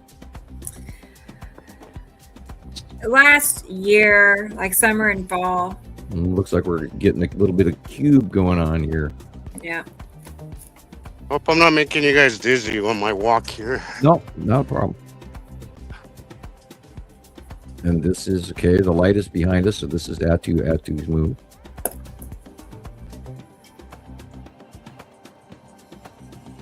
And back there, the blue is Nibiru is back there as well, because that's where Nibiru is beyond Earth in the illuminated light now. But it goes from right to left all the way off the screen on either side. Wow. Very big. Wow. Oof, that is so cool. Lead asteroid is Saturn. Look at that. Wow. And these are the ion tails that are going, around off the moon and around planet is Saturn. There's the lead asteroid. Oh, that's so cool. Oh, that was cool. Oh, Lord, man. You guys are missing a hell of a show, guys. Come on. Wakey, guys. You are missing a hell of a show. There's a whole bunch of people some many years from now going, and I missed that when it really happened. And these guys were talking about it all along. And I mean, who else is giving you guys the cubes and the planets and where they are? Who else is talking about this? Who else is showing? Oh, jeez. Like, I have these moments where I'm like, I don't want to brag. But at the same time, I'm like, you're a freaking artist. You're like, nobody else is doing this. Sometimes I look at some of these old videos, whether it be mine or other people's, and I'm like, wow, we are in a class of our own. We really are. Yep. We deserve a round of applause, really, for us being here. Please remember that we are making history, guys. You are part of something much bigger than anything you can be a part of here down on Earth. And please don't forget that or take that for granted or minimize that. Hi, Carla. Good to see Yeah, you. and we, my favorite slogan is that we provide facts, not fear. And we have been working, all of us, around the world. There are thousands of us that contribute to every week information that's gathered and collected and sorted, and we talk in the background, and we do staff meetings, and then we talk on Facebook, and we talk on all the time on the phone and all sorts of stuff. And we're not making this stuff up. This is really freaking happening. And we again have been watching it for 16 years. And this is a coalition, and you will not find this information out there at the level that we have acquired. And that's part of what Montana Skywatcher #1 started all the way back in 2010 to correlate this information, because we weren't seeing anything on real time. Everything was weeks and weeks old. So we had no way to compare all of this, to do the real science. From the people to the people, guys. Like, this is the reason why this has become what it is because we have come together. There's a handful of us here, but there's thousands of people in the background. Watching, not everybody commenting, because we live in a world where societal norms are what they are, but there's a lot of people in the background. I know there's a lot of people in the background. God, I love her videos. This is Linda's, huh? Yeah. Yes. That is so cool. Look at dark shadow curved. And look at how it bulges out, guys. You can't. Sky doesn't do that. If it was just empty sky, it would look distant. It would look empty. It would look like it's never ending. Like the bottom of it. Look at the bottom. Long box. See how much more distant. Look at the distance, guys. Look at the bottom. See how it's way more distant on the bottom. That's our sky. Septem's yellow moon, lead asteroid. Echo. Nothing excites me more than when somebody actually picks this information up like Linda has so well. Right. If you're watching, Linda, wow, great work. You are you are one of a kind, because not everybody gets this good or this fast, And the big thing about all of this is you can't make the clouds do this every day. No. And yet they do it. Well, I'm working on a video where it's showing 3 different occasions where you see a Saturn and its moon on the right of the sun, exactly the same. I haven't finished it yet, but I'm still working on that. I have 2 or 3 different examples, but I'm seeing if I find more. I can see, look, this is very, very repetitive. I'm in total awe that people have gotten used to that big dark ass patch in the sky when the rest of the sky at the horizon is tiny little light blue, and they don't even notice that big dark thing right there. And it completely affects your view, the shadowing on the trees, the shadowing on the mountains, the houses, everything. Yeah, that's Atu's moon again.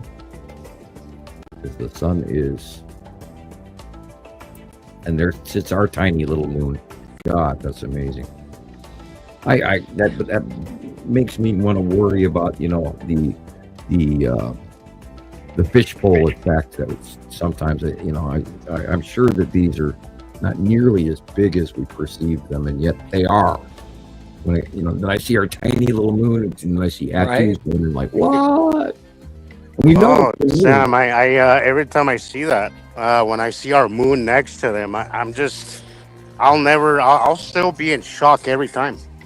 We know Atu's moon is a moon because we've seen it up close, and we know it has craters from asteroids hitting a moon. And we know that Atu is a gas giant because it has stripes, and it's vertical, angular stripes, where Uri has horizontal stripes. We know that Saru is green blue because it has less deep oceans, and patchy land masses, more like little islands all over. Whereas Nibiru has deep oceans and many big land masses. And we've seen all of these by eye, people, over the years.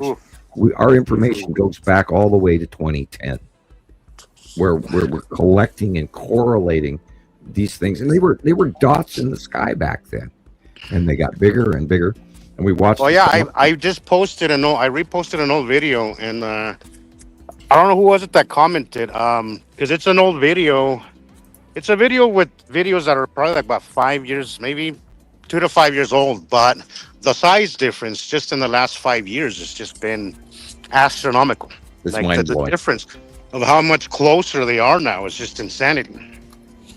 Yeah, Another more proof, guys, that this isn't something we're concocting out of our imaginations. Like we were seeing these when they were smaller, when they were the size of a dime, and then now they're the size of a freaking beach ball.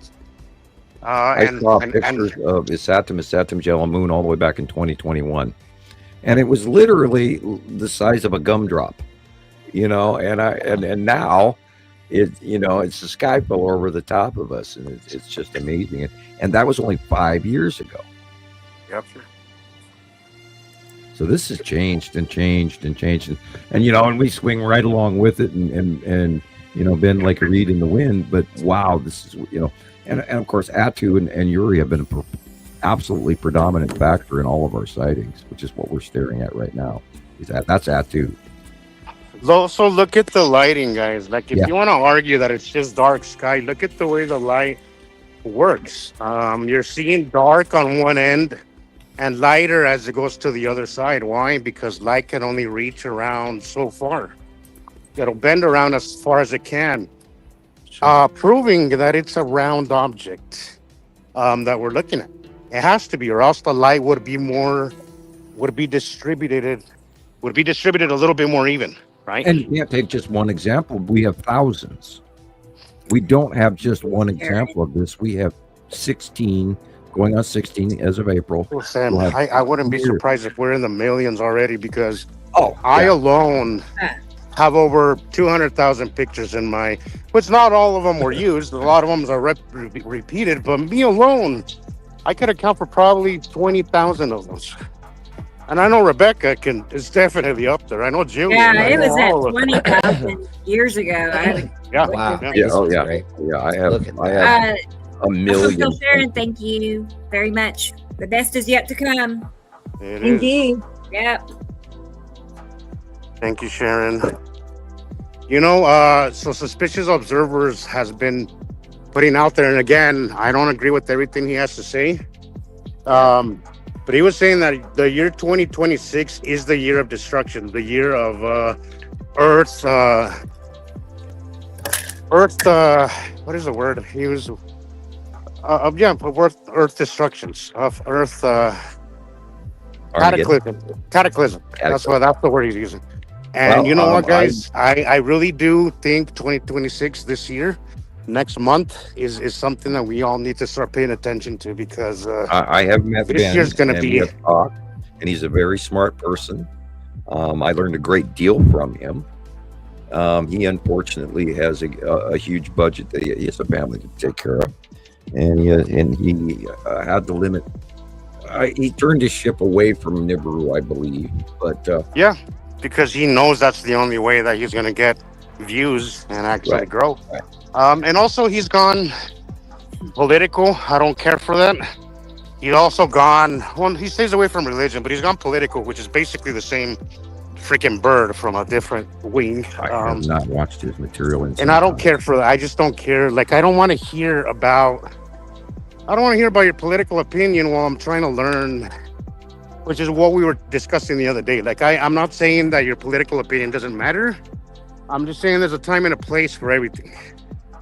I don't want to hear you talk to me about your political agenda while I'm trying to learn about solar activity. I just don't want to hear that. It's distracting. It is. And that's the point, Rebecca. That is the whole point. Yeah. Yes, Carol Ann. Everybody, again, like, share, Oh, thumbs I up, love that one. algorithm. Check your subscription. Make sure that you still are subscribed. Again, share a copy of this with people. It will be available on YouTube right after we finish the show, and then you can grab a copy of it and send it all over. If you want to learn the real, material that we have dozens and dozens and dozens of basically reporters around the world that are sharing information into our centralized hub so that we can give you facts, not fear. And every week we weed through the information and try to bring you the pertinent stuff, like what earthquake is going off here, or what volcano just blew up there, or again, San Francisco, boy, if you live in California, Oregon, I've been hearing about that a lot, Sam. if you San live Francisco in is. if you live in Oregon, if you live in California at all, if you live in the Baja or even the Salton Sea area, I would strongly suggest you refresh your stored water supply and your food. Buy some rice, extra things at the store. You can buy a couple at a time. Something in a seal packet. There's a lot of movement going on in the San Andreas all the way up to Alaska. And it's crazy. It's crazy. And, the Axiom Seamount. Wow, that thing is accelerated its activity. And that is directly connected to the Juan de Fuco and the Cascadia subduction zone, which means that's directly connected to Mount Adams, Mount Rainier, Mount St. Helens, etc. So if that thing goes, there's more stuff coming. Yeah. And in some cases, that tectonic plate movement could actually affect Yellowstone. However, I believe that Yellowstone is highly vented. So, Sam, you were saying last week how that it wouldn't be possible to do this once a month or even once every other week because so much happens within a week. Right. That we would info dump you so much that you wouldn't. It'd be just too much. Yeah, we wouldn't be able I do want to pile point it up. out, guys. I would like to point out to you guys listening is that this show doesn't just happen. There's a lot that goes on between Rebecca preparing for it, Sam doing research on, volcanic activity, etc. Me, Gillian, Chris, we all make videos throughout that week, and it all comes together once a week, and it could all correlate, like all of it correlates. And you can see this if you actually start watching our show. You can see how all of it comes together. All of it comes together very perfectly and undeniably. And we have many sister sites on Facebook. Yeah. And that's where we get our collective of reliable sourced information from. We don't go farming. Some of us do, and every once in a while you find some really cool stuff. I said some stuff. Sometimes there's something very significant, but we do try to stick to personal captures because they're beyond reproach. We can't say, oh, well, this is AI or this might not be. When they're personal, you know exactly what's going on because you have a story behind the capture. But oftentimes there's something out there randomly that's just that's hard not to bring up. So just remember, guys, a lot of work is put into the show from multiple people. What is that? I just now saw this on TikTok. Wow. Well, 2 different sizes, people. And she's outside. And there's a different dinge as well. One's looks a little lighter. Better save that copy because this is what's going on. Wow. People. I swear by summer we're gonna be seeing more of this. Now she is filming through the tree. That's a no-no. Yeah, but I don't. Now, oh boy, Yeah. that's smaller. The smaller one is our sun. The bigger one is the standard red people. Look at how it's reflecting as well. They're both reflecting. They're both reflecting on that cloud. Look at the flares. Both the lens flares are there. You're correct. So it's not a lens flare, guys. Save Or a else copy of it this. would be the identical same size That's and the the same real component. McCoy. And look at the round edge on the bigger one. Yeah, look at it. It's kind of glowing a yellow. Yeah, that's the standard red star, and our dwarf yellow soul is smaller. It's actually pretty big right now, wherever they are. But and I saw that in a bunch of. I was watching a whole bunch of old movies this week. I watched a whole bunch of really corny vampire movies too. Anyway, your algorithm gets stuck, and I was watching old movies and 80s, yeah. The sun was the size of a quarter, people, in the northern hemisphere. Now, if you go down to Las Vegas or if you go down to Mexico, then it's a 50-cent piece, maybe a small lime. But right now in the northern hemisphere, up here in Montana, it's setting in a completely different place than I've ever seen it in my life, and it's the size of a tennis ball. Yeah, same. And oftentimes, Sam, too, like it's like they switch places from one day to the next, because I swear one day it's enormous, and the next day, I don't know if it must be their core orbit. But I always see that one day it could be one size, the next day it could be much bigger. And the rotation is different. But we believe that they're separating. We've culminated that since January of last year, and the evidence was based on sightings that were coming from the southern hemisphere, because they had a different angle looking at it than we did. And now we in the northern hemisphere are also seeing this. And again, by summer, I really think we're going to be seeing it just like in Star Wars. We're going to see two stars. And they're going to have to, at some point, admit to that publicly. Especially in Oklahoma this summer. We have 130-degree ambient temperature because it's going to be a big thing, and it's just like in the movie Star Wars, the standard red and the dwarf yellow. It's freaky. It's just Sam, I don't know if you noticed up in Montana. I mean, you're in Montana, so it's kind of desolate out there. But the seed trailing is up 150 freaking percent. It is so bad. Wow. I have not seen this level. And again, I don't like talking about the seed trailing, but I do feel that it is important to bring it up, because right now the planets and the asteroids are highly visible. Yeah. The trailing is out of control. I have not seen this since 2018. It is so bad. It is so bad. Remember, they're also using that with the product inside of it. Will actually refract some of that extra light away. Yeah. I was recording one, and you could literally see almost what you could see, like metal particulates up there reflecting light. Like you can literally see that in the video. And again, I don't post about that stuff because I find it distracting, but it is definitely a factor. And when you see this stuff going on, pay attention, guys. Pay attention behind them, above them. We're finally admitting that we are a lot warmer than they have been admitting to for the last 10 years. 2 degrees minimum, if not more. Yeah, I think we're about 3.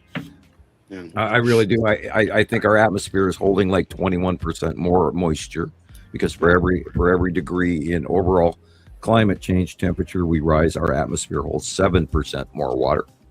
Which explains a lot of the flooding we're seeing in certain parts of the world. And rotational collection of storms in our upper atmosphere, why they're rotating large masses and why they're so big. This is all a really big thing. And again, this summer it's going to be scary. I'm going to play Jesus' some of his captures. Yeah, I was just going to ask you, Rebecca, because I got to go to work here like in 30 minutes. Okay. Yeah. So that'd be. There's a few of them I really want Sam to see that last one. I'm thinking. Yeah.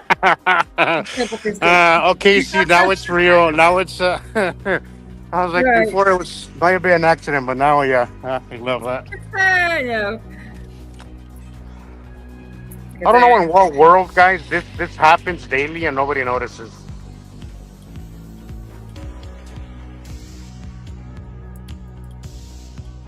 Look at the wee blue circle and the big white thing. and then the other blue behind it. Huh. Oh goodness, I better go to bed. I really have to go to bed as well. Look at the curve right behind it, guys.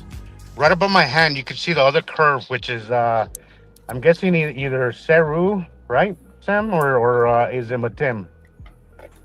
There's a dark shadow just above my hand there. You see that curve there? Yeah. You see that? There's another curve behind it.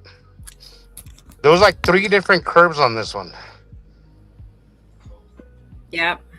I see several. See, Mm-hmm. see how And it's the lead reflecting? object. See how it reflects the light, and what I'm seeing, guys, is that they're trailing at the edges of them. I need to go to bed, guys. I'll see you another time. Have a good night, Jillian. Jillian. Night, Good night. night. This was Okay, the beginning of next week. 2020, guys. All these were the beginning of 2020. Look how close they have gotten since. It's changed so much. You're right. Because the yellow moon used to be like the size of a sun. It was so little, it looked like a sun. That's right. That's right. And now it fills the whole sky. Yep. That one was one of my, I don't know why that's one of my favorites right there. Yeah.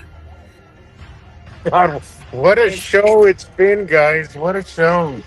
Yeah, I know. Get on board. Get on board. You're missing a hell of a show.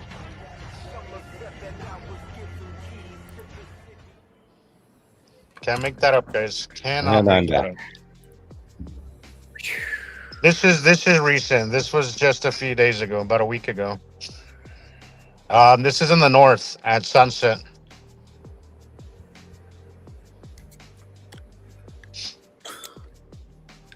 And this thing was enormous. This was small when it was first becoming visible, but it got so big that I couldn't even record it. My camera was not doing it any justice. This was on the opposite side at the same time. It's Saturn, yellow moon, and a lead asteroid. Yep. And the long box is up there someplace. Look at the curves. Look at how it's darker above, guys. Yeah. It's that perfect curve that's darker. Always look at the dark first, light second. Yeah. Start in the dark. Don't look at the opposite way, otherwise you blind yourself. Yeah, I was watching one of our dear friends. I won't name them, but maybe they'll know who they are by me talking about it. They're pointing out this big, huge space in the sky. And they're going on and on about that. And it turns out it wasn't a base. It was the asteroid in Matthew's moon and all of that. We could have guessed that, though, right? Yeah, unfortunately, and these are nice people that we've talked to many times, and there are a lot of people that go off in their own agendas, and it is kind of disheartening to see. Can you rewind that real quick, Rebecca? I just the one prior to this, I want to bring up a point. Just a little bit behind. Okay, look at this. This is the same thing, guys. About 20 minutes later. Okay, so this is 20 minutes. This is let's just say present time, right? As you see the curve, see all that. As you sit there watching it, go ahead and play it. Look, you see how it's just barely kind of materialized, kind of coming into view, basically. So coming into view 20 minutes later, guys. Bam. You can't make that up. You cannot make that up, guys. You can't. If it was just a random cloud, it wouldn't hold its shape that way. But the shape is still there. It's grown. It's gotten bigger. It's gotten closer. It's gotten darker. And it's at the yellow moon, and it's at got bigger. Right. Those are 20 minutes between those two videos, guys. Probably 15, 20 minutes. If you sit there and you watch them, you could literally see them come in close and get bigger and bigger and then move away. This was awesome, too. This was freaking awesome. And this, of course, is going to happen and get better and better and better as they're going past and into the light. And we'll see more facial recognitions and nighttime sightings especially with the higher they get. All of a sudden, you'll be able to look up at night and see their actual colors. Like the purple planet that Christopher got to see the other night, just at sunset. He saw the purple. And then when Nepacity goes a little farther and a little higher up, we'll see the green at night. And then when Isatum passes fully, we'll see the big red Isatum with the yellow dot moon in front of it or next to it. And then, of course, Saru and then Uri and all of that. And Matim, I can't wait to see what Matim is about to do this summer. Me neither. Somebody mentioned in that comment in that video that was just playing, well, what are you going to do about the culprits? I'm like, what culprits? What are you talking about? Trying to instigate the whole sea trout thing. I'm like, there's not a single plane in sight. And I'm literally 2 miles from the airport, and yet not a single plane in sight, guys. So I think a whole lot of people are buying into a whole lot of hoodoo.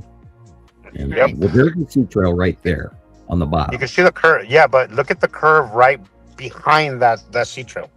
Right. There was an obvious curve there. Look at how the light works underneath it, guys. Look at the light underneath it. You'll always see the light being funneled and working around the bottom of it because there's something blocking it, guys. And they put one or two of them up there, and then they blind your whole eye to everything else that's going on because it breaks it apart and then it spreads out. What I'm seeing lately, Sam, is that and they've always done this, but they're really focusing on the edges.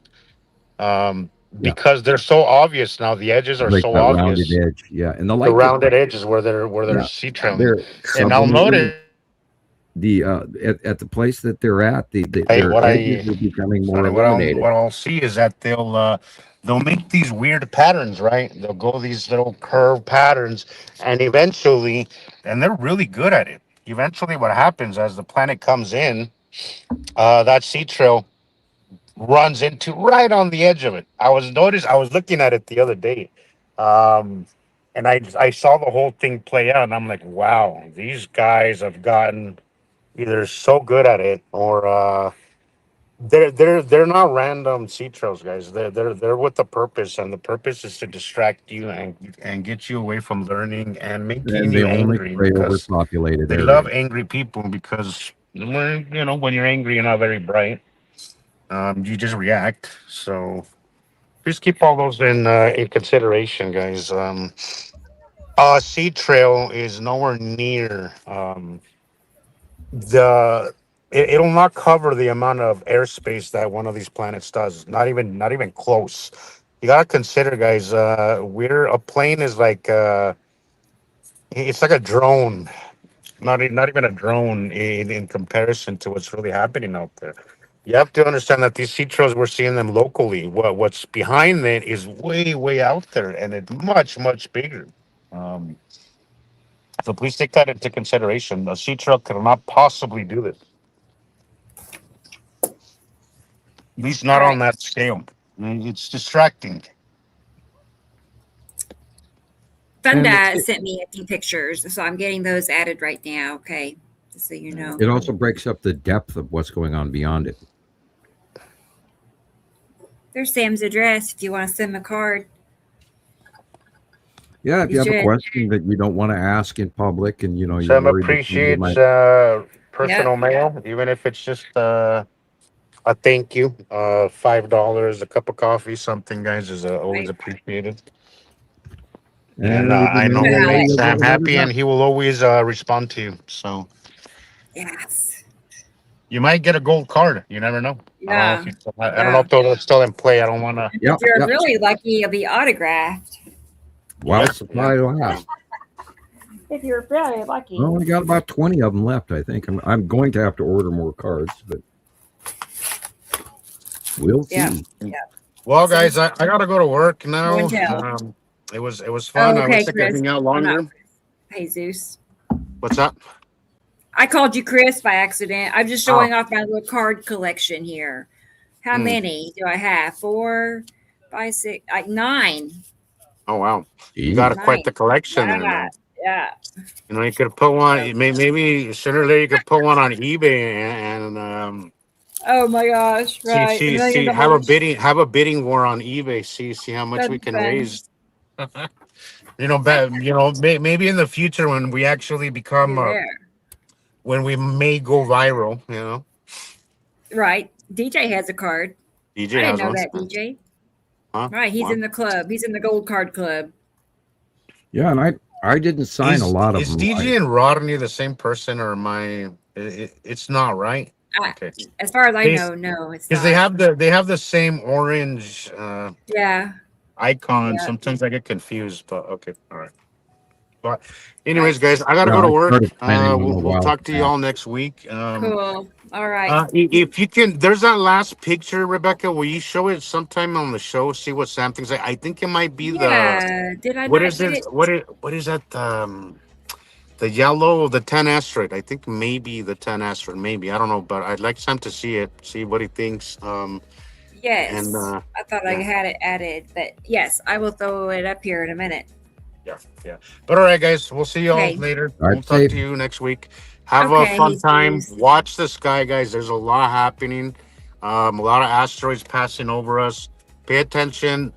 Have your cameras ready and send it to Rebecca so we can talk about it on the show next week. Yes. So, and also if you want to join us sometime, get out to Rebecca and we can make it happen.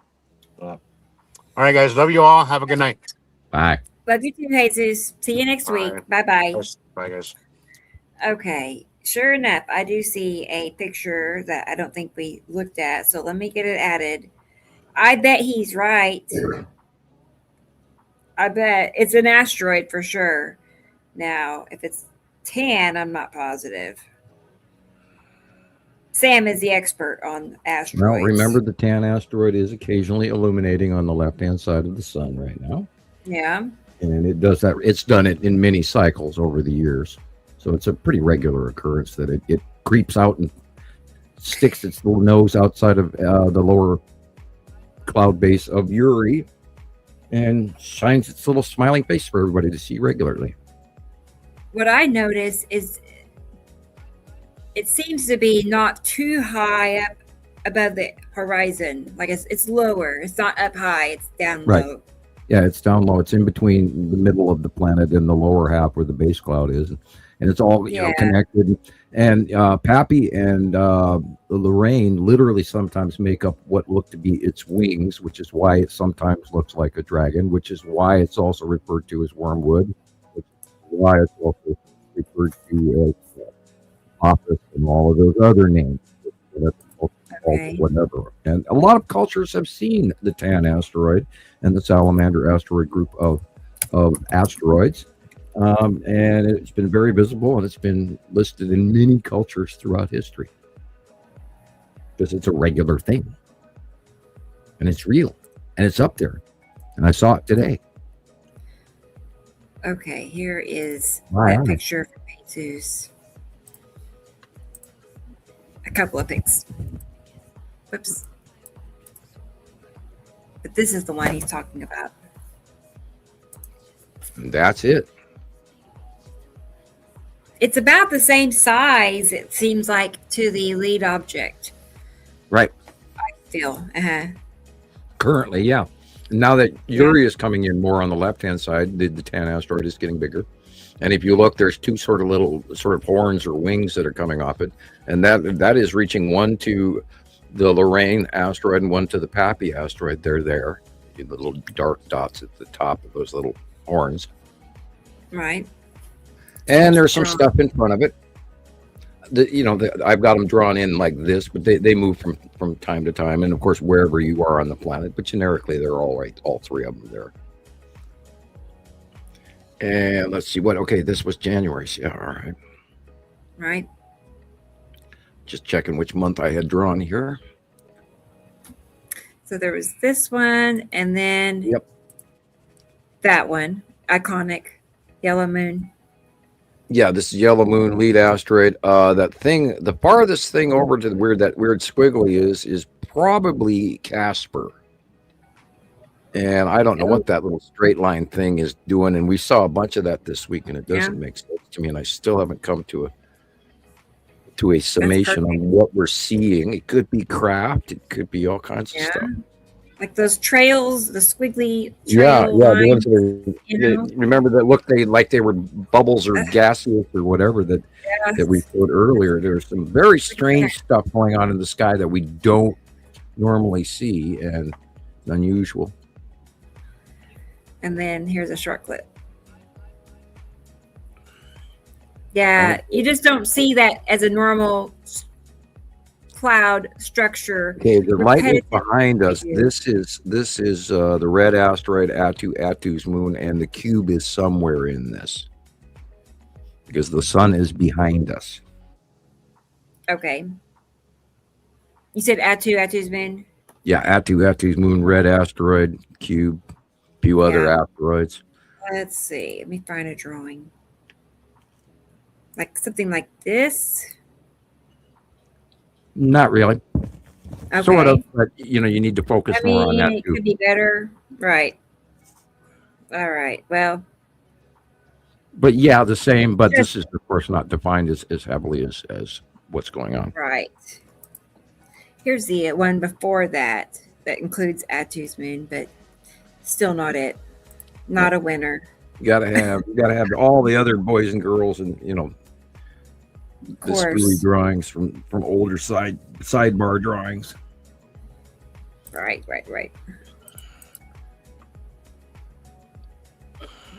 That kind of does, but not. It does.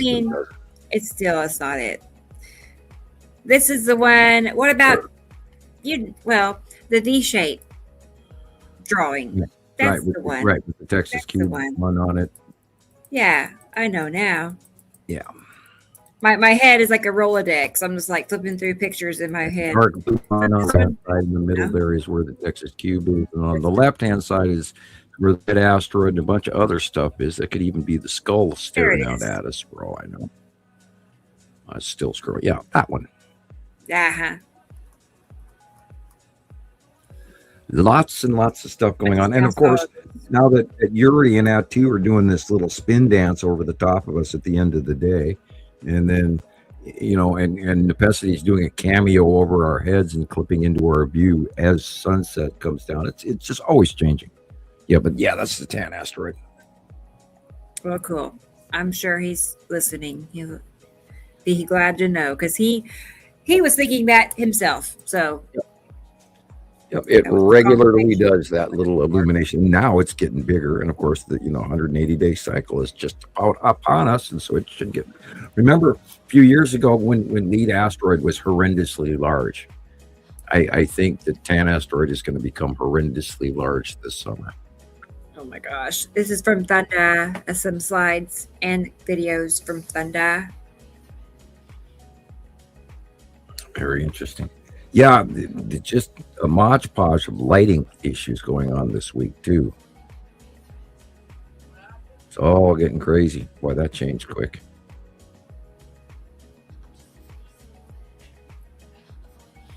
Pinch off of the light.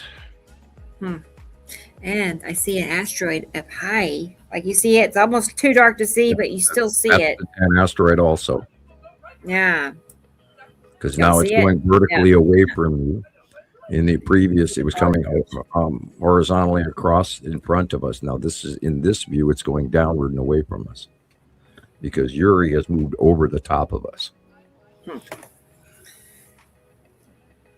then, of course, Pappy and Lorraine are the two other side asteroids. And they have a bunch of other small stuff along with it that we never cataloged. But I mean, there's so many asteroids at the bottom of Yuri, you wouldn't believe. I can imagine, just based on the pictures, that we have been looking at for years. You can see them so well sometimes. It's like, it seems like it's infinite, because it's not just one little small section. It's a whole huge part of the sky. We have that NASA release video where you just see all this cloud of asteroids going in front of the ISS, and that was 3, 4, 5 years ago. Infinite. There's just no gobs limit. and gob. Yeah. Look at that. More asteroids. Uri, and that's the rings and the asteroids underneath Uri and beside Uri. And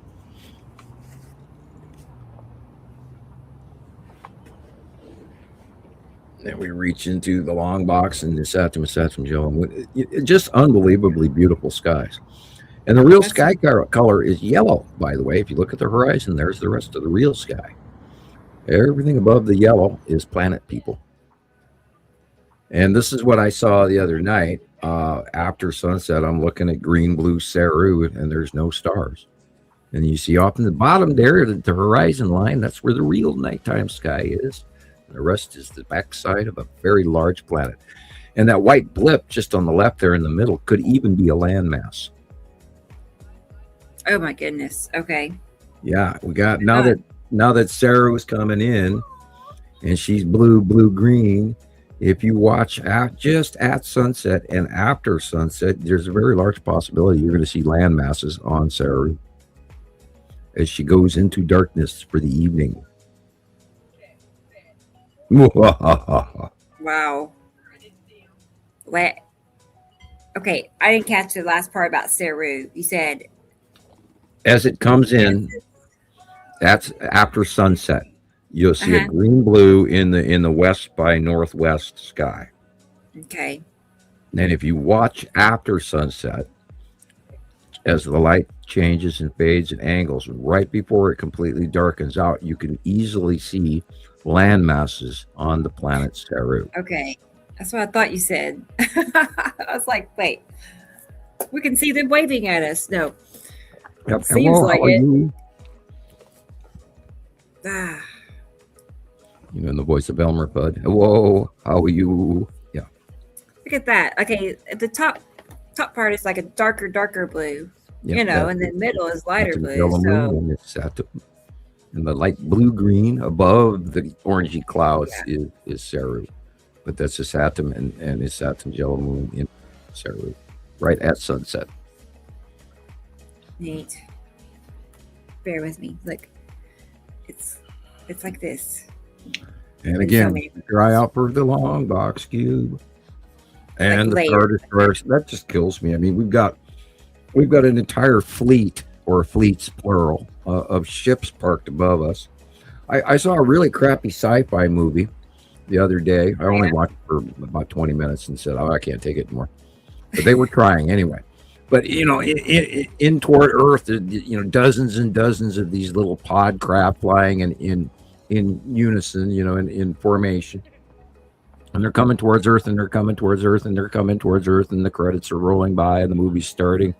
And I'm going, if people just freaking knew that that's already parked over the top of us and has been in the same place for, God, 6 years now. And if we go back to that picture that we saw in the beginning of the show, where there sits the long box cube, period, without a doubt. And we know that the Star Destroyers are parked by the dozens around both of the cubes.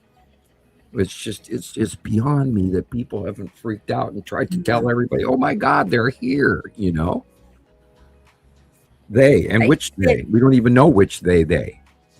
So it's associated most with Saturn's yellow moon, or Saturn, the moon. Well, the long box cube is parked on this side of Saturn's yellow moon.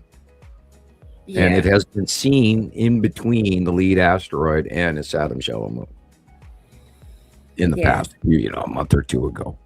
And we, thousands of sightings. I mean, we've seen the cubes every day for a couple of years now on the Facebook sites, without question, from around the world every day.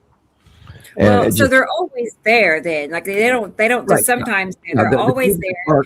Next to the two moons, Atu's moon, they orbit underneath, and the moons and the asteroids and stuff give it sort of a cover, because they mix into all of the stuff and you can't identify it, except that we know that they've been there for so long that you automatically see it, because I know they're there. Yeah, that helps. I have to occasionally remind myself that the long box cube is right there, but for the most part, the Texas cube always jumps right out at me. Right. which is usually at the 11 o'clock. which is right position. there, behind I that know. cloud, that box square thing going on behind that cloud is probably the Texas cube. Probably, Right yeah. see right there at the top in the Oh, middle. yeah, look at that. There's that Look at that curve, too. dark blue box. Yeah. That's a cool picture. Yeah, it's a good one. And once you start to realize what's in there, you'll start to see the outer hull, and then you'll recognize the side orb, and then you'll see these little small blips turn into star destroyers. Holy shit. And there was a bunch of them in the earlier photographs today on the show. I just don't point everything out all the time. Yeah. But they're there, and we see them every day. And I'm in awe that the whole world hasn't jumped on going, oh my God, they're here. Not one.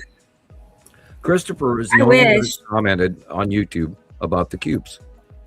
I think maybe somebody else did a little bit just to tease me, but there's no real discussion going on about these cubes. And they're intergalactic. They come from our galaxy, but they come from a very long way away from our galaxy in nearby solar systems where they live. Robbie wants to know when most people will see it.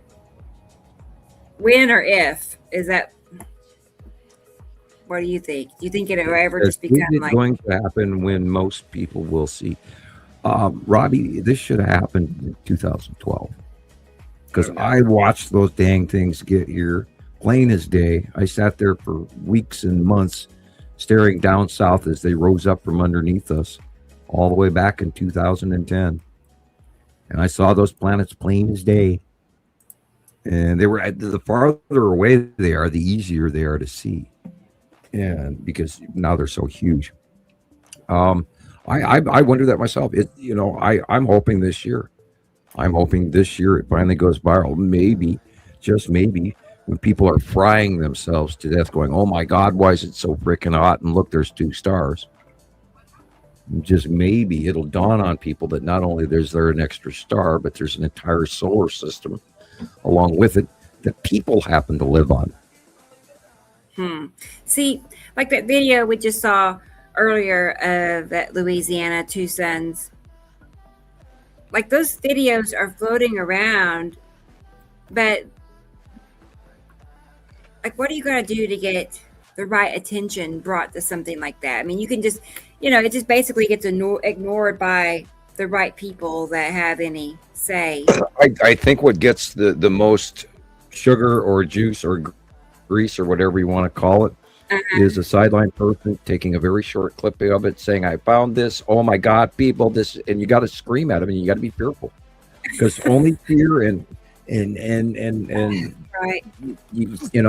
And I'm not one that gets to do that because I've been talking about this shit for 15 years, and so I'm not the one that can scream it. Look at the shadow on the planets off that sea trail.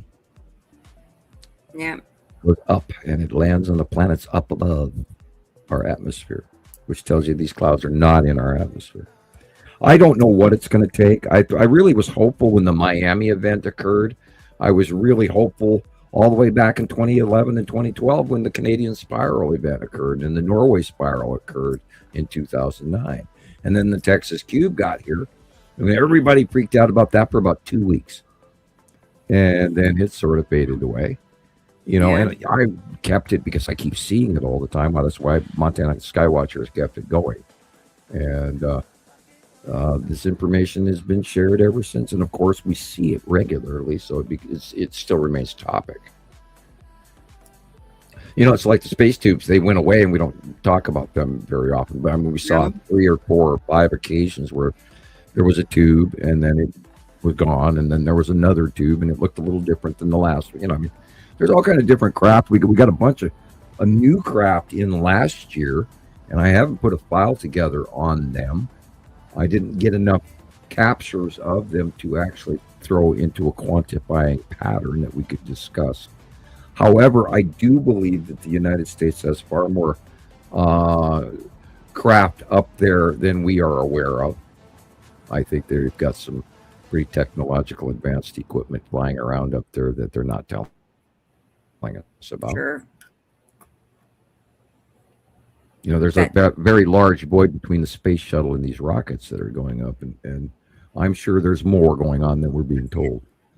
thank you And for that. we've had captures years ago from Canada of a space wheel, and it was really tiny. And I think it's entirely possible that maybe the United States has a space wheel up there.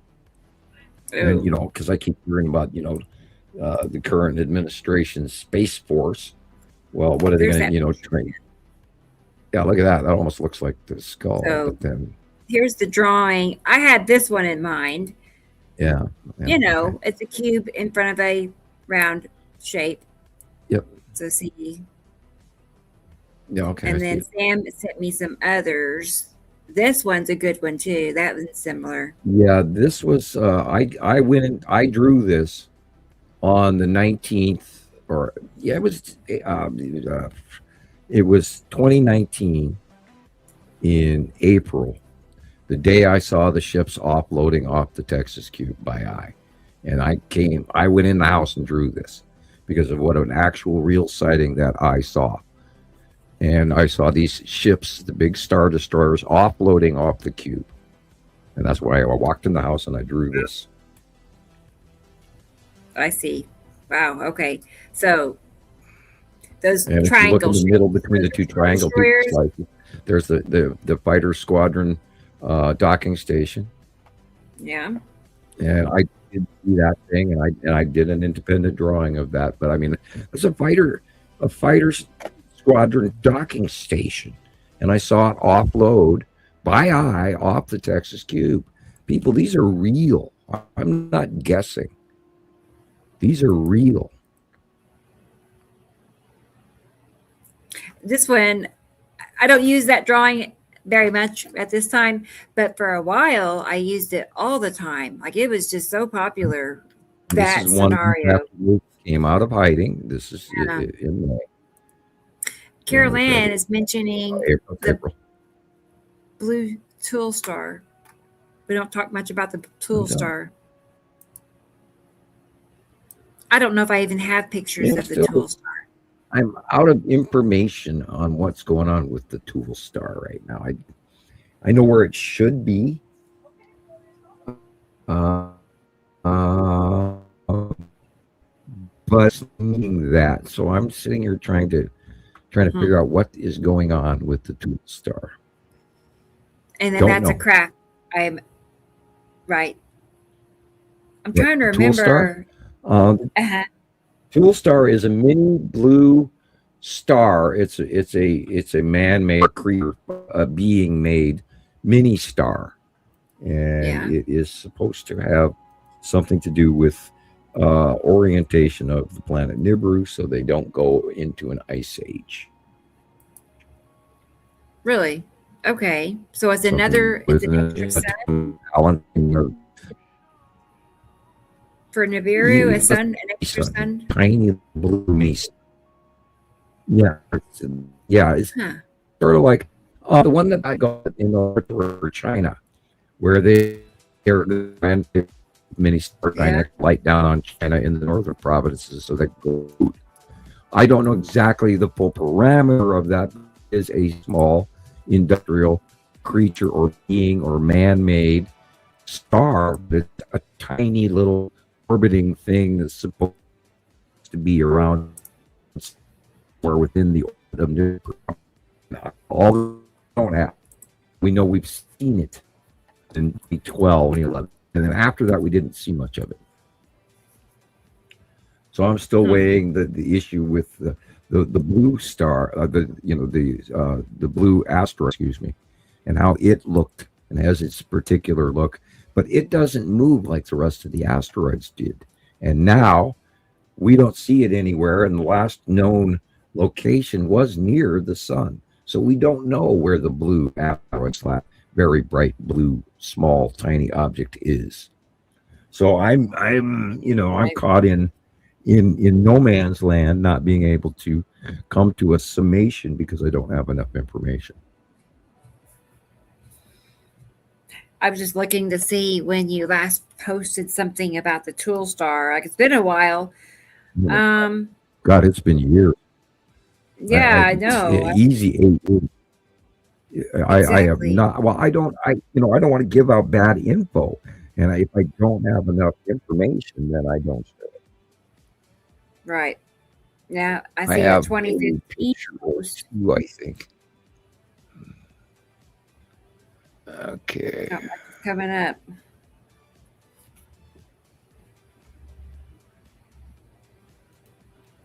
All right. Let me look in my file here real quick. Pictures. Earth to Brain. Where are you? I found one, and you commented on it. You said tool star, facial star of the Nibiru, upper right. Okay, let's put it up here and you can see it. It seems like I mostly remember the tool star being just a blue dot. You know what I And mean? yeah, and it's so intensely bright it has shaft lighting. There's a shaft that goes straight up and straight down off of it. I see. Yeah. So intense. I'm looking through. God, I'm in the wrong file. Phew. Got to go all the way back into 2018 or before, which this computer does not do. Tool star. All right, let's look at this stuff. I don't see anything. I know, there's in the not middle much. of the file for all I know. It just needs to be out and about more so we can. Yeah, well, I would love to be able to comment on it, but I don't have enough information to share. Right. And I hate guessing. I absolutely hate guessing. I'm still scrolling. Okay, well, we'll pop this up here and look what I got here. Let's see. Again, you commented and you said tool star / facial star of Nibiru, upper right above the 2 opposite.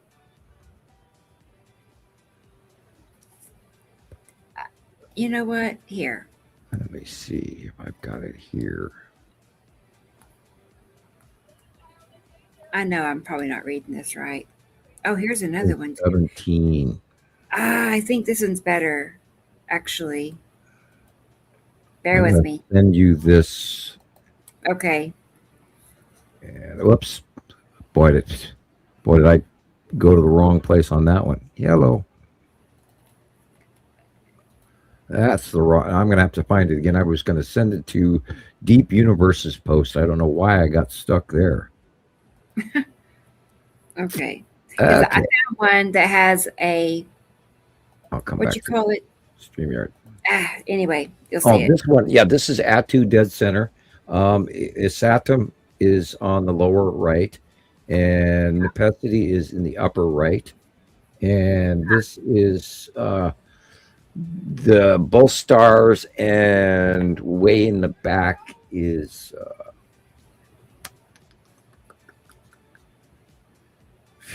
on the left hand side. There's pretty much nothing. Right behind Atu, the purple circle. Barely. Okay. So that real red dot, that's the planet Isatum. Yep. Oh my goodness. Yep. As a baby. Plus, it's way far away. Right. And Nibiru is just above it in the background on the right hand side, where Uri is on the left hand side, just next to the sun there. Yeah, this is 2014, 2015. Let me go back. Mm-hmm. Go back to my files. Maybe I can find one. I got to go way back in the old files just to see if I can find the shaft lighting alone. Found one, but then I sent it to the wrong place, so that didn't. Yeah. Well, here's one. When you said shaft lighting, I found this one that you commented on years ago about, and it has that shaft light you're talking about, I believe. No, this is the blue asteroid causing that. Shaft lighting goes vertical, straight up, straight down. I know. Blue Okay, but asteroid. this is from a post that you commented on. I don't want to argue with you, but Did I say that it was Toolstar? Yeah. Yeah. Okay, well then maybe it was. Sorry. Maybe it was. Yeah. You said. Well, it depends on the year, you know. Screenshot it and send it to you so you can Now you know remember what and I reminisce. It happens. I know. I don't like guessing. It's no fun. I know. Okay, I'm going back to my file for the third time, and I'm scrolling quicker. There. Anyway, I do see a shaft, a little, pinch of blue.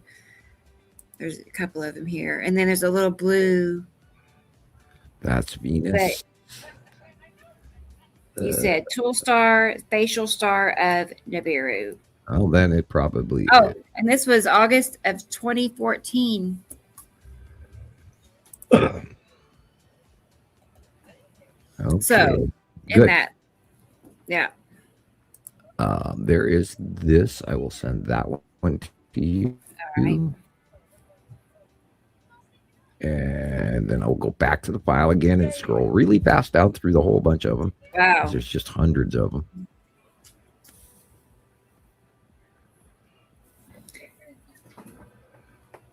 Okay, not going to be in the A file. I have to go back to the random file. Wow, there's a lot of AAs. Let's see. That's rounded. This one that you just sent me, how old is that? That is really old. That is like 2017, really? 2016, 2015, something like that. It's really old. Okay. Let me see what I'm looking at here.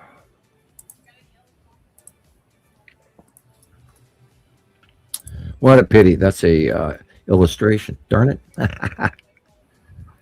Not what I was looking for. It does exactly what it's supposed to, but it's an illustration. It's not a real picture. Okay. Yeah. Okay. There's one of two suns. There are many.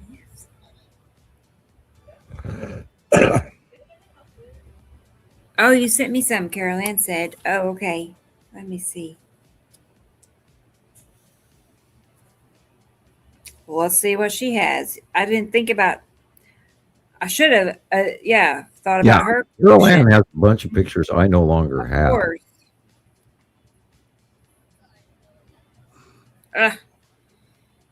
Yeah. What are we doing? She has them all. She has not lost as many computers as I have.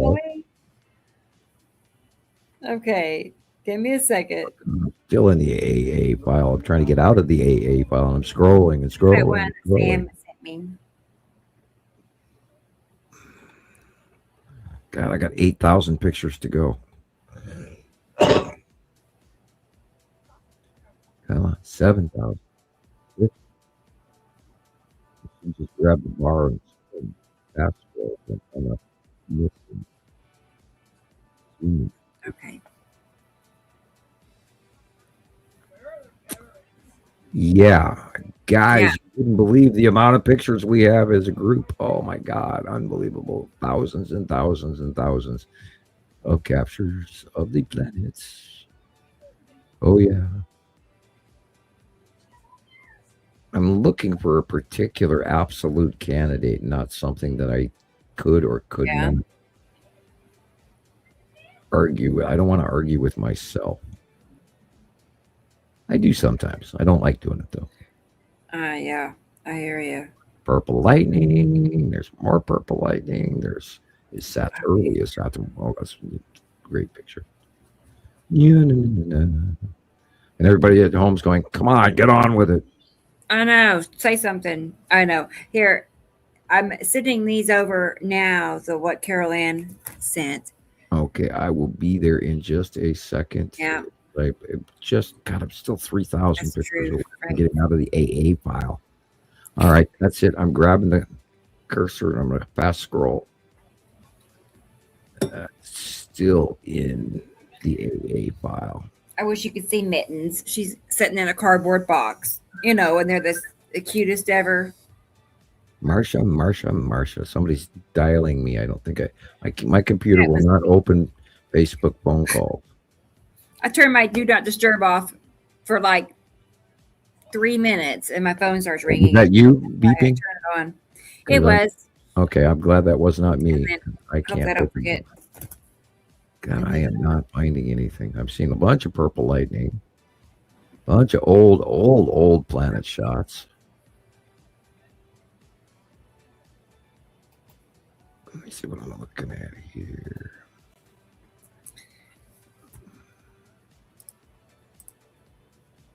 Here we go. From Caroline. 17. Personal collection.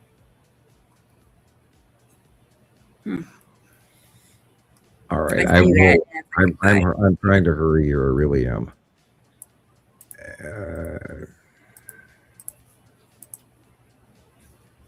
Open this up. Come on.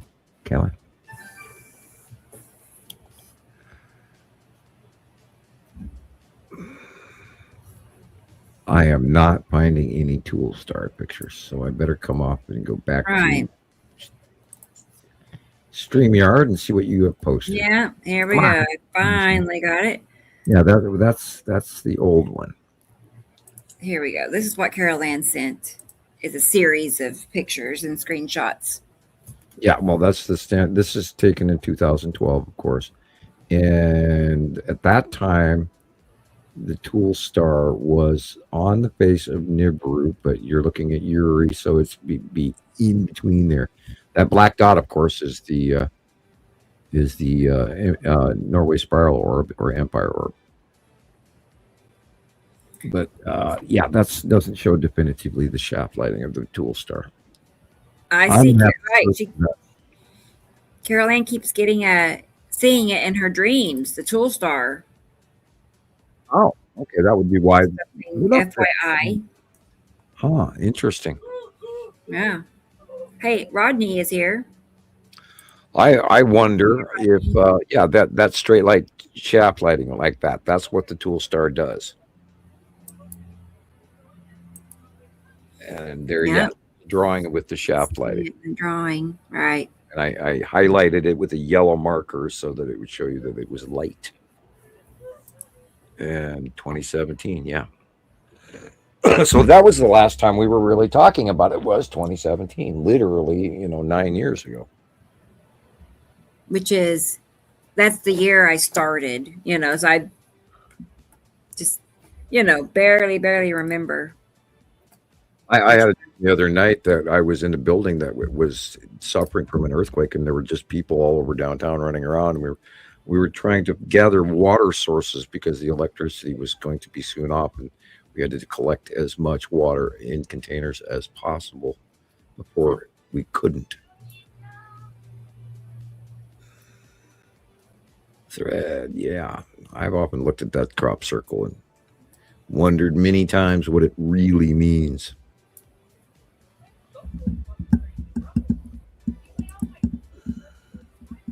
So if it's a blue, very bright shaft of blue light. Yeah. A blue, okay. Because I was gonna say, how do you know the difference between that and a light pinch?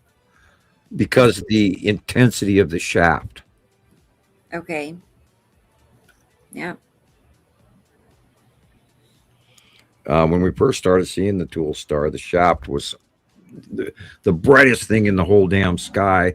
And again, back in 2011, 2012, when the second star got here, if you walked outside, your eyes would water. And that was the same time that you could see your own window tinting and circles inside your glass. And that lasted for about a year and a half. And nobody noticed it. I was like, I walk out the door and I got to bring a napkin with me because my eyes are watering because it's so damn bright outside. And I know that the sun is coming up in the northeast sky when it's supposed to be coming up due east. Chris said he made a Tool Star. I saw that video. I don't know, Chris. I hadn't. And I am going to run to the little scientist room. I'll be right back. Okay, Sam. Yeah, it's like I kind of remember it, but I don't at the same time. That's no help, is it? And it's gone. Right.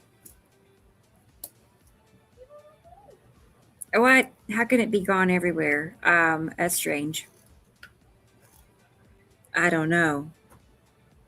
Don't you hate it though when that happens? I found a slideshow earlier. I was going to show, but we'll save it. But I was like, I know I made it. I went to a lot of trouble to make it, and this and that, and I seriously couldn't find it until I found it. So I thought it was just going to be a total loss, and just be like, yeah, I made it, and then it disappeared.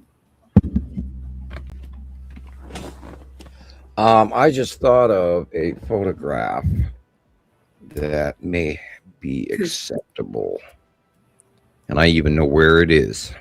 Yeah. It's in my ZZZ file. Wow. Yeah. All the way at the bottom. Now this photograph was taken and redated, because I remember when this photograph was taken, but then the person that photographed it did not get back to the United States to actually post it for several years, which is part of the offsetting of the date. And then it was redated again. Yeah. And I remember it. And hopefully this will blow your mind. Okay. And this, I'll blow it up in my, yeah, it says 2013. Yeah, it might have been, and I believe it was originally taken in 2011, and they didn't get back to the United States to post it until 2013, something like that. Yeah. But I think this is one of the best examples of the arrival of Nibiru, because this entire planet the entire sun that's being cut off. There's two stars. There's the Tool star, and I believe this is in Sweden. I'm not sure. I can't remember exactly where it was, but it is one of my favorites. And I know it was reposted a second time, which is where I got this copy from, because it wasn't the original, because the original did not have the date on it. Okay.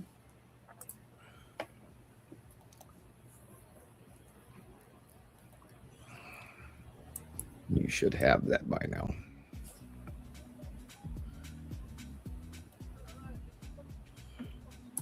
And everybody gets to see sort of kind of how we do things when we talk in the background and share stuff. Sometimes we all go searching for one stupid picture out of 20,000 pictures. Okay, let's see what this is. I don't think I have ever seen that picture. That's one of the earlier. Yeah, it's dated 2013, but I believe it was captured. Oh my word! When Nibiru first got here, along with the second star. And oh God, this capture just blew my mind. I had to really spend some brain rearrangement to try to understand what I'm staring at. Right. And you notice a tiny little smaller object that looks very much like the blue asteroid.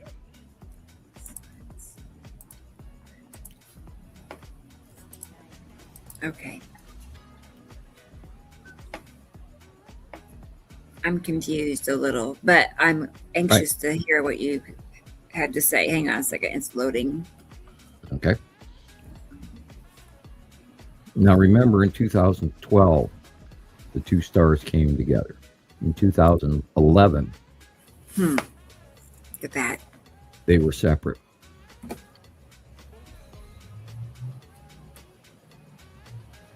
I mean, it looks like a planet clipping into the sunlight, but then what's the smaller illumination? Right. Is that Nibiru or? Yeah. Wait. Nibiru is the blue area. Uh-huh. Okay, with one star in front of it, our star. Their star, Nibiru's larger star, is behind Nibiru and shining underneath the bottom of it. Oh, okay. So the top illumination is our sun? Star. Yep. And the bottom illumination is the standard red which at that time was still slightly behind Nibiru upon arrival. Wow. And so Nibiru was behind our star. Yeah, at first. At time, okay, at a time. Yeah. All right. And then that's why I looked at this, and it took me forever.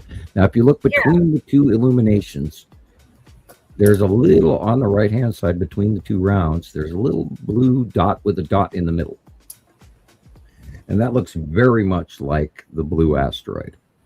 And the fact that the blue asteroid has not moved like the rest of the asteroids makes me wonder if I was seeing the blue asteroid, and in actuality, it was the Tool Star. And that is why ever since I had that preponderance in my mind, I have stopped talking about the Tool Star. Because I don't have all the information. Right. I like that one. What about that little light towards illumination on the left? Side? That's the edge of Uri, which is behind. Oh, what? Nibiru. Oh my gosh. Yeah, now you say that. It is slightly curved, you know. Wow, so that's way different. Nibiru in front of and this was groundbreaking photograph, and this really, the fact this was the argument culmination of the two suns going. There really is, because I knew that there was this illumination. We knew that illumination was coming in with the planets, and I kept having to tell myself, no, that's not our star. No, that's not our star. No, that's not a star. And they got closer and closer and closer to each other. And, I'll grab you this photograph real quick if you want to continue this conversation. I'll send you here two, because there's two I use regularly okay. for this description. And it is very, because you can see it in both, it's over in front of water. That's why I use these pictures. Okay. Hey, Claudia, good to see you. Where is that second one? I probably flew right past it.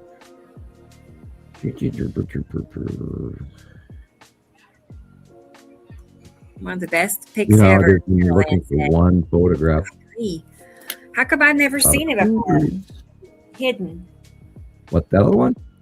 I don't use it a lot because I didn't have.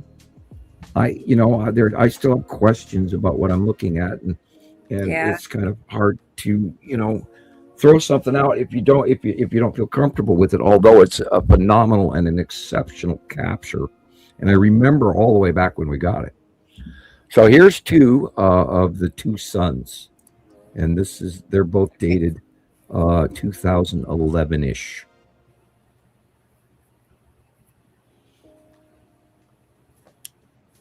And the reason that I'm sending those is because that shows you that the smaller sun is due east, and the larger sun is in the northeast. And that was when everybody started getting their watery eyes, and you could see the circles inside your window tinting in your car windows, which you can't now to this day. But that may again happen, I don't know. Okay, I'm going to add it to this filter here. Yes, it's a mad, mad world. And I'm ready for my rubber room. Nice long vacation. I don't know what I would do if I didn't have internet. I'd be lost like Generation Z, man. It would. I know. It's become such a habit to have and to check and use. It would be really. But I still feel like I could function, I've been taking Carol Ann's advice, and I've just been doing a little less on the computer on purpose. Trying to do a little more laundry and everything else. Like I got the laundry done. Yeah. But, okay. Getting the kids to empty the dishwasher would be a nice thing. Of course, Nova's not a kid anymore. She's coming up on her 19th birthday here this month. Oh my goodness. It's a grown up almost. Yep. Almost. Yeah, she was commenting. I was, pointing some. Yeah. This is, as you can see, the size difference. This is not a lens flare.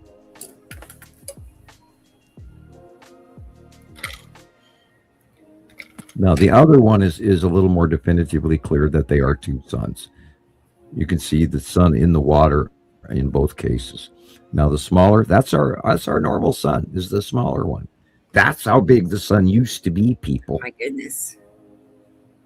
In the east, that's due east. And then the bigger star started coming in from the northeast. And over time, it was so bright, it drowned out ours. And we automatically mistook our sun for the big standard red.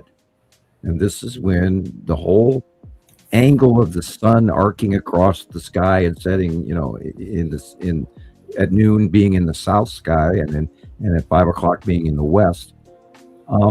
In summer, years ago, at high noon, the reason they called it high noon was because the sun used to be directly over your head in summer, and it hasn't been that way for a decade, people. No. Or more. Is pretty low. Yeah, it's this weird arc, and that's when all the planets tipped. I don't know about this one, but I had a few more. You've got two sizes. Yeah. There's our smaller sun, and then the larger sun has worked its way from the northeast to pretty much due east. And then it started outshining our sun, and then we couldn't tell the difference, which is exactly what's going on kind of now with the Louisiana shot that you just had. Right. That matches that.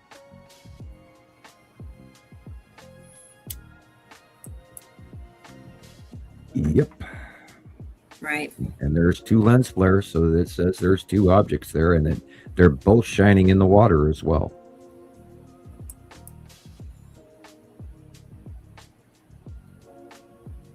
Yep. Different sizes. Yeah, that was... This is, of course, through pollution and haze, but yeah, this is a little clearer and more definitive. Right. That's a good one. Yeah, and the lens flares are even different, little slightly different colors. So sometimes asteroids glow like that. Right. But they're not the same asteroid? intensity. They're not sun bright. They are less luminous, less candles, luminance. Okay. They're not, and that's one of the prequel. You got to go. Are they both really bright? And if they're not, well, then the less bright one is most likely an asteroid. Okay. And you'll get a crescent flare of it. You won't get a full illumination circle like this. I see. Let's see. Yeah, that was all I had in that folder. That's a great file. And then here's a few of the separation pictures, just showing how we're seeing two different sources of illumination. That was that's shining on the bottom of Saru. Okay, so maybe not. I don't know. Yeah. Well, it could actually entirely be the yellow could be part of that. You're right. But this, that one, and we've got 3 or 4 other ones like that. But that one, Yes. They're different colorized versions of the same shot, and this is literally one of the most definitive ones. We got midsummer, didn't we? Yeah, last summer. Because look, there's leaves on the trees also. Yeah. There's another one. And different sizes, people. Yeah. And you can see these like all in June last year, like around the same time. I think by summer we're going to see a very similar thing. I don't recommend, this is June 2025. I don't recommend taking pictures like this next to trees, because that will add people. Somebody's going to shut you down on that one. But I agree with the shot because it isn't incorporated by the tree, but it's damn close. Right. At least it's got a date on it. Thank you. And location, Utah.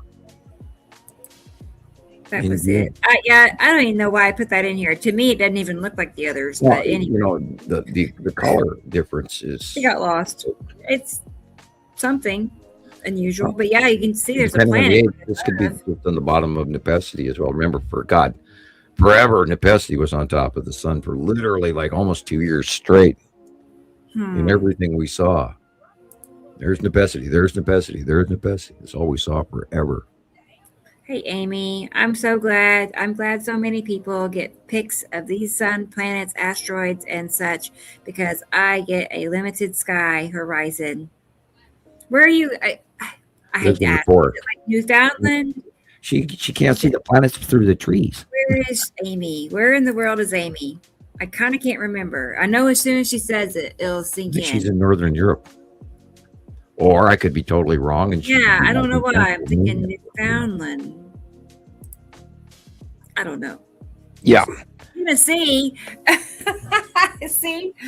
Ah, okay. Okay, yeah, she lives in the Appalachians. Thinking of somebody else. Let me send you, because my brain just went someplace else. Let me send you the backblow CME picture of 2012. And there you go. Still in that video I posted Montana Skywatcher from 2018 with oh yeah, right. I totally remember that, DJ, because when that happened, it was December. I want to say it was Christmas or Christmas Eve over New York. And I saved that picture and that video and I worked on it at least 2 weeks. I'm not kidding you. I mean, I just studied it and studied it and studied it. I don't know if I have it on here or not. I might. I love it too because it's so, and then immediately they were like, that was what they say it was, a power surge or something. Yeah, that's Photoshop or a power surge, man. Yeah, what was the it? one I just sent you is the backblow CME of 2012. When the two suns came together, they put out these unbelievable massive. If we would have been in the line of that backblow, we would have been dead. But that backblow reached to the other star. And if you look in the photo in the upper left corner, that's the larger star. And people don't see that. They only are paying attention to the other star. But in actuality, well, that one, yeah. DJ is talking about. I remember this, and I that multiple illuminated thing up there in the upper right still has me wondering.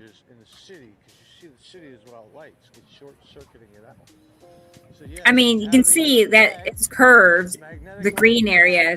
I mean, that's a planet. Right. That would be bottom of It's the not a power station. illumination.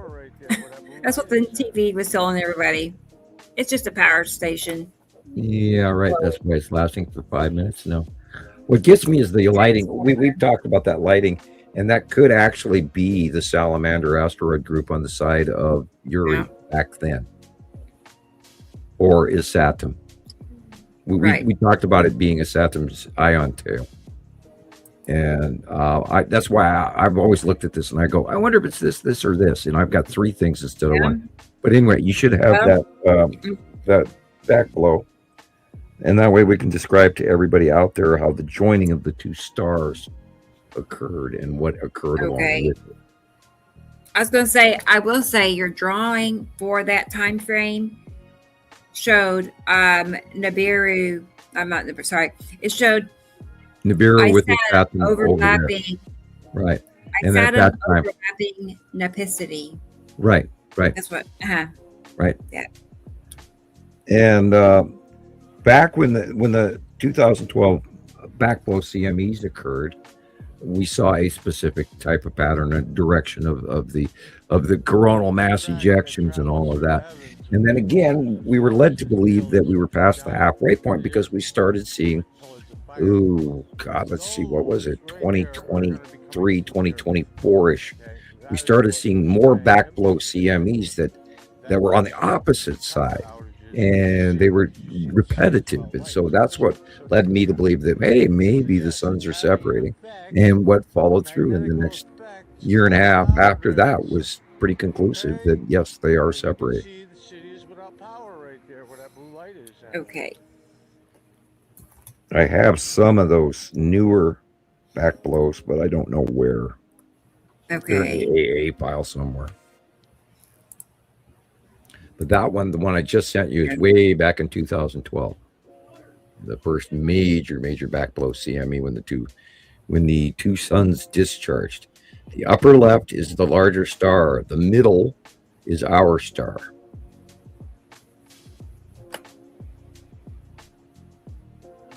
Huh. Wow. And that's how we knew that the two stars were boy. orbiting in 2012. And I remember that. Sitting here thinking, like, how far apart could they be? You know, it's like millions of miles or something.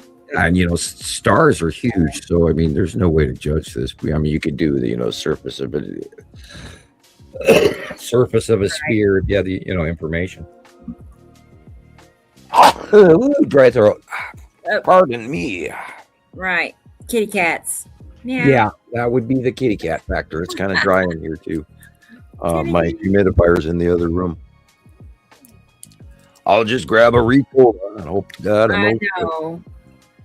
Well, Christopher said he was coming back, but I didn't know he left or had to leave. Well, he had something going on. I mean, maybe I was stepped Busy away. man. It could have been Busy man. I think you were. He may have had trouble because he had his screen blacked out for quite a while. He might have ran into a little internet issues because I have been. That's how I started my day. My screen was black at first when I first came in. That's what you said. Your picture was changed. Took away my other picture, so I don't know what's going on. Right. I don't know. Goes Zoom tight. Thank you, Amy. Right. Goes Smooster Ruben. How we roll. That's how we roll, Robbie says. Pretty much. I think we're all just glad that we found each other. I know I am. I'm in awe for the amount of information that we've collected. Now that one I sent you one earlier today. Let me go back and I'll grab it and I'll resend it to you. Gillian sent it to me this morning, and I looked at it and I thought, "What the hell is that?" All right, Ricky Boris. Wow, it's not there anymore. Where is it? No, it's okay, Chris. He had to go. That's a good one. It's not the one I was looking for, but it is a good one. That is the bottom of Saru base cloud. Night, David. We'll see you next time. I think I posted a copy of it on my task. I'll go look.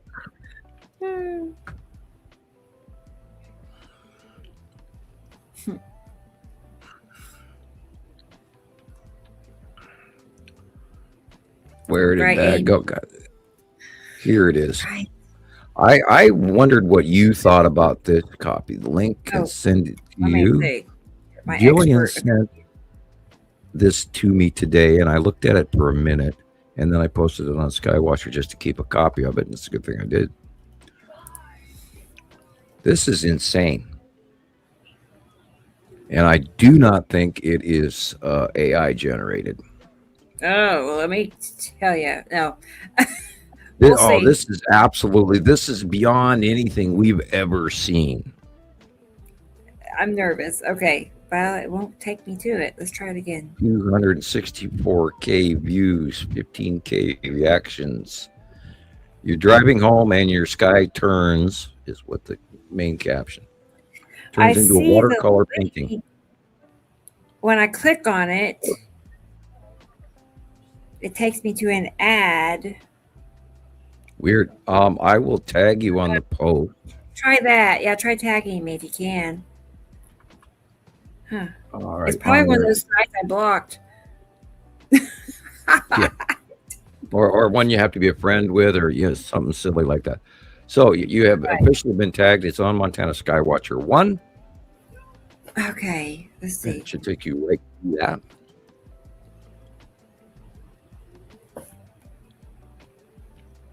It's from Ethereal Earth. Oh, yeah. Sorry, I had a bad reaction when I heard that. Sam, if you go look at everything that they share in their reels, I couldn't find anything that was real. Well, this is just one of the freakiest things I've ever seen. And Yeah. it- Carolyn, are you familiar with ethereal Earth?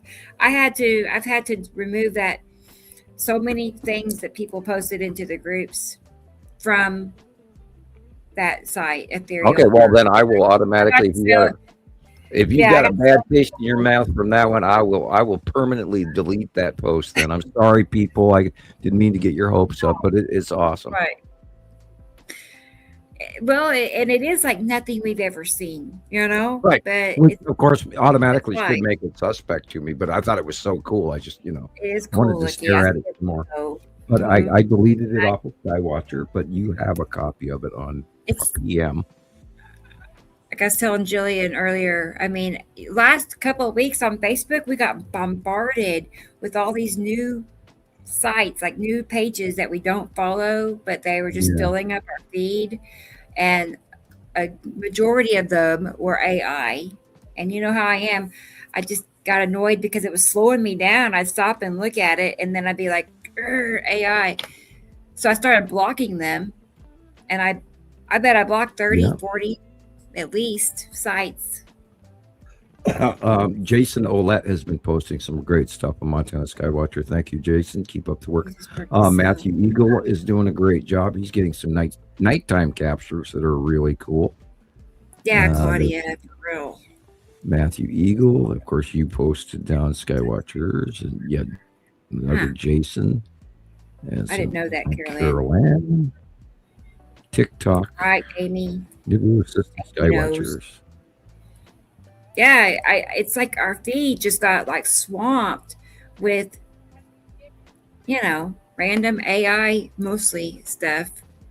So I go on a blocking rampage. Yeah, we're gonna have to watch for that. And I might have been too enthusiastic because it was so cool looking. But this was right before the show, and I didn't have a place to sit down and watch it because I was getting ready for other stuff. So I just sent it over there. We'll watch it later. Yeah, stupid AI. You tell them, Amy. Stupid. I know. It's like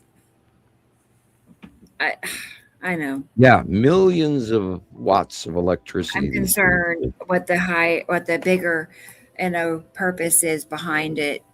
It can't be good. It can't. And then I know we want everything done for us for free. We want to be able to tell it to do.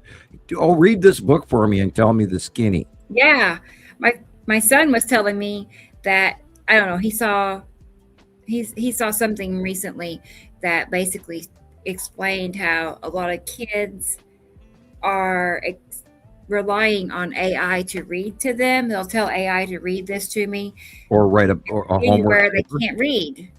They can't read. They're having AI read it to them, so they don't know what the words say. Wow. That's where we're headed. Vocabulary. Well, it's making things easier and it's making things harder. That's for sure. Yeah. I Because like it. It's a little art. It's dropped credibility. That's It's it. made our job harder and Yeah. easier in certain ways. But we have to feed AI about our know. information and teach it. It's like teaching a robot child. Right. It's concerning, because as we go, I see it all the time now, just not just what we talk about, but across the internet. There is this underlying doubt, as to what you're seeing. Is it real or not? Like there's a lot of doubt happening, not mine, but other people too. They're in the chat and they'll be like, is it AI? Is it even real? Yeah, and we had that where people would go, I bet that's Photoshop, man. And then, we went through years of that. And we chuckled over that. And, we're going to run into something else that, this or that. And, well, my favorite one. Again, I saw this on I think it was one of your YouTube videos where I was reading the comments section in one of your older videos. And if these planets were real, and it was quote unquote, same story we've heard 1,000 times. If these planets were real and this was really happening, we'd be dead. Oh my God, I have read that so many times. And we ain't dead. You're still here. Well, this has been going on for 15 plus years, people. and you're still here. So yeah, I know it's a misconception because of gravity is in their mind.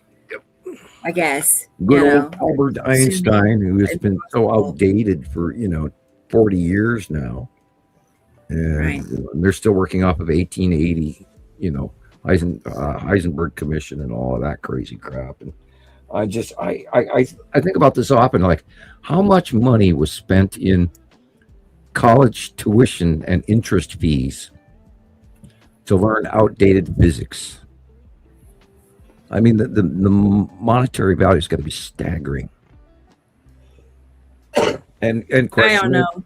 Do colleges have the right to teach certain things and charge great deals of money that you've taken this unbelievable student loan over? And I watch these. Now you can get a college degree online, and it's like, oh God, scary. When you can actually get a college degree by looking the shit up yourself and not have to pay for it. Yeah, I was just thinking about GPT, you can teach yourself. That's what we did. I was thinking about how many careers are going to be eliminated in the near future, because of AI. They already are. Right. Spooky where we're going. Right. And again, I don't frankly think we're going to have enough time. I think we're going to run into some really dire planetary scenarios. From politics to the environment to our food sources this next couple of years that I think we're in a whole lot of trouble. I don't want to be right. I know. I want it to just be normal and be Yeah, I'd like to be not climate change. Good old days. Right. Right. So you're doomed. I know. I was talking to this lady, like my Uber driver, and she was telling me her grandson wanted to be a psychiatrist, and that's one of the careers they're going to axe with AI. People are just going to talk to AI. They're not going to go to a psychiatrist in the future, And I was telling her, I was like, he needs to go be a plumber or, electrician. Yeah, they need service jobs. That's where the good money is right now, actually, too. Construction and trade. Yeah. And trade school, of course, Europe runs it like that. If you're not a college, scholar, then they send you to trade school. And we totally need to completely restructure our education system because basically it's a daycare for rotten children, and we're turning our kids into little monsters who only care about whether or not their career in TikTok is going to make them go viral. Yeah, and that's going to fizzle out too because AI. There's already AI, influencers. Yeah. So you're not that special because it's admirable if you find your own genre. I mean, I absolutely wholeheartedly believe in the guy Beard Meets Food. The guy eats for a living and he takes YouTube videos and he doesn't like TikTok. But he takes YouTube videos and he has millions of views and he's actually earning an income eating free food. On TikTok. He is on TikTok. Uh-huh. Yeah. Oh, yeah. I've seen him. In the past, he always go, "Oh, not TikTok," but maybe he's doing it by now. But he's got different podcasts as well. He's got the Beard's Food of the Month and all of that, and then the Beard something or other where he does a beard podcast. Yeah. I don't know. Watch it, and I mean, there's a lot of that's really cool, but you only 1 in 10,000 people make it, or 1 in 100,000 people actually make it, and we have our definite niche, but nobody wants to believe us because again, remember that Dan guy on YouTube, that one, he's got a huge following. I'm glad I can't remember his name, but that one Dan guy. Sci-fi Dan. Sci-fi. Yeah, okay, Sci-fi Dan. And Sci-fi Dan. He just cuts us into cheese, into little teeny cheese chunks, going, these guys are the most craziest, most outlandish thing I've ever seen in my entire life. Meanwhile, we're accurate as hell. And it can't even fit in in his realm of thought that this is even possible. And he actually did early on run into my material, and actually did try to study it, but then I somewhere maybe in the first 2 minutes, I don't know. Right. You know, I feel like he's probably just a controlled opposition, honestly. Like his whole channel was just combating. paid troll, yeah. You know what I'm saying? It was to combat anything outside the narrative. Right. You know. Well, you know, we could sell Oscar Mayer hot dogs, or we could sell ballpark pranks. I mean, we know we are right. We do. We absolutely know we are right, because we've got horrendously large piles of documentation that there's nobody that can touch our 15 years. No one. And of course, you know, my knowledge of the planet names, and the fact that this comes from an extraterrestrial stands here and tells me a story, and then I, in 2010, come out to tell you the story. Oh my gosh! Right.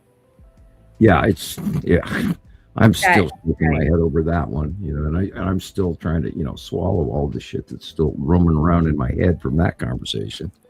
7-foot tall guy with a weird head, who parked his spaceship right there. Have you ever thought about trying to draw him? I'm just curious if you ever drew him. I'm not sure I ever directly got enough eye contact with that man. I was exuberantly uncomfortable in that situation. Yes. And I'd probably be crying. Could you draw a picture? You remember the Saturday Night Live, the Coneheads? He didn't look like a conehead, but I mean, I realized, and it was part of the strange part of while I was talking to him, the realization that the back of his head was unusual and large, elongated. It struck me as odd for the first few minutes, and then after that, I mercifully, embarrassingly tried to ignore it. And I was trying to pay attention to all this info, and I got so much information dumped on me. I wish to God I'd had a notebook and pen. Right. Yeah. And then I started arguing with him because he was telling me I was going to do this great thing and all this, and only I could do this. And when somebody tells you that, you go, "What are you talking about?" And that's where I got to the point where I was just going, "It can't be me. You can't be right. This can't be real." And 20 some years later, 25, 27 some odd years later, here we are doing this, and it's just so unbelievable.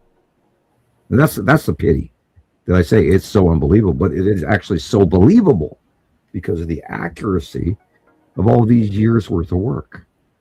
If I would have been wrong, second year in, making all this shit up or whatever, it would have been proven. Dylan has a question for you. What about Bob Lazar? And Amy wants to know if you would sign another NDA. Would you ever sign another one? So what about Bob Lazar first? It sounds familiar. I can't think of exactly who that is, but it does sound familiar. I would sign an NDA if they threaten my children. Yeah. Where if they actually knock on my door tomorrow and tell me to quit, otherwise my children are going to disappear, then I would let everybody know I'm done. Bye. And then if that ever happens, then that's the only reason I would ever do that. I was threatened gravely in 1980, and so much so the threats were so absolute that I didn't dare, and that's why I kept my mouth shut all the way to 2010. Not only that, there was a certain air of, okay, so I wrote a paper. I didn't completely realize the enormity of what I was saying I'm not going to talk about. And then, of course, here I've got, Major Dame standing here telling me, well, extraterrestrials are real. And I'm going, well, I already know that.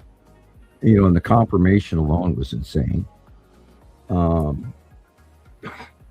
It's a weird life because I'm sitting here watching spirits fly through my house regularly now, And it's just like, oh God, am I seeing things? What the hell? It's gotten so much worse. And there's more ghosts flying around than I've ever seen before. Oh gosh. Yeah. And I don't like looking across the room at night when I'm watching scary shows. I know. You know. And then again, if you guys really want to see a very hauntingly scary, frightening scenario, watch Really Haunted on YouTube, or Slapped Ham, or Nuke Stop 5. Boy, they got some stuff on there that'll scare the crap out of you if you like that. My kids actually like horror. I'm like Chris. I'm like, no thanks. I mean, I've done that before. I've watched those shows before, and all the scary movies you could, watch and stuff. And then I got to where I felt like it wasn't for our best interest. Yeah, not something you want to watch right before bedtime either. No, not at all. Time to watch that. And, on a lot of these videos, it says, do not watch alone. Okay, all right, that's a good idea. Yeah. And I go through these emotional bombardment sessions with myself because I'm always trying to make sure I do the best for you guys I possibly can. And I don't want to second guess. I don't want to get worse. I don't want to get lazy. I want to be as accurate as I possibly can. So I do work at it really hard, and I have good days and bad days. And then I have the body ache crap going on my next birthday calling me here. And of course, we're all suffering from the planets. I'm sure of it. Enlightenment. I don't know. I just think you're down at the bottom on 100. We got to strive for better than 100. So I don't want to be fearful, griefful, guilty, shame, Well, a question is, do we desire more views? Am I angry that we're not getting the views? Am I prideful, which is probably supposed to? Right. Pride comes before the fall. Yeah, I'm just trying to have enough courage. I'm trying to remain neutral. I have a willingness to do this. I have a reason to do it. I love doing it. It gives me joy. I do get peace when I turn the computer off, and enlightenment when I finally get to sleep. I'm kidding. I've been having trouble going to sleep even. Too much on my mind. I do too.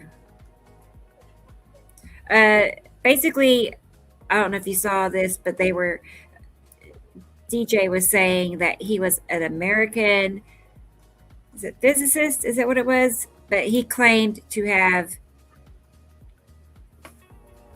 let me tell you what I have on my end. He's an American. That Bob Lazar. Okay. Now I know a government project. Thank you, to reverse engineer extraterrestrial technology.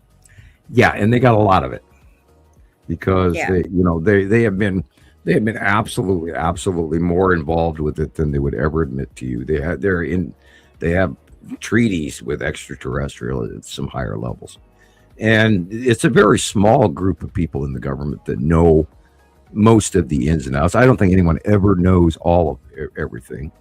They do that on purpose. Information always goes up; it never goes down. Everything that ever comes out of any agency is vetted before it ever goes anywhere. My paperwork, when I was doing the remote parsing project, my paperwork went up, and they never even told us if we were accurate or not. And they would give us the target, and you sit down with a yellow pad and paper in a dark room, and usually you could be 1 or 2 or 3 people in the same room with you, but you don't even sit at the same table as each other. And they give you the target, and that originally was laid out as the Stargate project.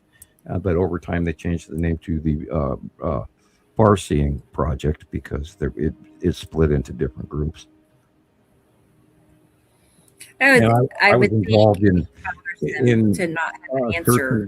It was to counterintelligence the Russians to look using remote viewing, and literally within the first couple of targets, we found. And me and a couple of persons who talked about it, which we weren't really supposed to in the room afterwards. We noticed that there was the gray alien base on the dark side of the moon. And the dark side of the moon is not dark all the time, by the way.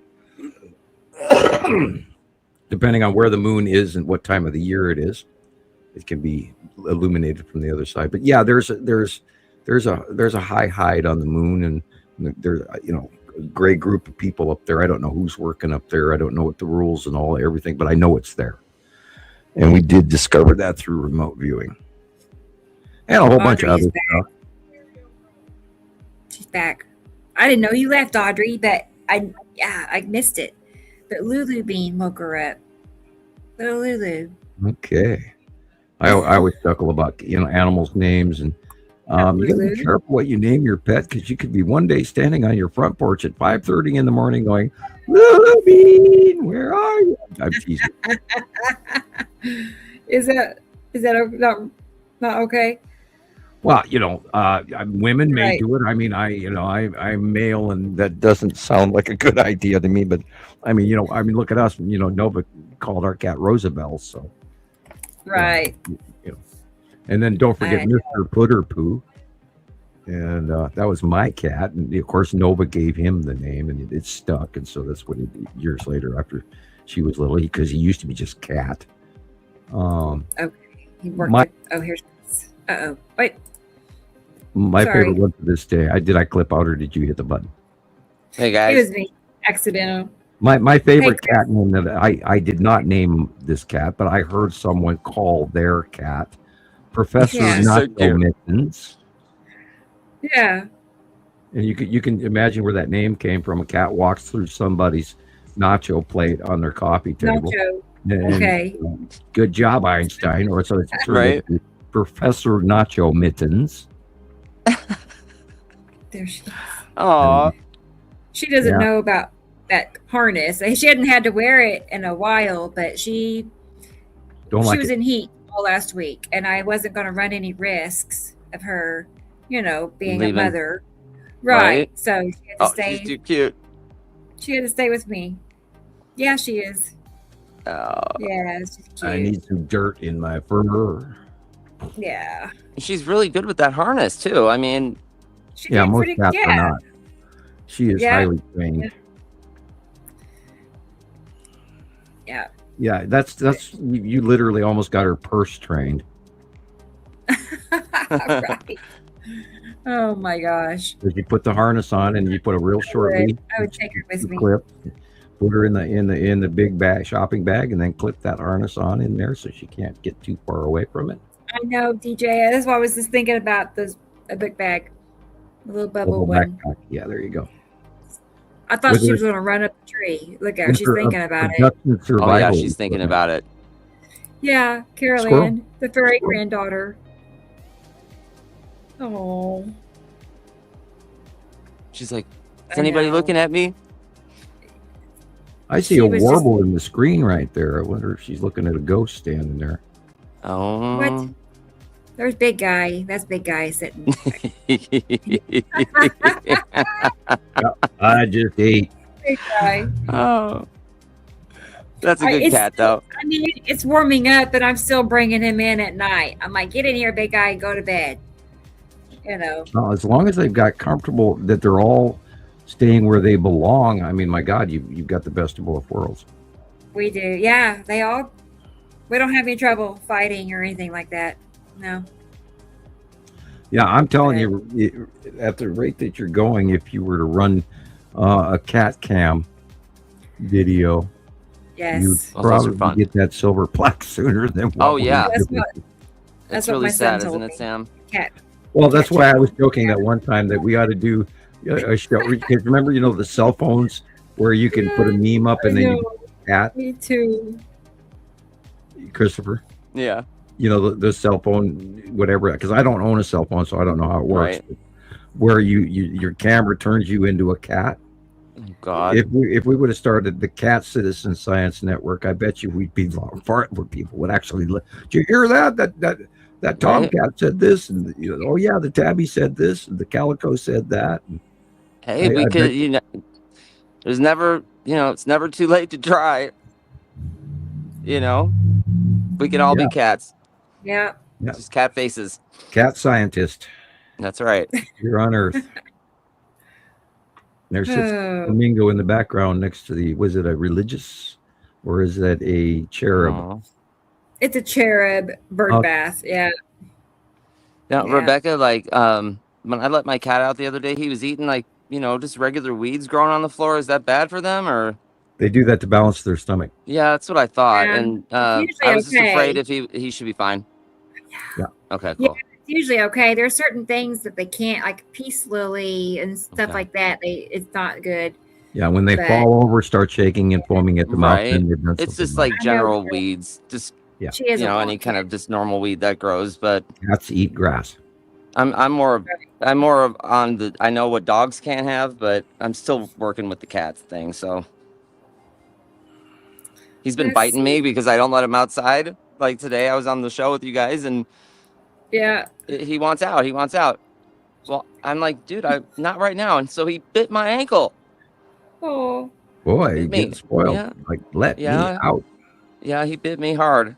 Well, I have to feed Rosabelle like 5 times a day. She comes out into the living room, stands in the middle of the living room, looks at me and goes, meow. And then I've got to jump up and give her 5 more nuggets on the pile. Oh man. over Right. over and over and over again. And then sometimes Right. then if she walks out into the middle of the kitchen after I've fed her, then she wants milk. And then if she only walks partially into the living room, that means that somebody turned the water off and I've got to follow her over to the water because she wants it coming out of the tap. I have one like that too. And they have a certain cup, like it's like one like this, a tall cup sitting on my bedside table. Anyway, it's like a reserve water spot. It's not, we don't drink out of that cup. Yeah. Okay. It just stays on that table That's for dog them. towel, that kind of thing. I know the things you'll do just to make them happy. It makes them happy. Yeah, well, and she's destroying a window because she's jumping up on the wall. She's ripping into the wall really bad with her claws. It's like, oh, great, I get to fix that wall now. Replaster Amy it. has flowers blooming in February. Daffodils are coming up. Oh boy, that's early spring. Well, that's the sun is screwed up. We might be months off of our winter. I mean, we might actually be in. I mean, what if they put the whole Earth to sleep and it's actually April? You never know, Sam. That would. It's getting weird. I mean, we have not had a winter. No, it's been 75 degrees all week long. I did not even go to my winter coat this year. That's I crazy. I wore my fall coat this morning. I have even dug out my winter coat this year. There we go. Wow. Right. We had, a slight cold snap for about a week or two. It got cold. They're in shorts. 0 degrees cold, but then now it's back up into the 70s all week. Nice. But I'm like, who was it earlier saying, Jesus, maybe I had the AC on during the day and my heater on at night. And That was Jesus. Right. It's just never a happy medium, right? Right. Oh, right. I cannot stress enough that people have to be direly aware that it's not business as usual this upcoming year. This is going to be, and you guys remember every year I try to give a little bit of a prediction come Christmas and winter and for what's coming in the year. This year is not going to be fun. I am very okay. The Mississippi River, boy, there's a tale that's going on. We are not in a drought stage per se. The rainfall that hits Illinois and Indiana and Ohio and all of that starts in the Mississippi. But by the time it gets down to Louisiana, there's a very large amount of water missing that they cannot account for. And it is such a large scale, it's literally like one of the Great Lakes in a season. And it's just vanishing. And they believe now that the aquifer is refilling in, of course, Missouri and underground and all of this. And that we have caused a porous sponge-like effect on the undersoil of the Mississippi. So we may have ruined the Mississippi. Now, there's also that which is going on with the Amazon, which leaves me suspect. and freaked out. Now, I did notice that South America was getting some rain on the Amazon this week, which I had not seen in a long time. I don't check South America's weather that often. Perhaps I should more. But now, a few years ago, and I don't know if people have known this, but all the major rivers in Europe and Russia all dried up. Yeah. The Yangtze, the Ganges, Euphrates the is gone. Danube. Danube is dried up. The Danube, that's in France, right? Yeah, it's gone. And it runs all the way from Belgium and all the way from Holland and all of that. But and the Rhine and all of those rivers. That was like 2 or 3 years ago. And that was so catastrophically important, and it barely made the news. Right. And of course, the Yangtze and everything in China has been flooding like crazy. And again, I think there's quite a few people and 6 zeros behind them that are no longer around. I don't think China is reporting what is really going on. I know that Russia has a great deal of problems. I know that North Korea has a great deal of problems. I know that India has and Pakistan and all of those areas they're not publishing the information because they don't want people to know just how poorly they're doing their job to take care of their people. They just want the status quo to stay the same. That argument in Syria is still going on. Everybody keeps thinking that Syria is okay. It's not. There's new rebels taking over in Syria. One of the biggest drug issue with methamphetamine. Oh no! There's a huge Arab Persian drug mill scenario going on, and they got that the meth or whatever pill that they're using now formulated from the Nazis. Scary. Yeah. And there's a huge addiction problem all over the world with different kinds of drugs, of course, the cocaine issue and everything. So that, which fortunately I'm not part of, and thank God I'm not part of the morphine, heroin, opium thing. Thank God. Wow. Well, we got a lot of screw up going on around the world, and Dubai, oh boy, they have all this money invested in all of these great, beautiful cities. And if you actually walk around, they're empty. So we've hit a stage where we're too big for our britches in too many ways. The world economy market, the Japanese bond market, or the stock market, all the gold prices. Speaking of which, I have not checked gold and silver this week. Gold and silver went up like crazy. The Dow was up. There was a big drop in gold and silver this week, like really bad. Yeah. Let me see. So I think gold lost, or silver. I think silver lost over $700 billion in the market. Let me look it up real quick and see. This was crazy. Bitcoin. Oh boy, yeah, Bitcoin gets slashed in half. Huge crash. $68,000. It was over $100,000 like a month or two ago. That's it. And I think that's because of the Epstein files. That's what people are saying. They're saying that it had something to do with Bitcoin, and people are like dumping it left and right. I think that's ridiculous, but well, that's because they found out that there is a huge bribery scandal going on with a certain administration and a certain Saudi, Oman, and United Arab Emirates, and all that. There's this big money play going on, and it's spooky. Well, people, we need to stop these rich billionaires and stop these rich corporations, and we need to take our money back. And I mean that peacefully. Yeah, it's saying so. This is 5 days ago now. Gold crashed 12%, wiping out $7 trillion sell-off, and silver plunged to 36% of its high value. $700 billion was the race. I think somebody just sold a whole shitload of gold and silver. Then yeah, that's crazy. There's a huge divesting going on right now. There are many governments out there that are divesting in American stocks. and in American bonds. They're getting out. They're just Yes. walking away from the United States and selling off everything. And that may have had a direct thing. Now, the European Union and the European leaders are justifiably no longer tolerating. Whoops, I'm getting into the politics. They're justifiably no longer following the threats, the bullying. They're done, and I applaud them. And I could go on, but I'm not. So yeah, we're living in a very volatile scenario right now. Then we could talk about the Irish. I'm joking. Right. Or the Welsh. Yeah. Oh man. Yeah.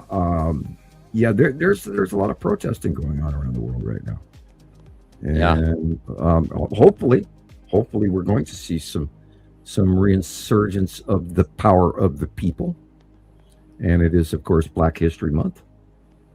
Yo, I don't know how to respond to that. You know, I'm white. I'm a white guy. Oh, So, more power to them. Awesome. right. That's funny.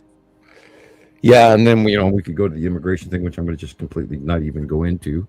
It's pretty sad, pretty icky. How long are we going to allow this to happen? We can't allow this to happen. We have to stop it.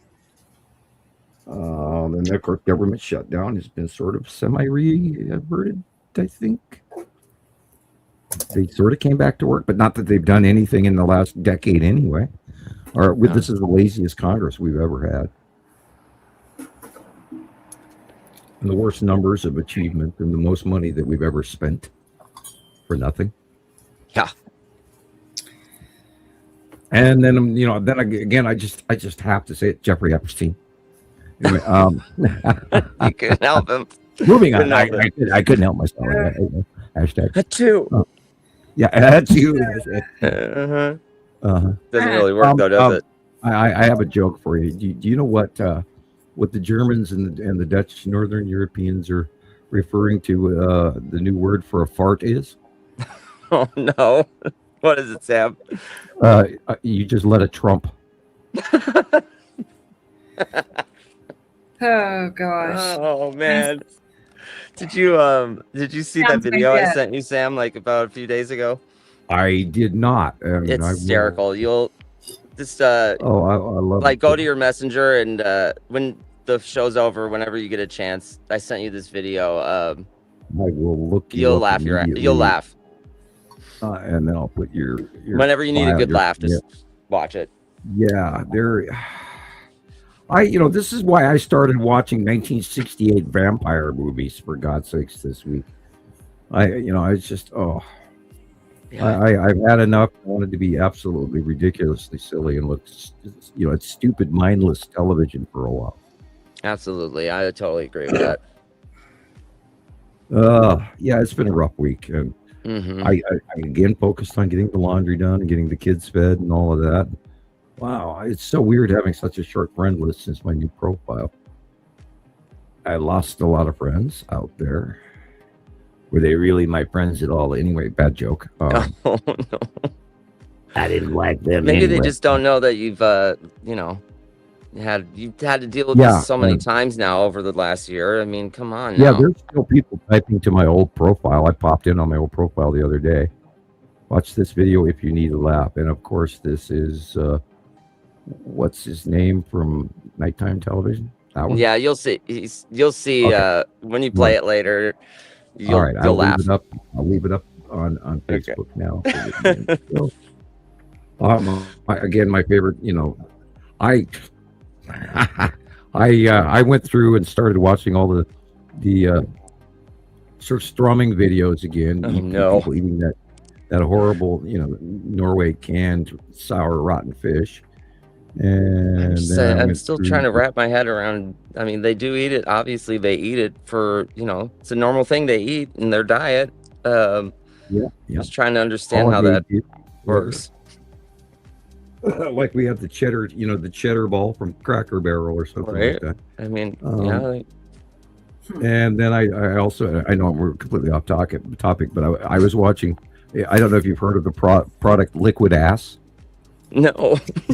You've never heard? Oh, that? got it. Rebecca's like, what's that, Sam? You haven't heard of that? Either of you? Liquid ass? Never. No. No. Oh God. Okay, I'm going right now. I am going to YouTube, Oh gosh. and it's Anybody it's a in the fake. chat heard of this before? Right. I doubt it. I doubt it too. It sounds like something Sam would talk about. Right. It does. I tell you, if you want the greatest laugh that you've ever had, Okay. yeah, they sell it at Walmart. I did not know they sold it. Yes, it's Amazon.com. You can liquid ass fart spray. And all right, I will send you a compilation. There are thousands of these videos. Oh, goody. Okay.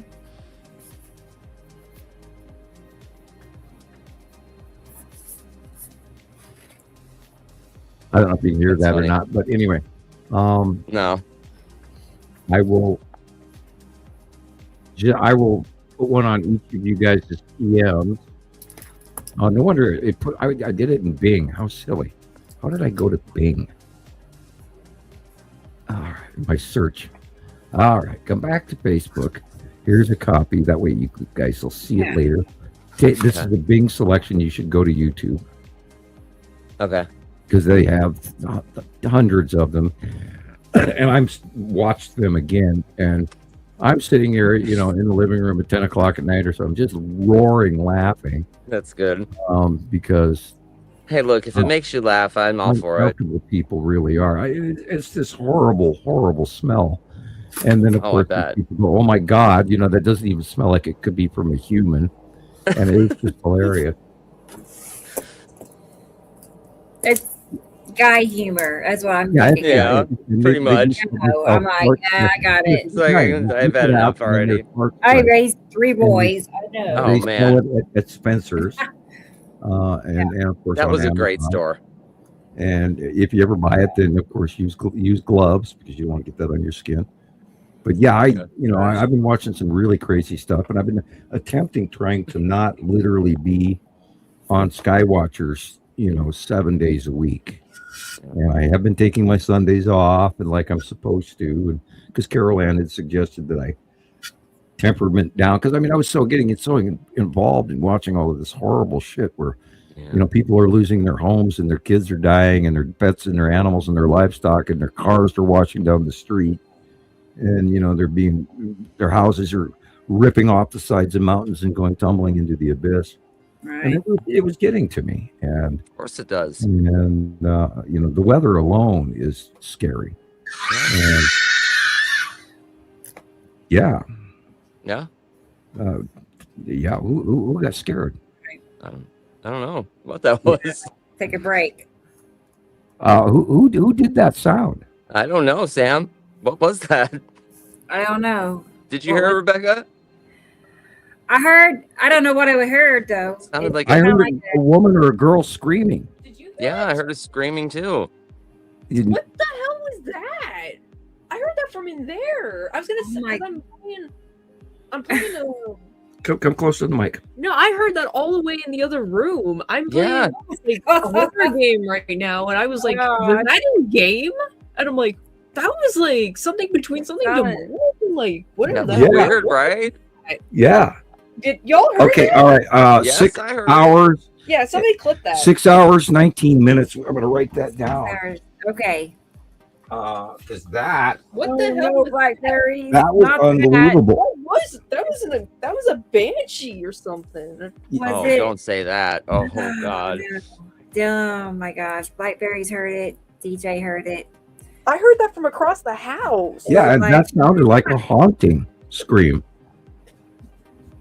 And it didn't come from here, No, because I heard it from the computer. yeah, I heard it through the speaker. It brought Nova in from the other room off Yeah, of her. Right? I'm playing. I don't think it was music. here. I'm I mean, it's not like this hasn't happened before, but that was weird.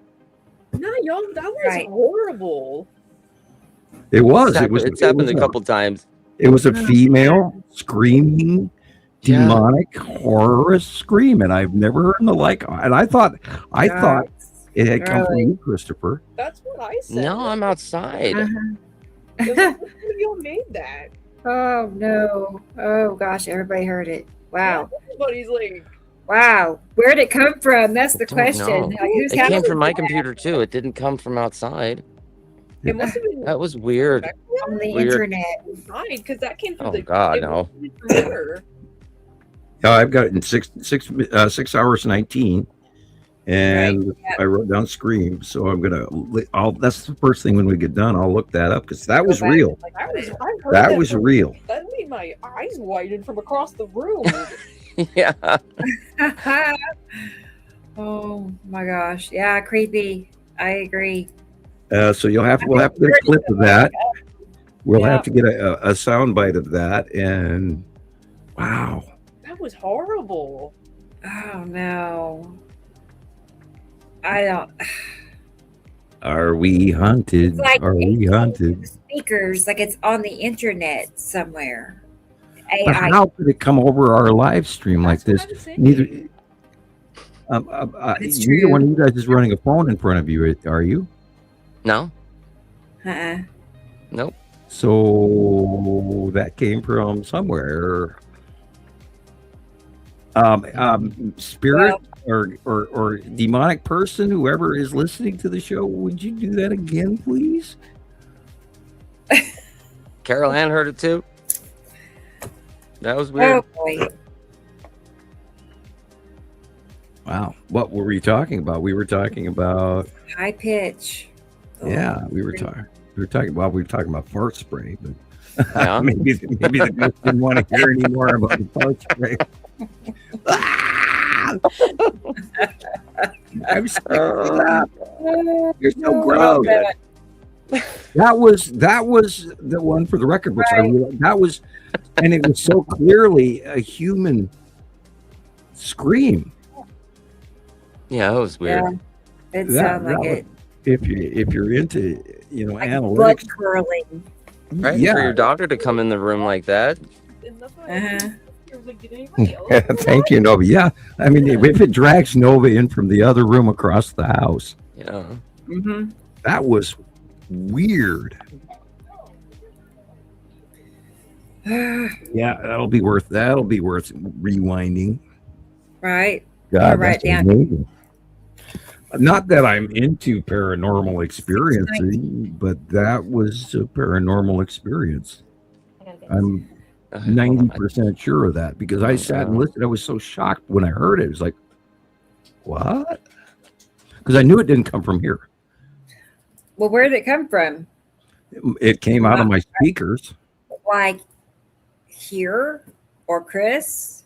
Well, now, if we're going to talk about ghosts, they have the ability to sometimes direct sound, and the people that are right next to it don't hear it, and some do and some don't. So that was disconnected from anybody that, because I mean, you were talking and I was talking completely separate and a distance slightly, not a long distance, but that, and everybody on the comments, Blackberries, I have goosebumps. Yeah. Low energy prankster spirit. That's a good suggestion. Yeah. Yes, that was unbelievably weird. Wow. Boy. That got our attention. Yeah. I'm awake now.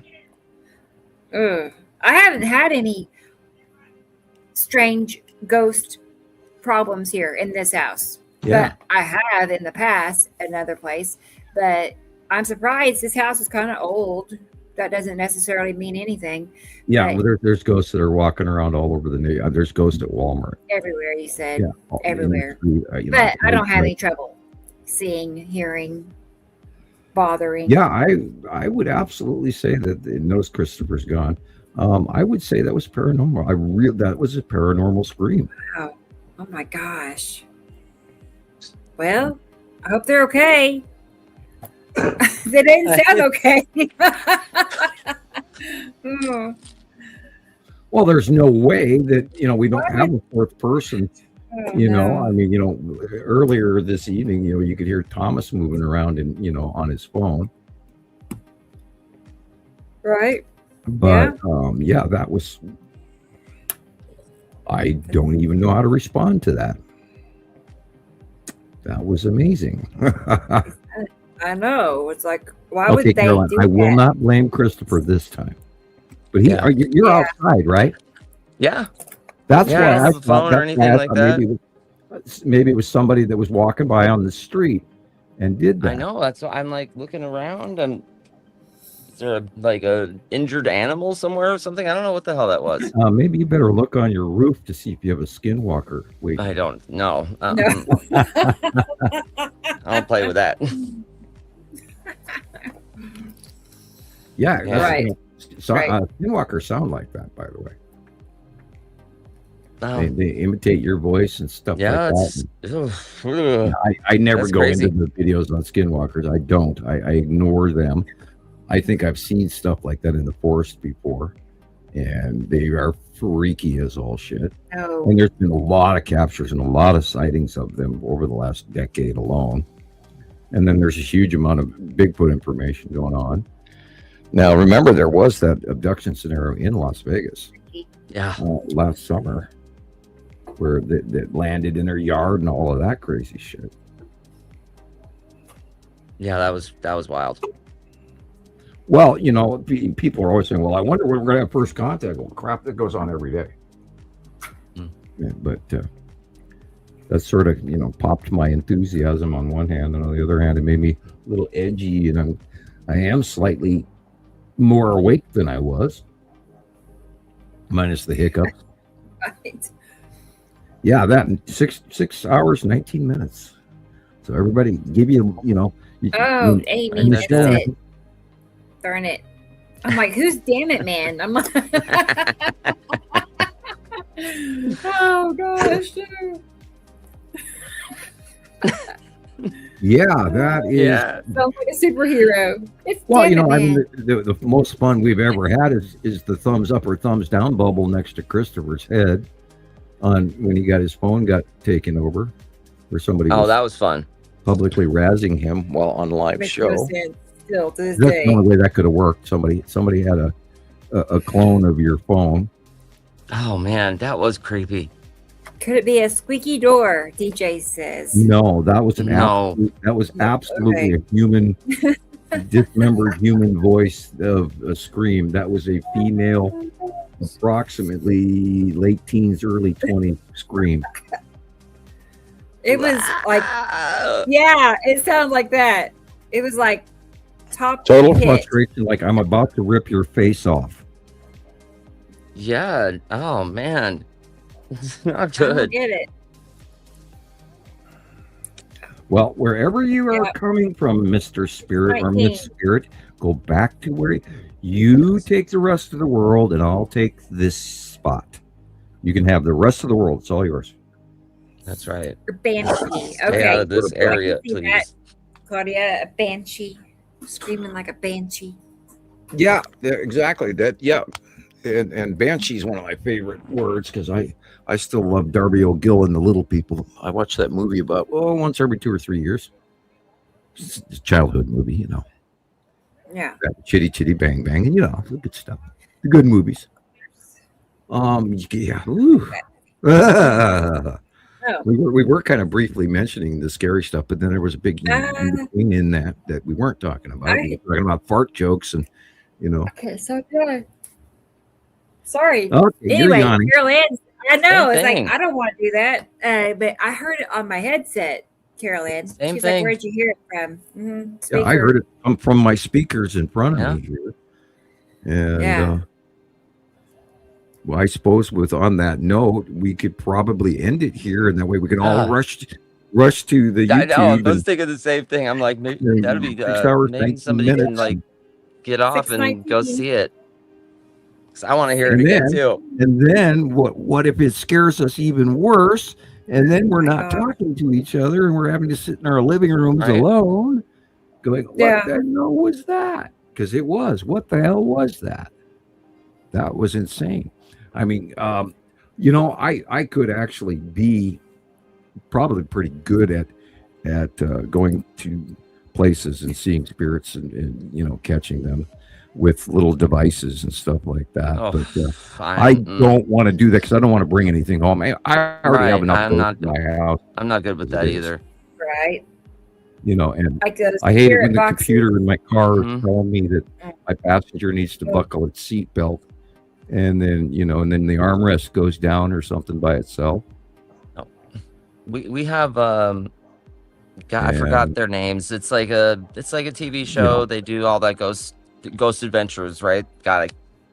That's what it's called. How did that slip my head? But they have the guy that runs it or whatever. He bought like a house kind of near downtown Las Vegas. It was like a one of the judges here a long time ago. It was his home, and they turned it into like a haunted museum type thing. They've got all sorts of weird crap in there, like Kevorkian's van, like all sorts of like all sorts of weird eccentric stuff like that. And I'm not going in there. Yeah, no thanks. I won't. Yeah. I've worked convenience stores. I worked for 7-Eleven for a few years, and I have seen things in the store at night. And I worked I was a janitor for a while in community hospital, doctor's office, the side building next to the hospital. And I one time was cleaning a stairway, and at the bottom stairway, which is attached to where the morgue is, I was halfway down the stairs on the second floor, and I heard a male scream. I didn't think it was humanly possible, and it was one of the most violent, horrible, very, very loud screams I've ever heard in my life. And I think that one just heard is the second worst one I've ever heard. Okay, I have a story real fast because we went to Eureka Springs, Arkansas, and there is a hotel called the Crescent Hotel, and it's haunted. That's their old hotel that used to be a hospital for cancer patients in the 1800s. Okay. Anyway, it was me, Alan, and Taylor that were there, and Taylor was somewhere. He was off on his own, and we were just walking the aisles and looking around this place, and we heard a scream. Alan and I both heard it, and it was like somebody was getting their arms sawed off. Yeah. It was just like what we just heard. It was, there was no, it's a business now. Nobody would do that, Where is it coming from? I have a question, Christopher. Right. Yeah. Is it cold enough that your breath is showing? No. Here? In front of you? No. Well, do you know in the last 10 minutes there's been a mist that's been passing in front of you left and right? Don't go there, dude. No. I'm not kidding. I was thinking it was your breath, and I didn't say anything. Are you serious? I'm serious. No, don't say that. Well, when you go back and watch the video, look for a mist that keeps going from side to side in front of you. No, I'm freaked out. I'm sorry. I think it That's okay. Around. She says, I don't want to blame you, Christopher, but get out your Bible and your crucifix and lock the door. Oh, I carry it with me. And then have everybody in the house, say their prayers tonight and get the holy water out and the steak. And I'm only kidding. I know. I was talking about vampire movies, wasn't I? Yeah. I know. Anissa said you were talking about Spencer's and then the bad weather. and then fart spray, Spencer, they sell fart spray at Spencer's, right? In the bad way. Yeah. I didn't think we were on spooky stuff. They don't like fart spray. He's upset that Spencer's is closed down now. It's like, I know. very upset. We have a Spencer's still. Oh yeah. I don't even know. I'm just assuming it closed. I haven't been to a mall, and I don't know how long it's stopped been. at Spencer's for Christmas for the girls. They, of course, did not have anything I wanted. Like probably 3 years since I've been to a mall. That's about right. And then before that, another 3 years. You know what I mean? It's just like no wonder I got sick the last time I went to the mall. Yes. Right. That's where I came up with the flu because I went shopping for the girls. Right. As a matter of fact, I looked at that mall purchase on my bank balance that came in the mail yesterday, and I was like, it was like T-shirt. Where did I buy T-shirts? And I bought 2 T-shirts at the GameStop. They didn't say GameStop. I don't know why. Yeah, I call back my power from all things that have taken my energy that is That's not it. in my best interest. No negative energies can exist That's here. it. So mote it be. I'm Yeah, not that's scared. going to be interesting. But yeah, I was seeing, since we were talking, I kept seeing, I thought I was seeing your breath, Christopher. And Serious? so, yeah, that's why I asked if it was that cold out No. that you could see your breath. Because I thought a couple of occasions I saw a mist. Yeah. Yeah, buzz off. Now I'm freaked out. I think I'm gonna go now, you Now, guys. make me go with them, I need to go Christopher. inside. This area is mine. You can Scared. have the rest of the world. You go Thank sit you. in the closet. Yeah. I know. Yeah, I think I'm Yeah, gonna go well. now. Okay, All right, you well, we guys. can- I'm we really can scared wrap it now. up. I'm gonna say goodnight. So you got to go Bye, back and check Chris. the camera, right? I'll check it out. Yeah. All right. I'll see you Stay guys, safe. during the week, and hope you guys have Yeah. a good week. If anything and, goes wrong, you can call me on the I'll phone. see you guys next Saturday. All right. Good For night, sure. everybody in the chat. Thanks, Chris. Okay, bye. Yeah. Wow. Yeah, I don't blame that him. was That was absolutely pretty. freaky.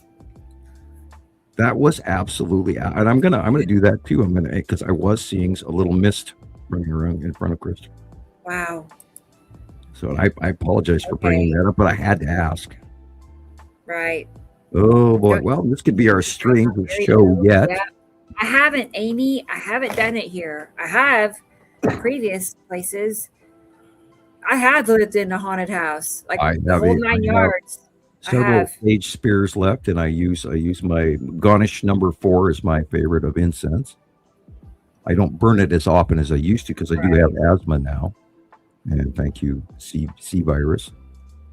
And I probably smoke way too much too. So I know, still a smoker. And Yeah, I'm bad about sitting here during these shows and smoking. I'll smoke a whole pack of cigarettes during one of our shows. Okay. Wow. Not good. Not good. That's. Not good. But I'm just thinking that's like so many an hour. Wow. Yeah.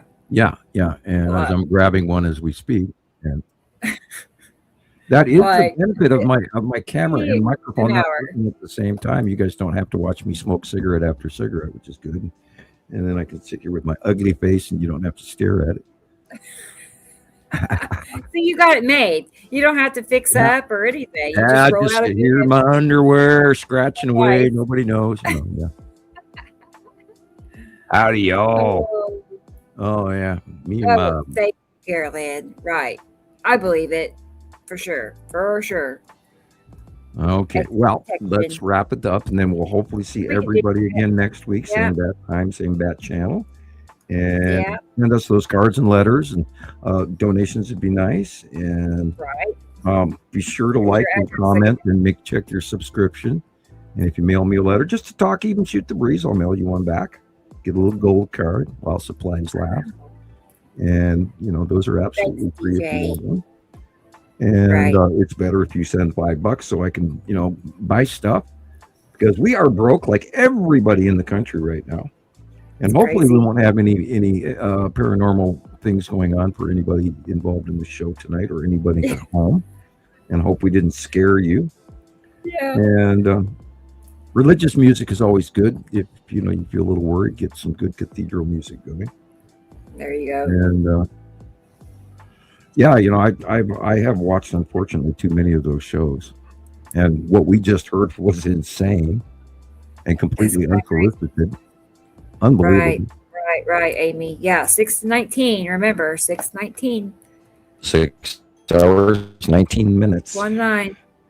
And then afterwards, keep looking for a little bit of mist and smoke going around Christopher. I think I was seeing that.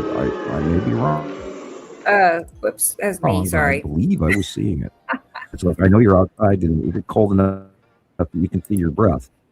Anyway, you know me, I could talk forever. We could keep going for another 2 hours quite easily. Easy. It's not hard to do. So Yeah, Maria, I don't think that was an espresso machine. Oh, hey, There's This was Maria. too. Espresso machine. Yeah, right. I don't have one. Yeah, when you're heating the milk, I It have does 3 do of them. that. Nice. And I have not used my espresso machine in years.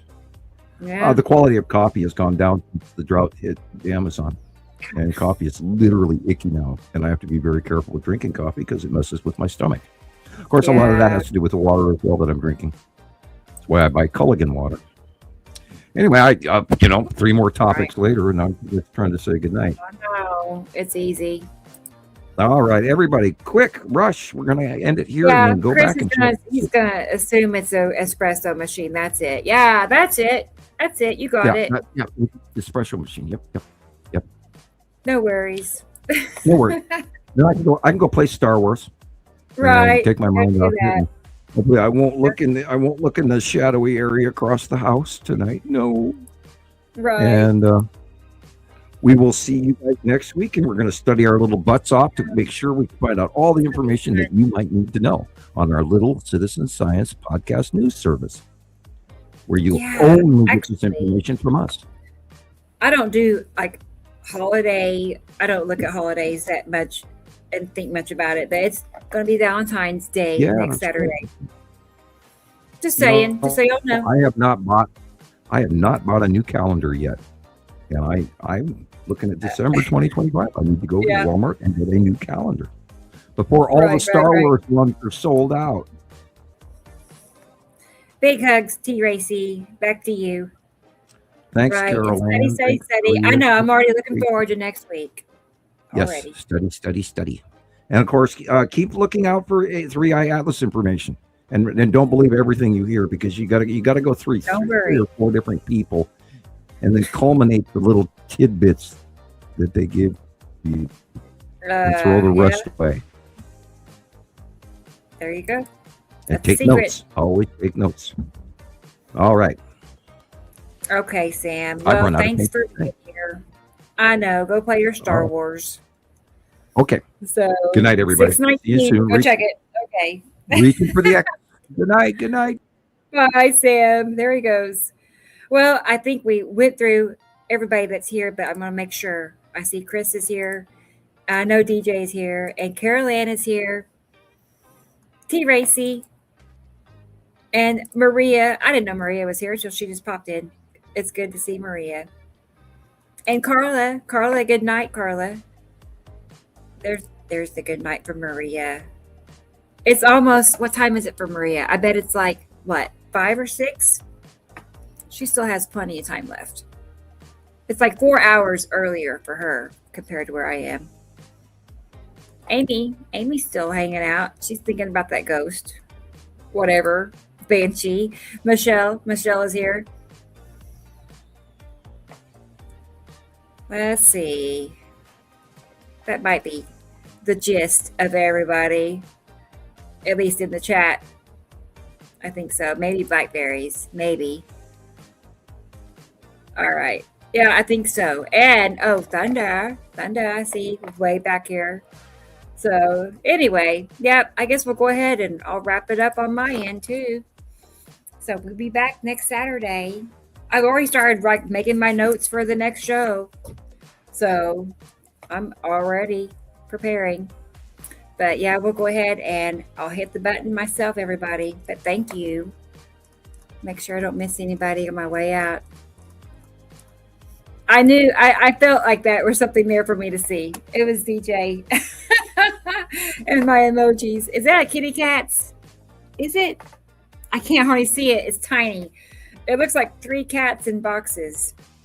I bet it is. I bet. Thank you, Carol Ann. Thank you for being here. Yeah.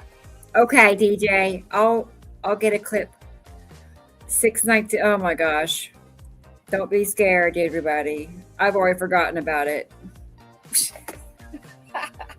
No fear, right? All right, guys. Well, maybe. I bet you the odds of me going live this week outside are high. It's going to be in the 70s every day. I can't resist. So cross your fingers. I have a good sky. surely I'll have a couple of days where it's worthy. So that means I'll be able to see you guys during the week. That's what it means. May it be with you, right? May the force be with you. I feel it. I feel it, DJ. All right, Carolyn, I'm going to leave it there. All right. Well, I'm going to go hang out with Mittens. I'm going to go see what she's doing. So I wonder if it was her screaming. No, she wouldn't do that. But anyway, okay, guys. Well, here we go. I'm hitting the button. We'll see you all next week. Thank you. Y'all take care. Don't be haunted. All right. Bye.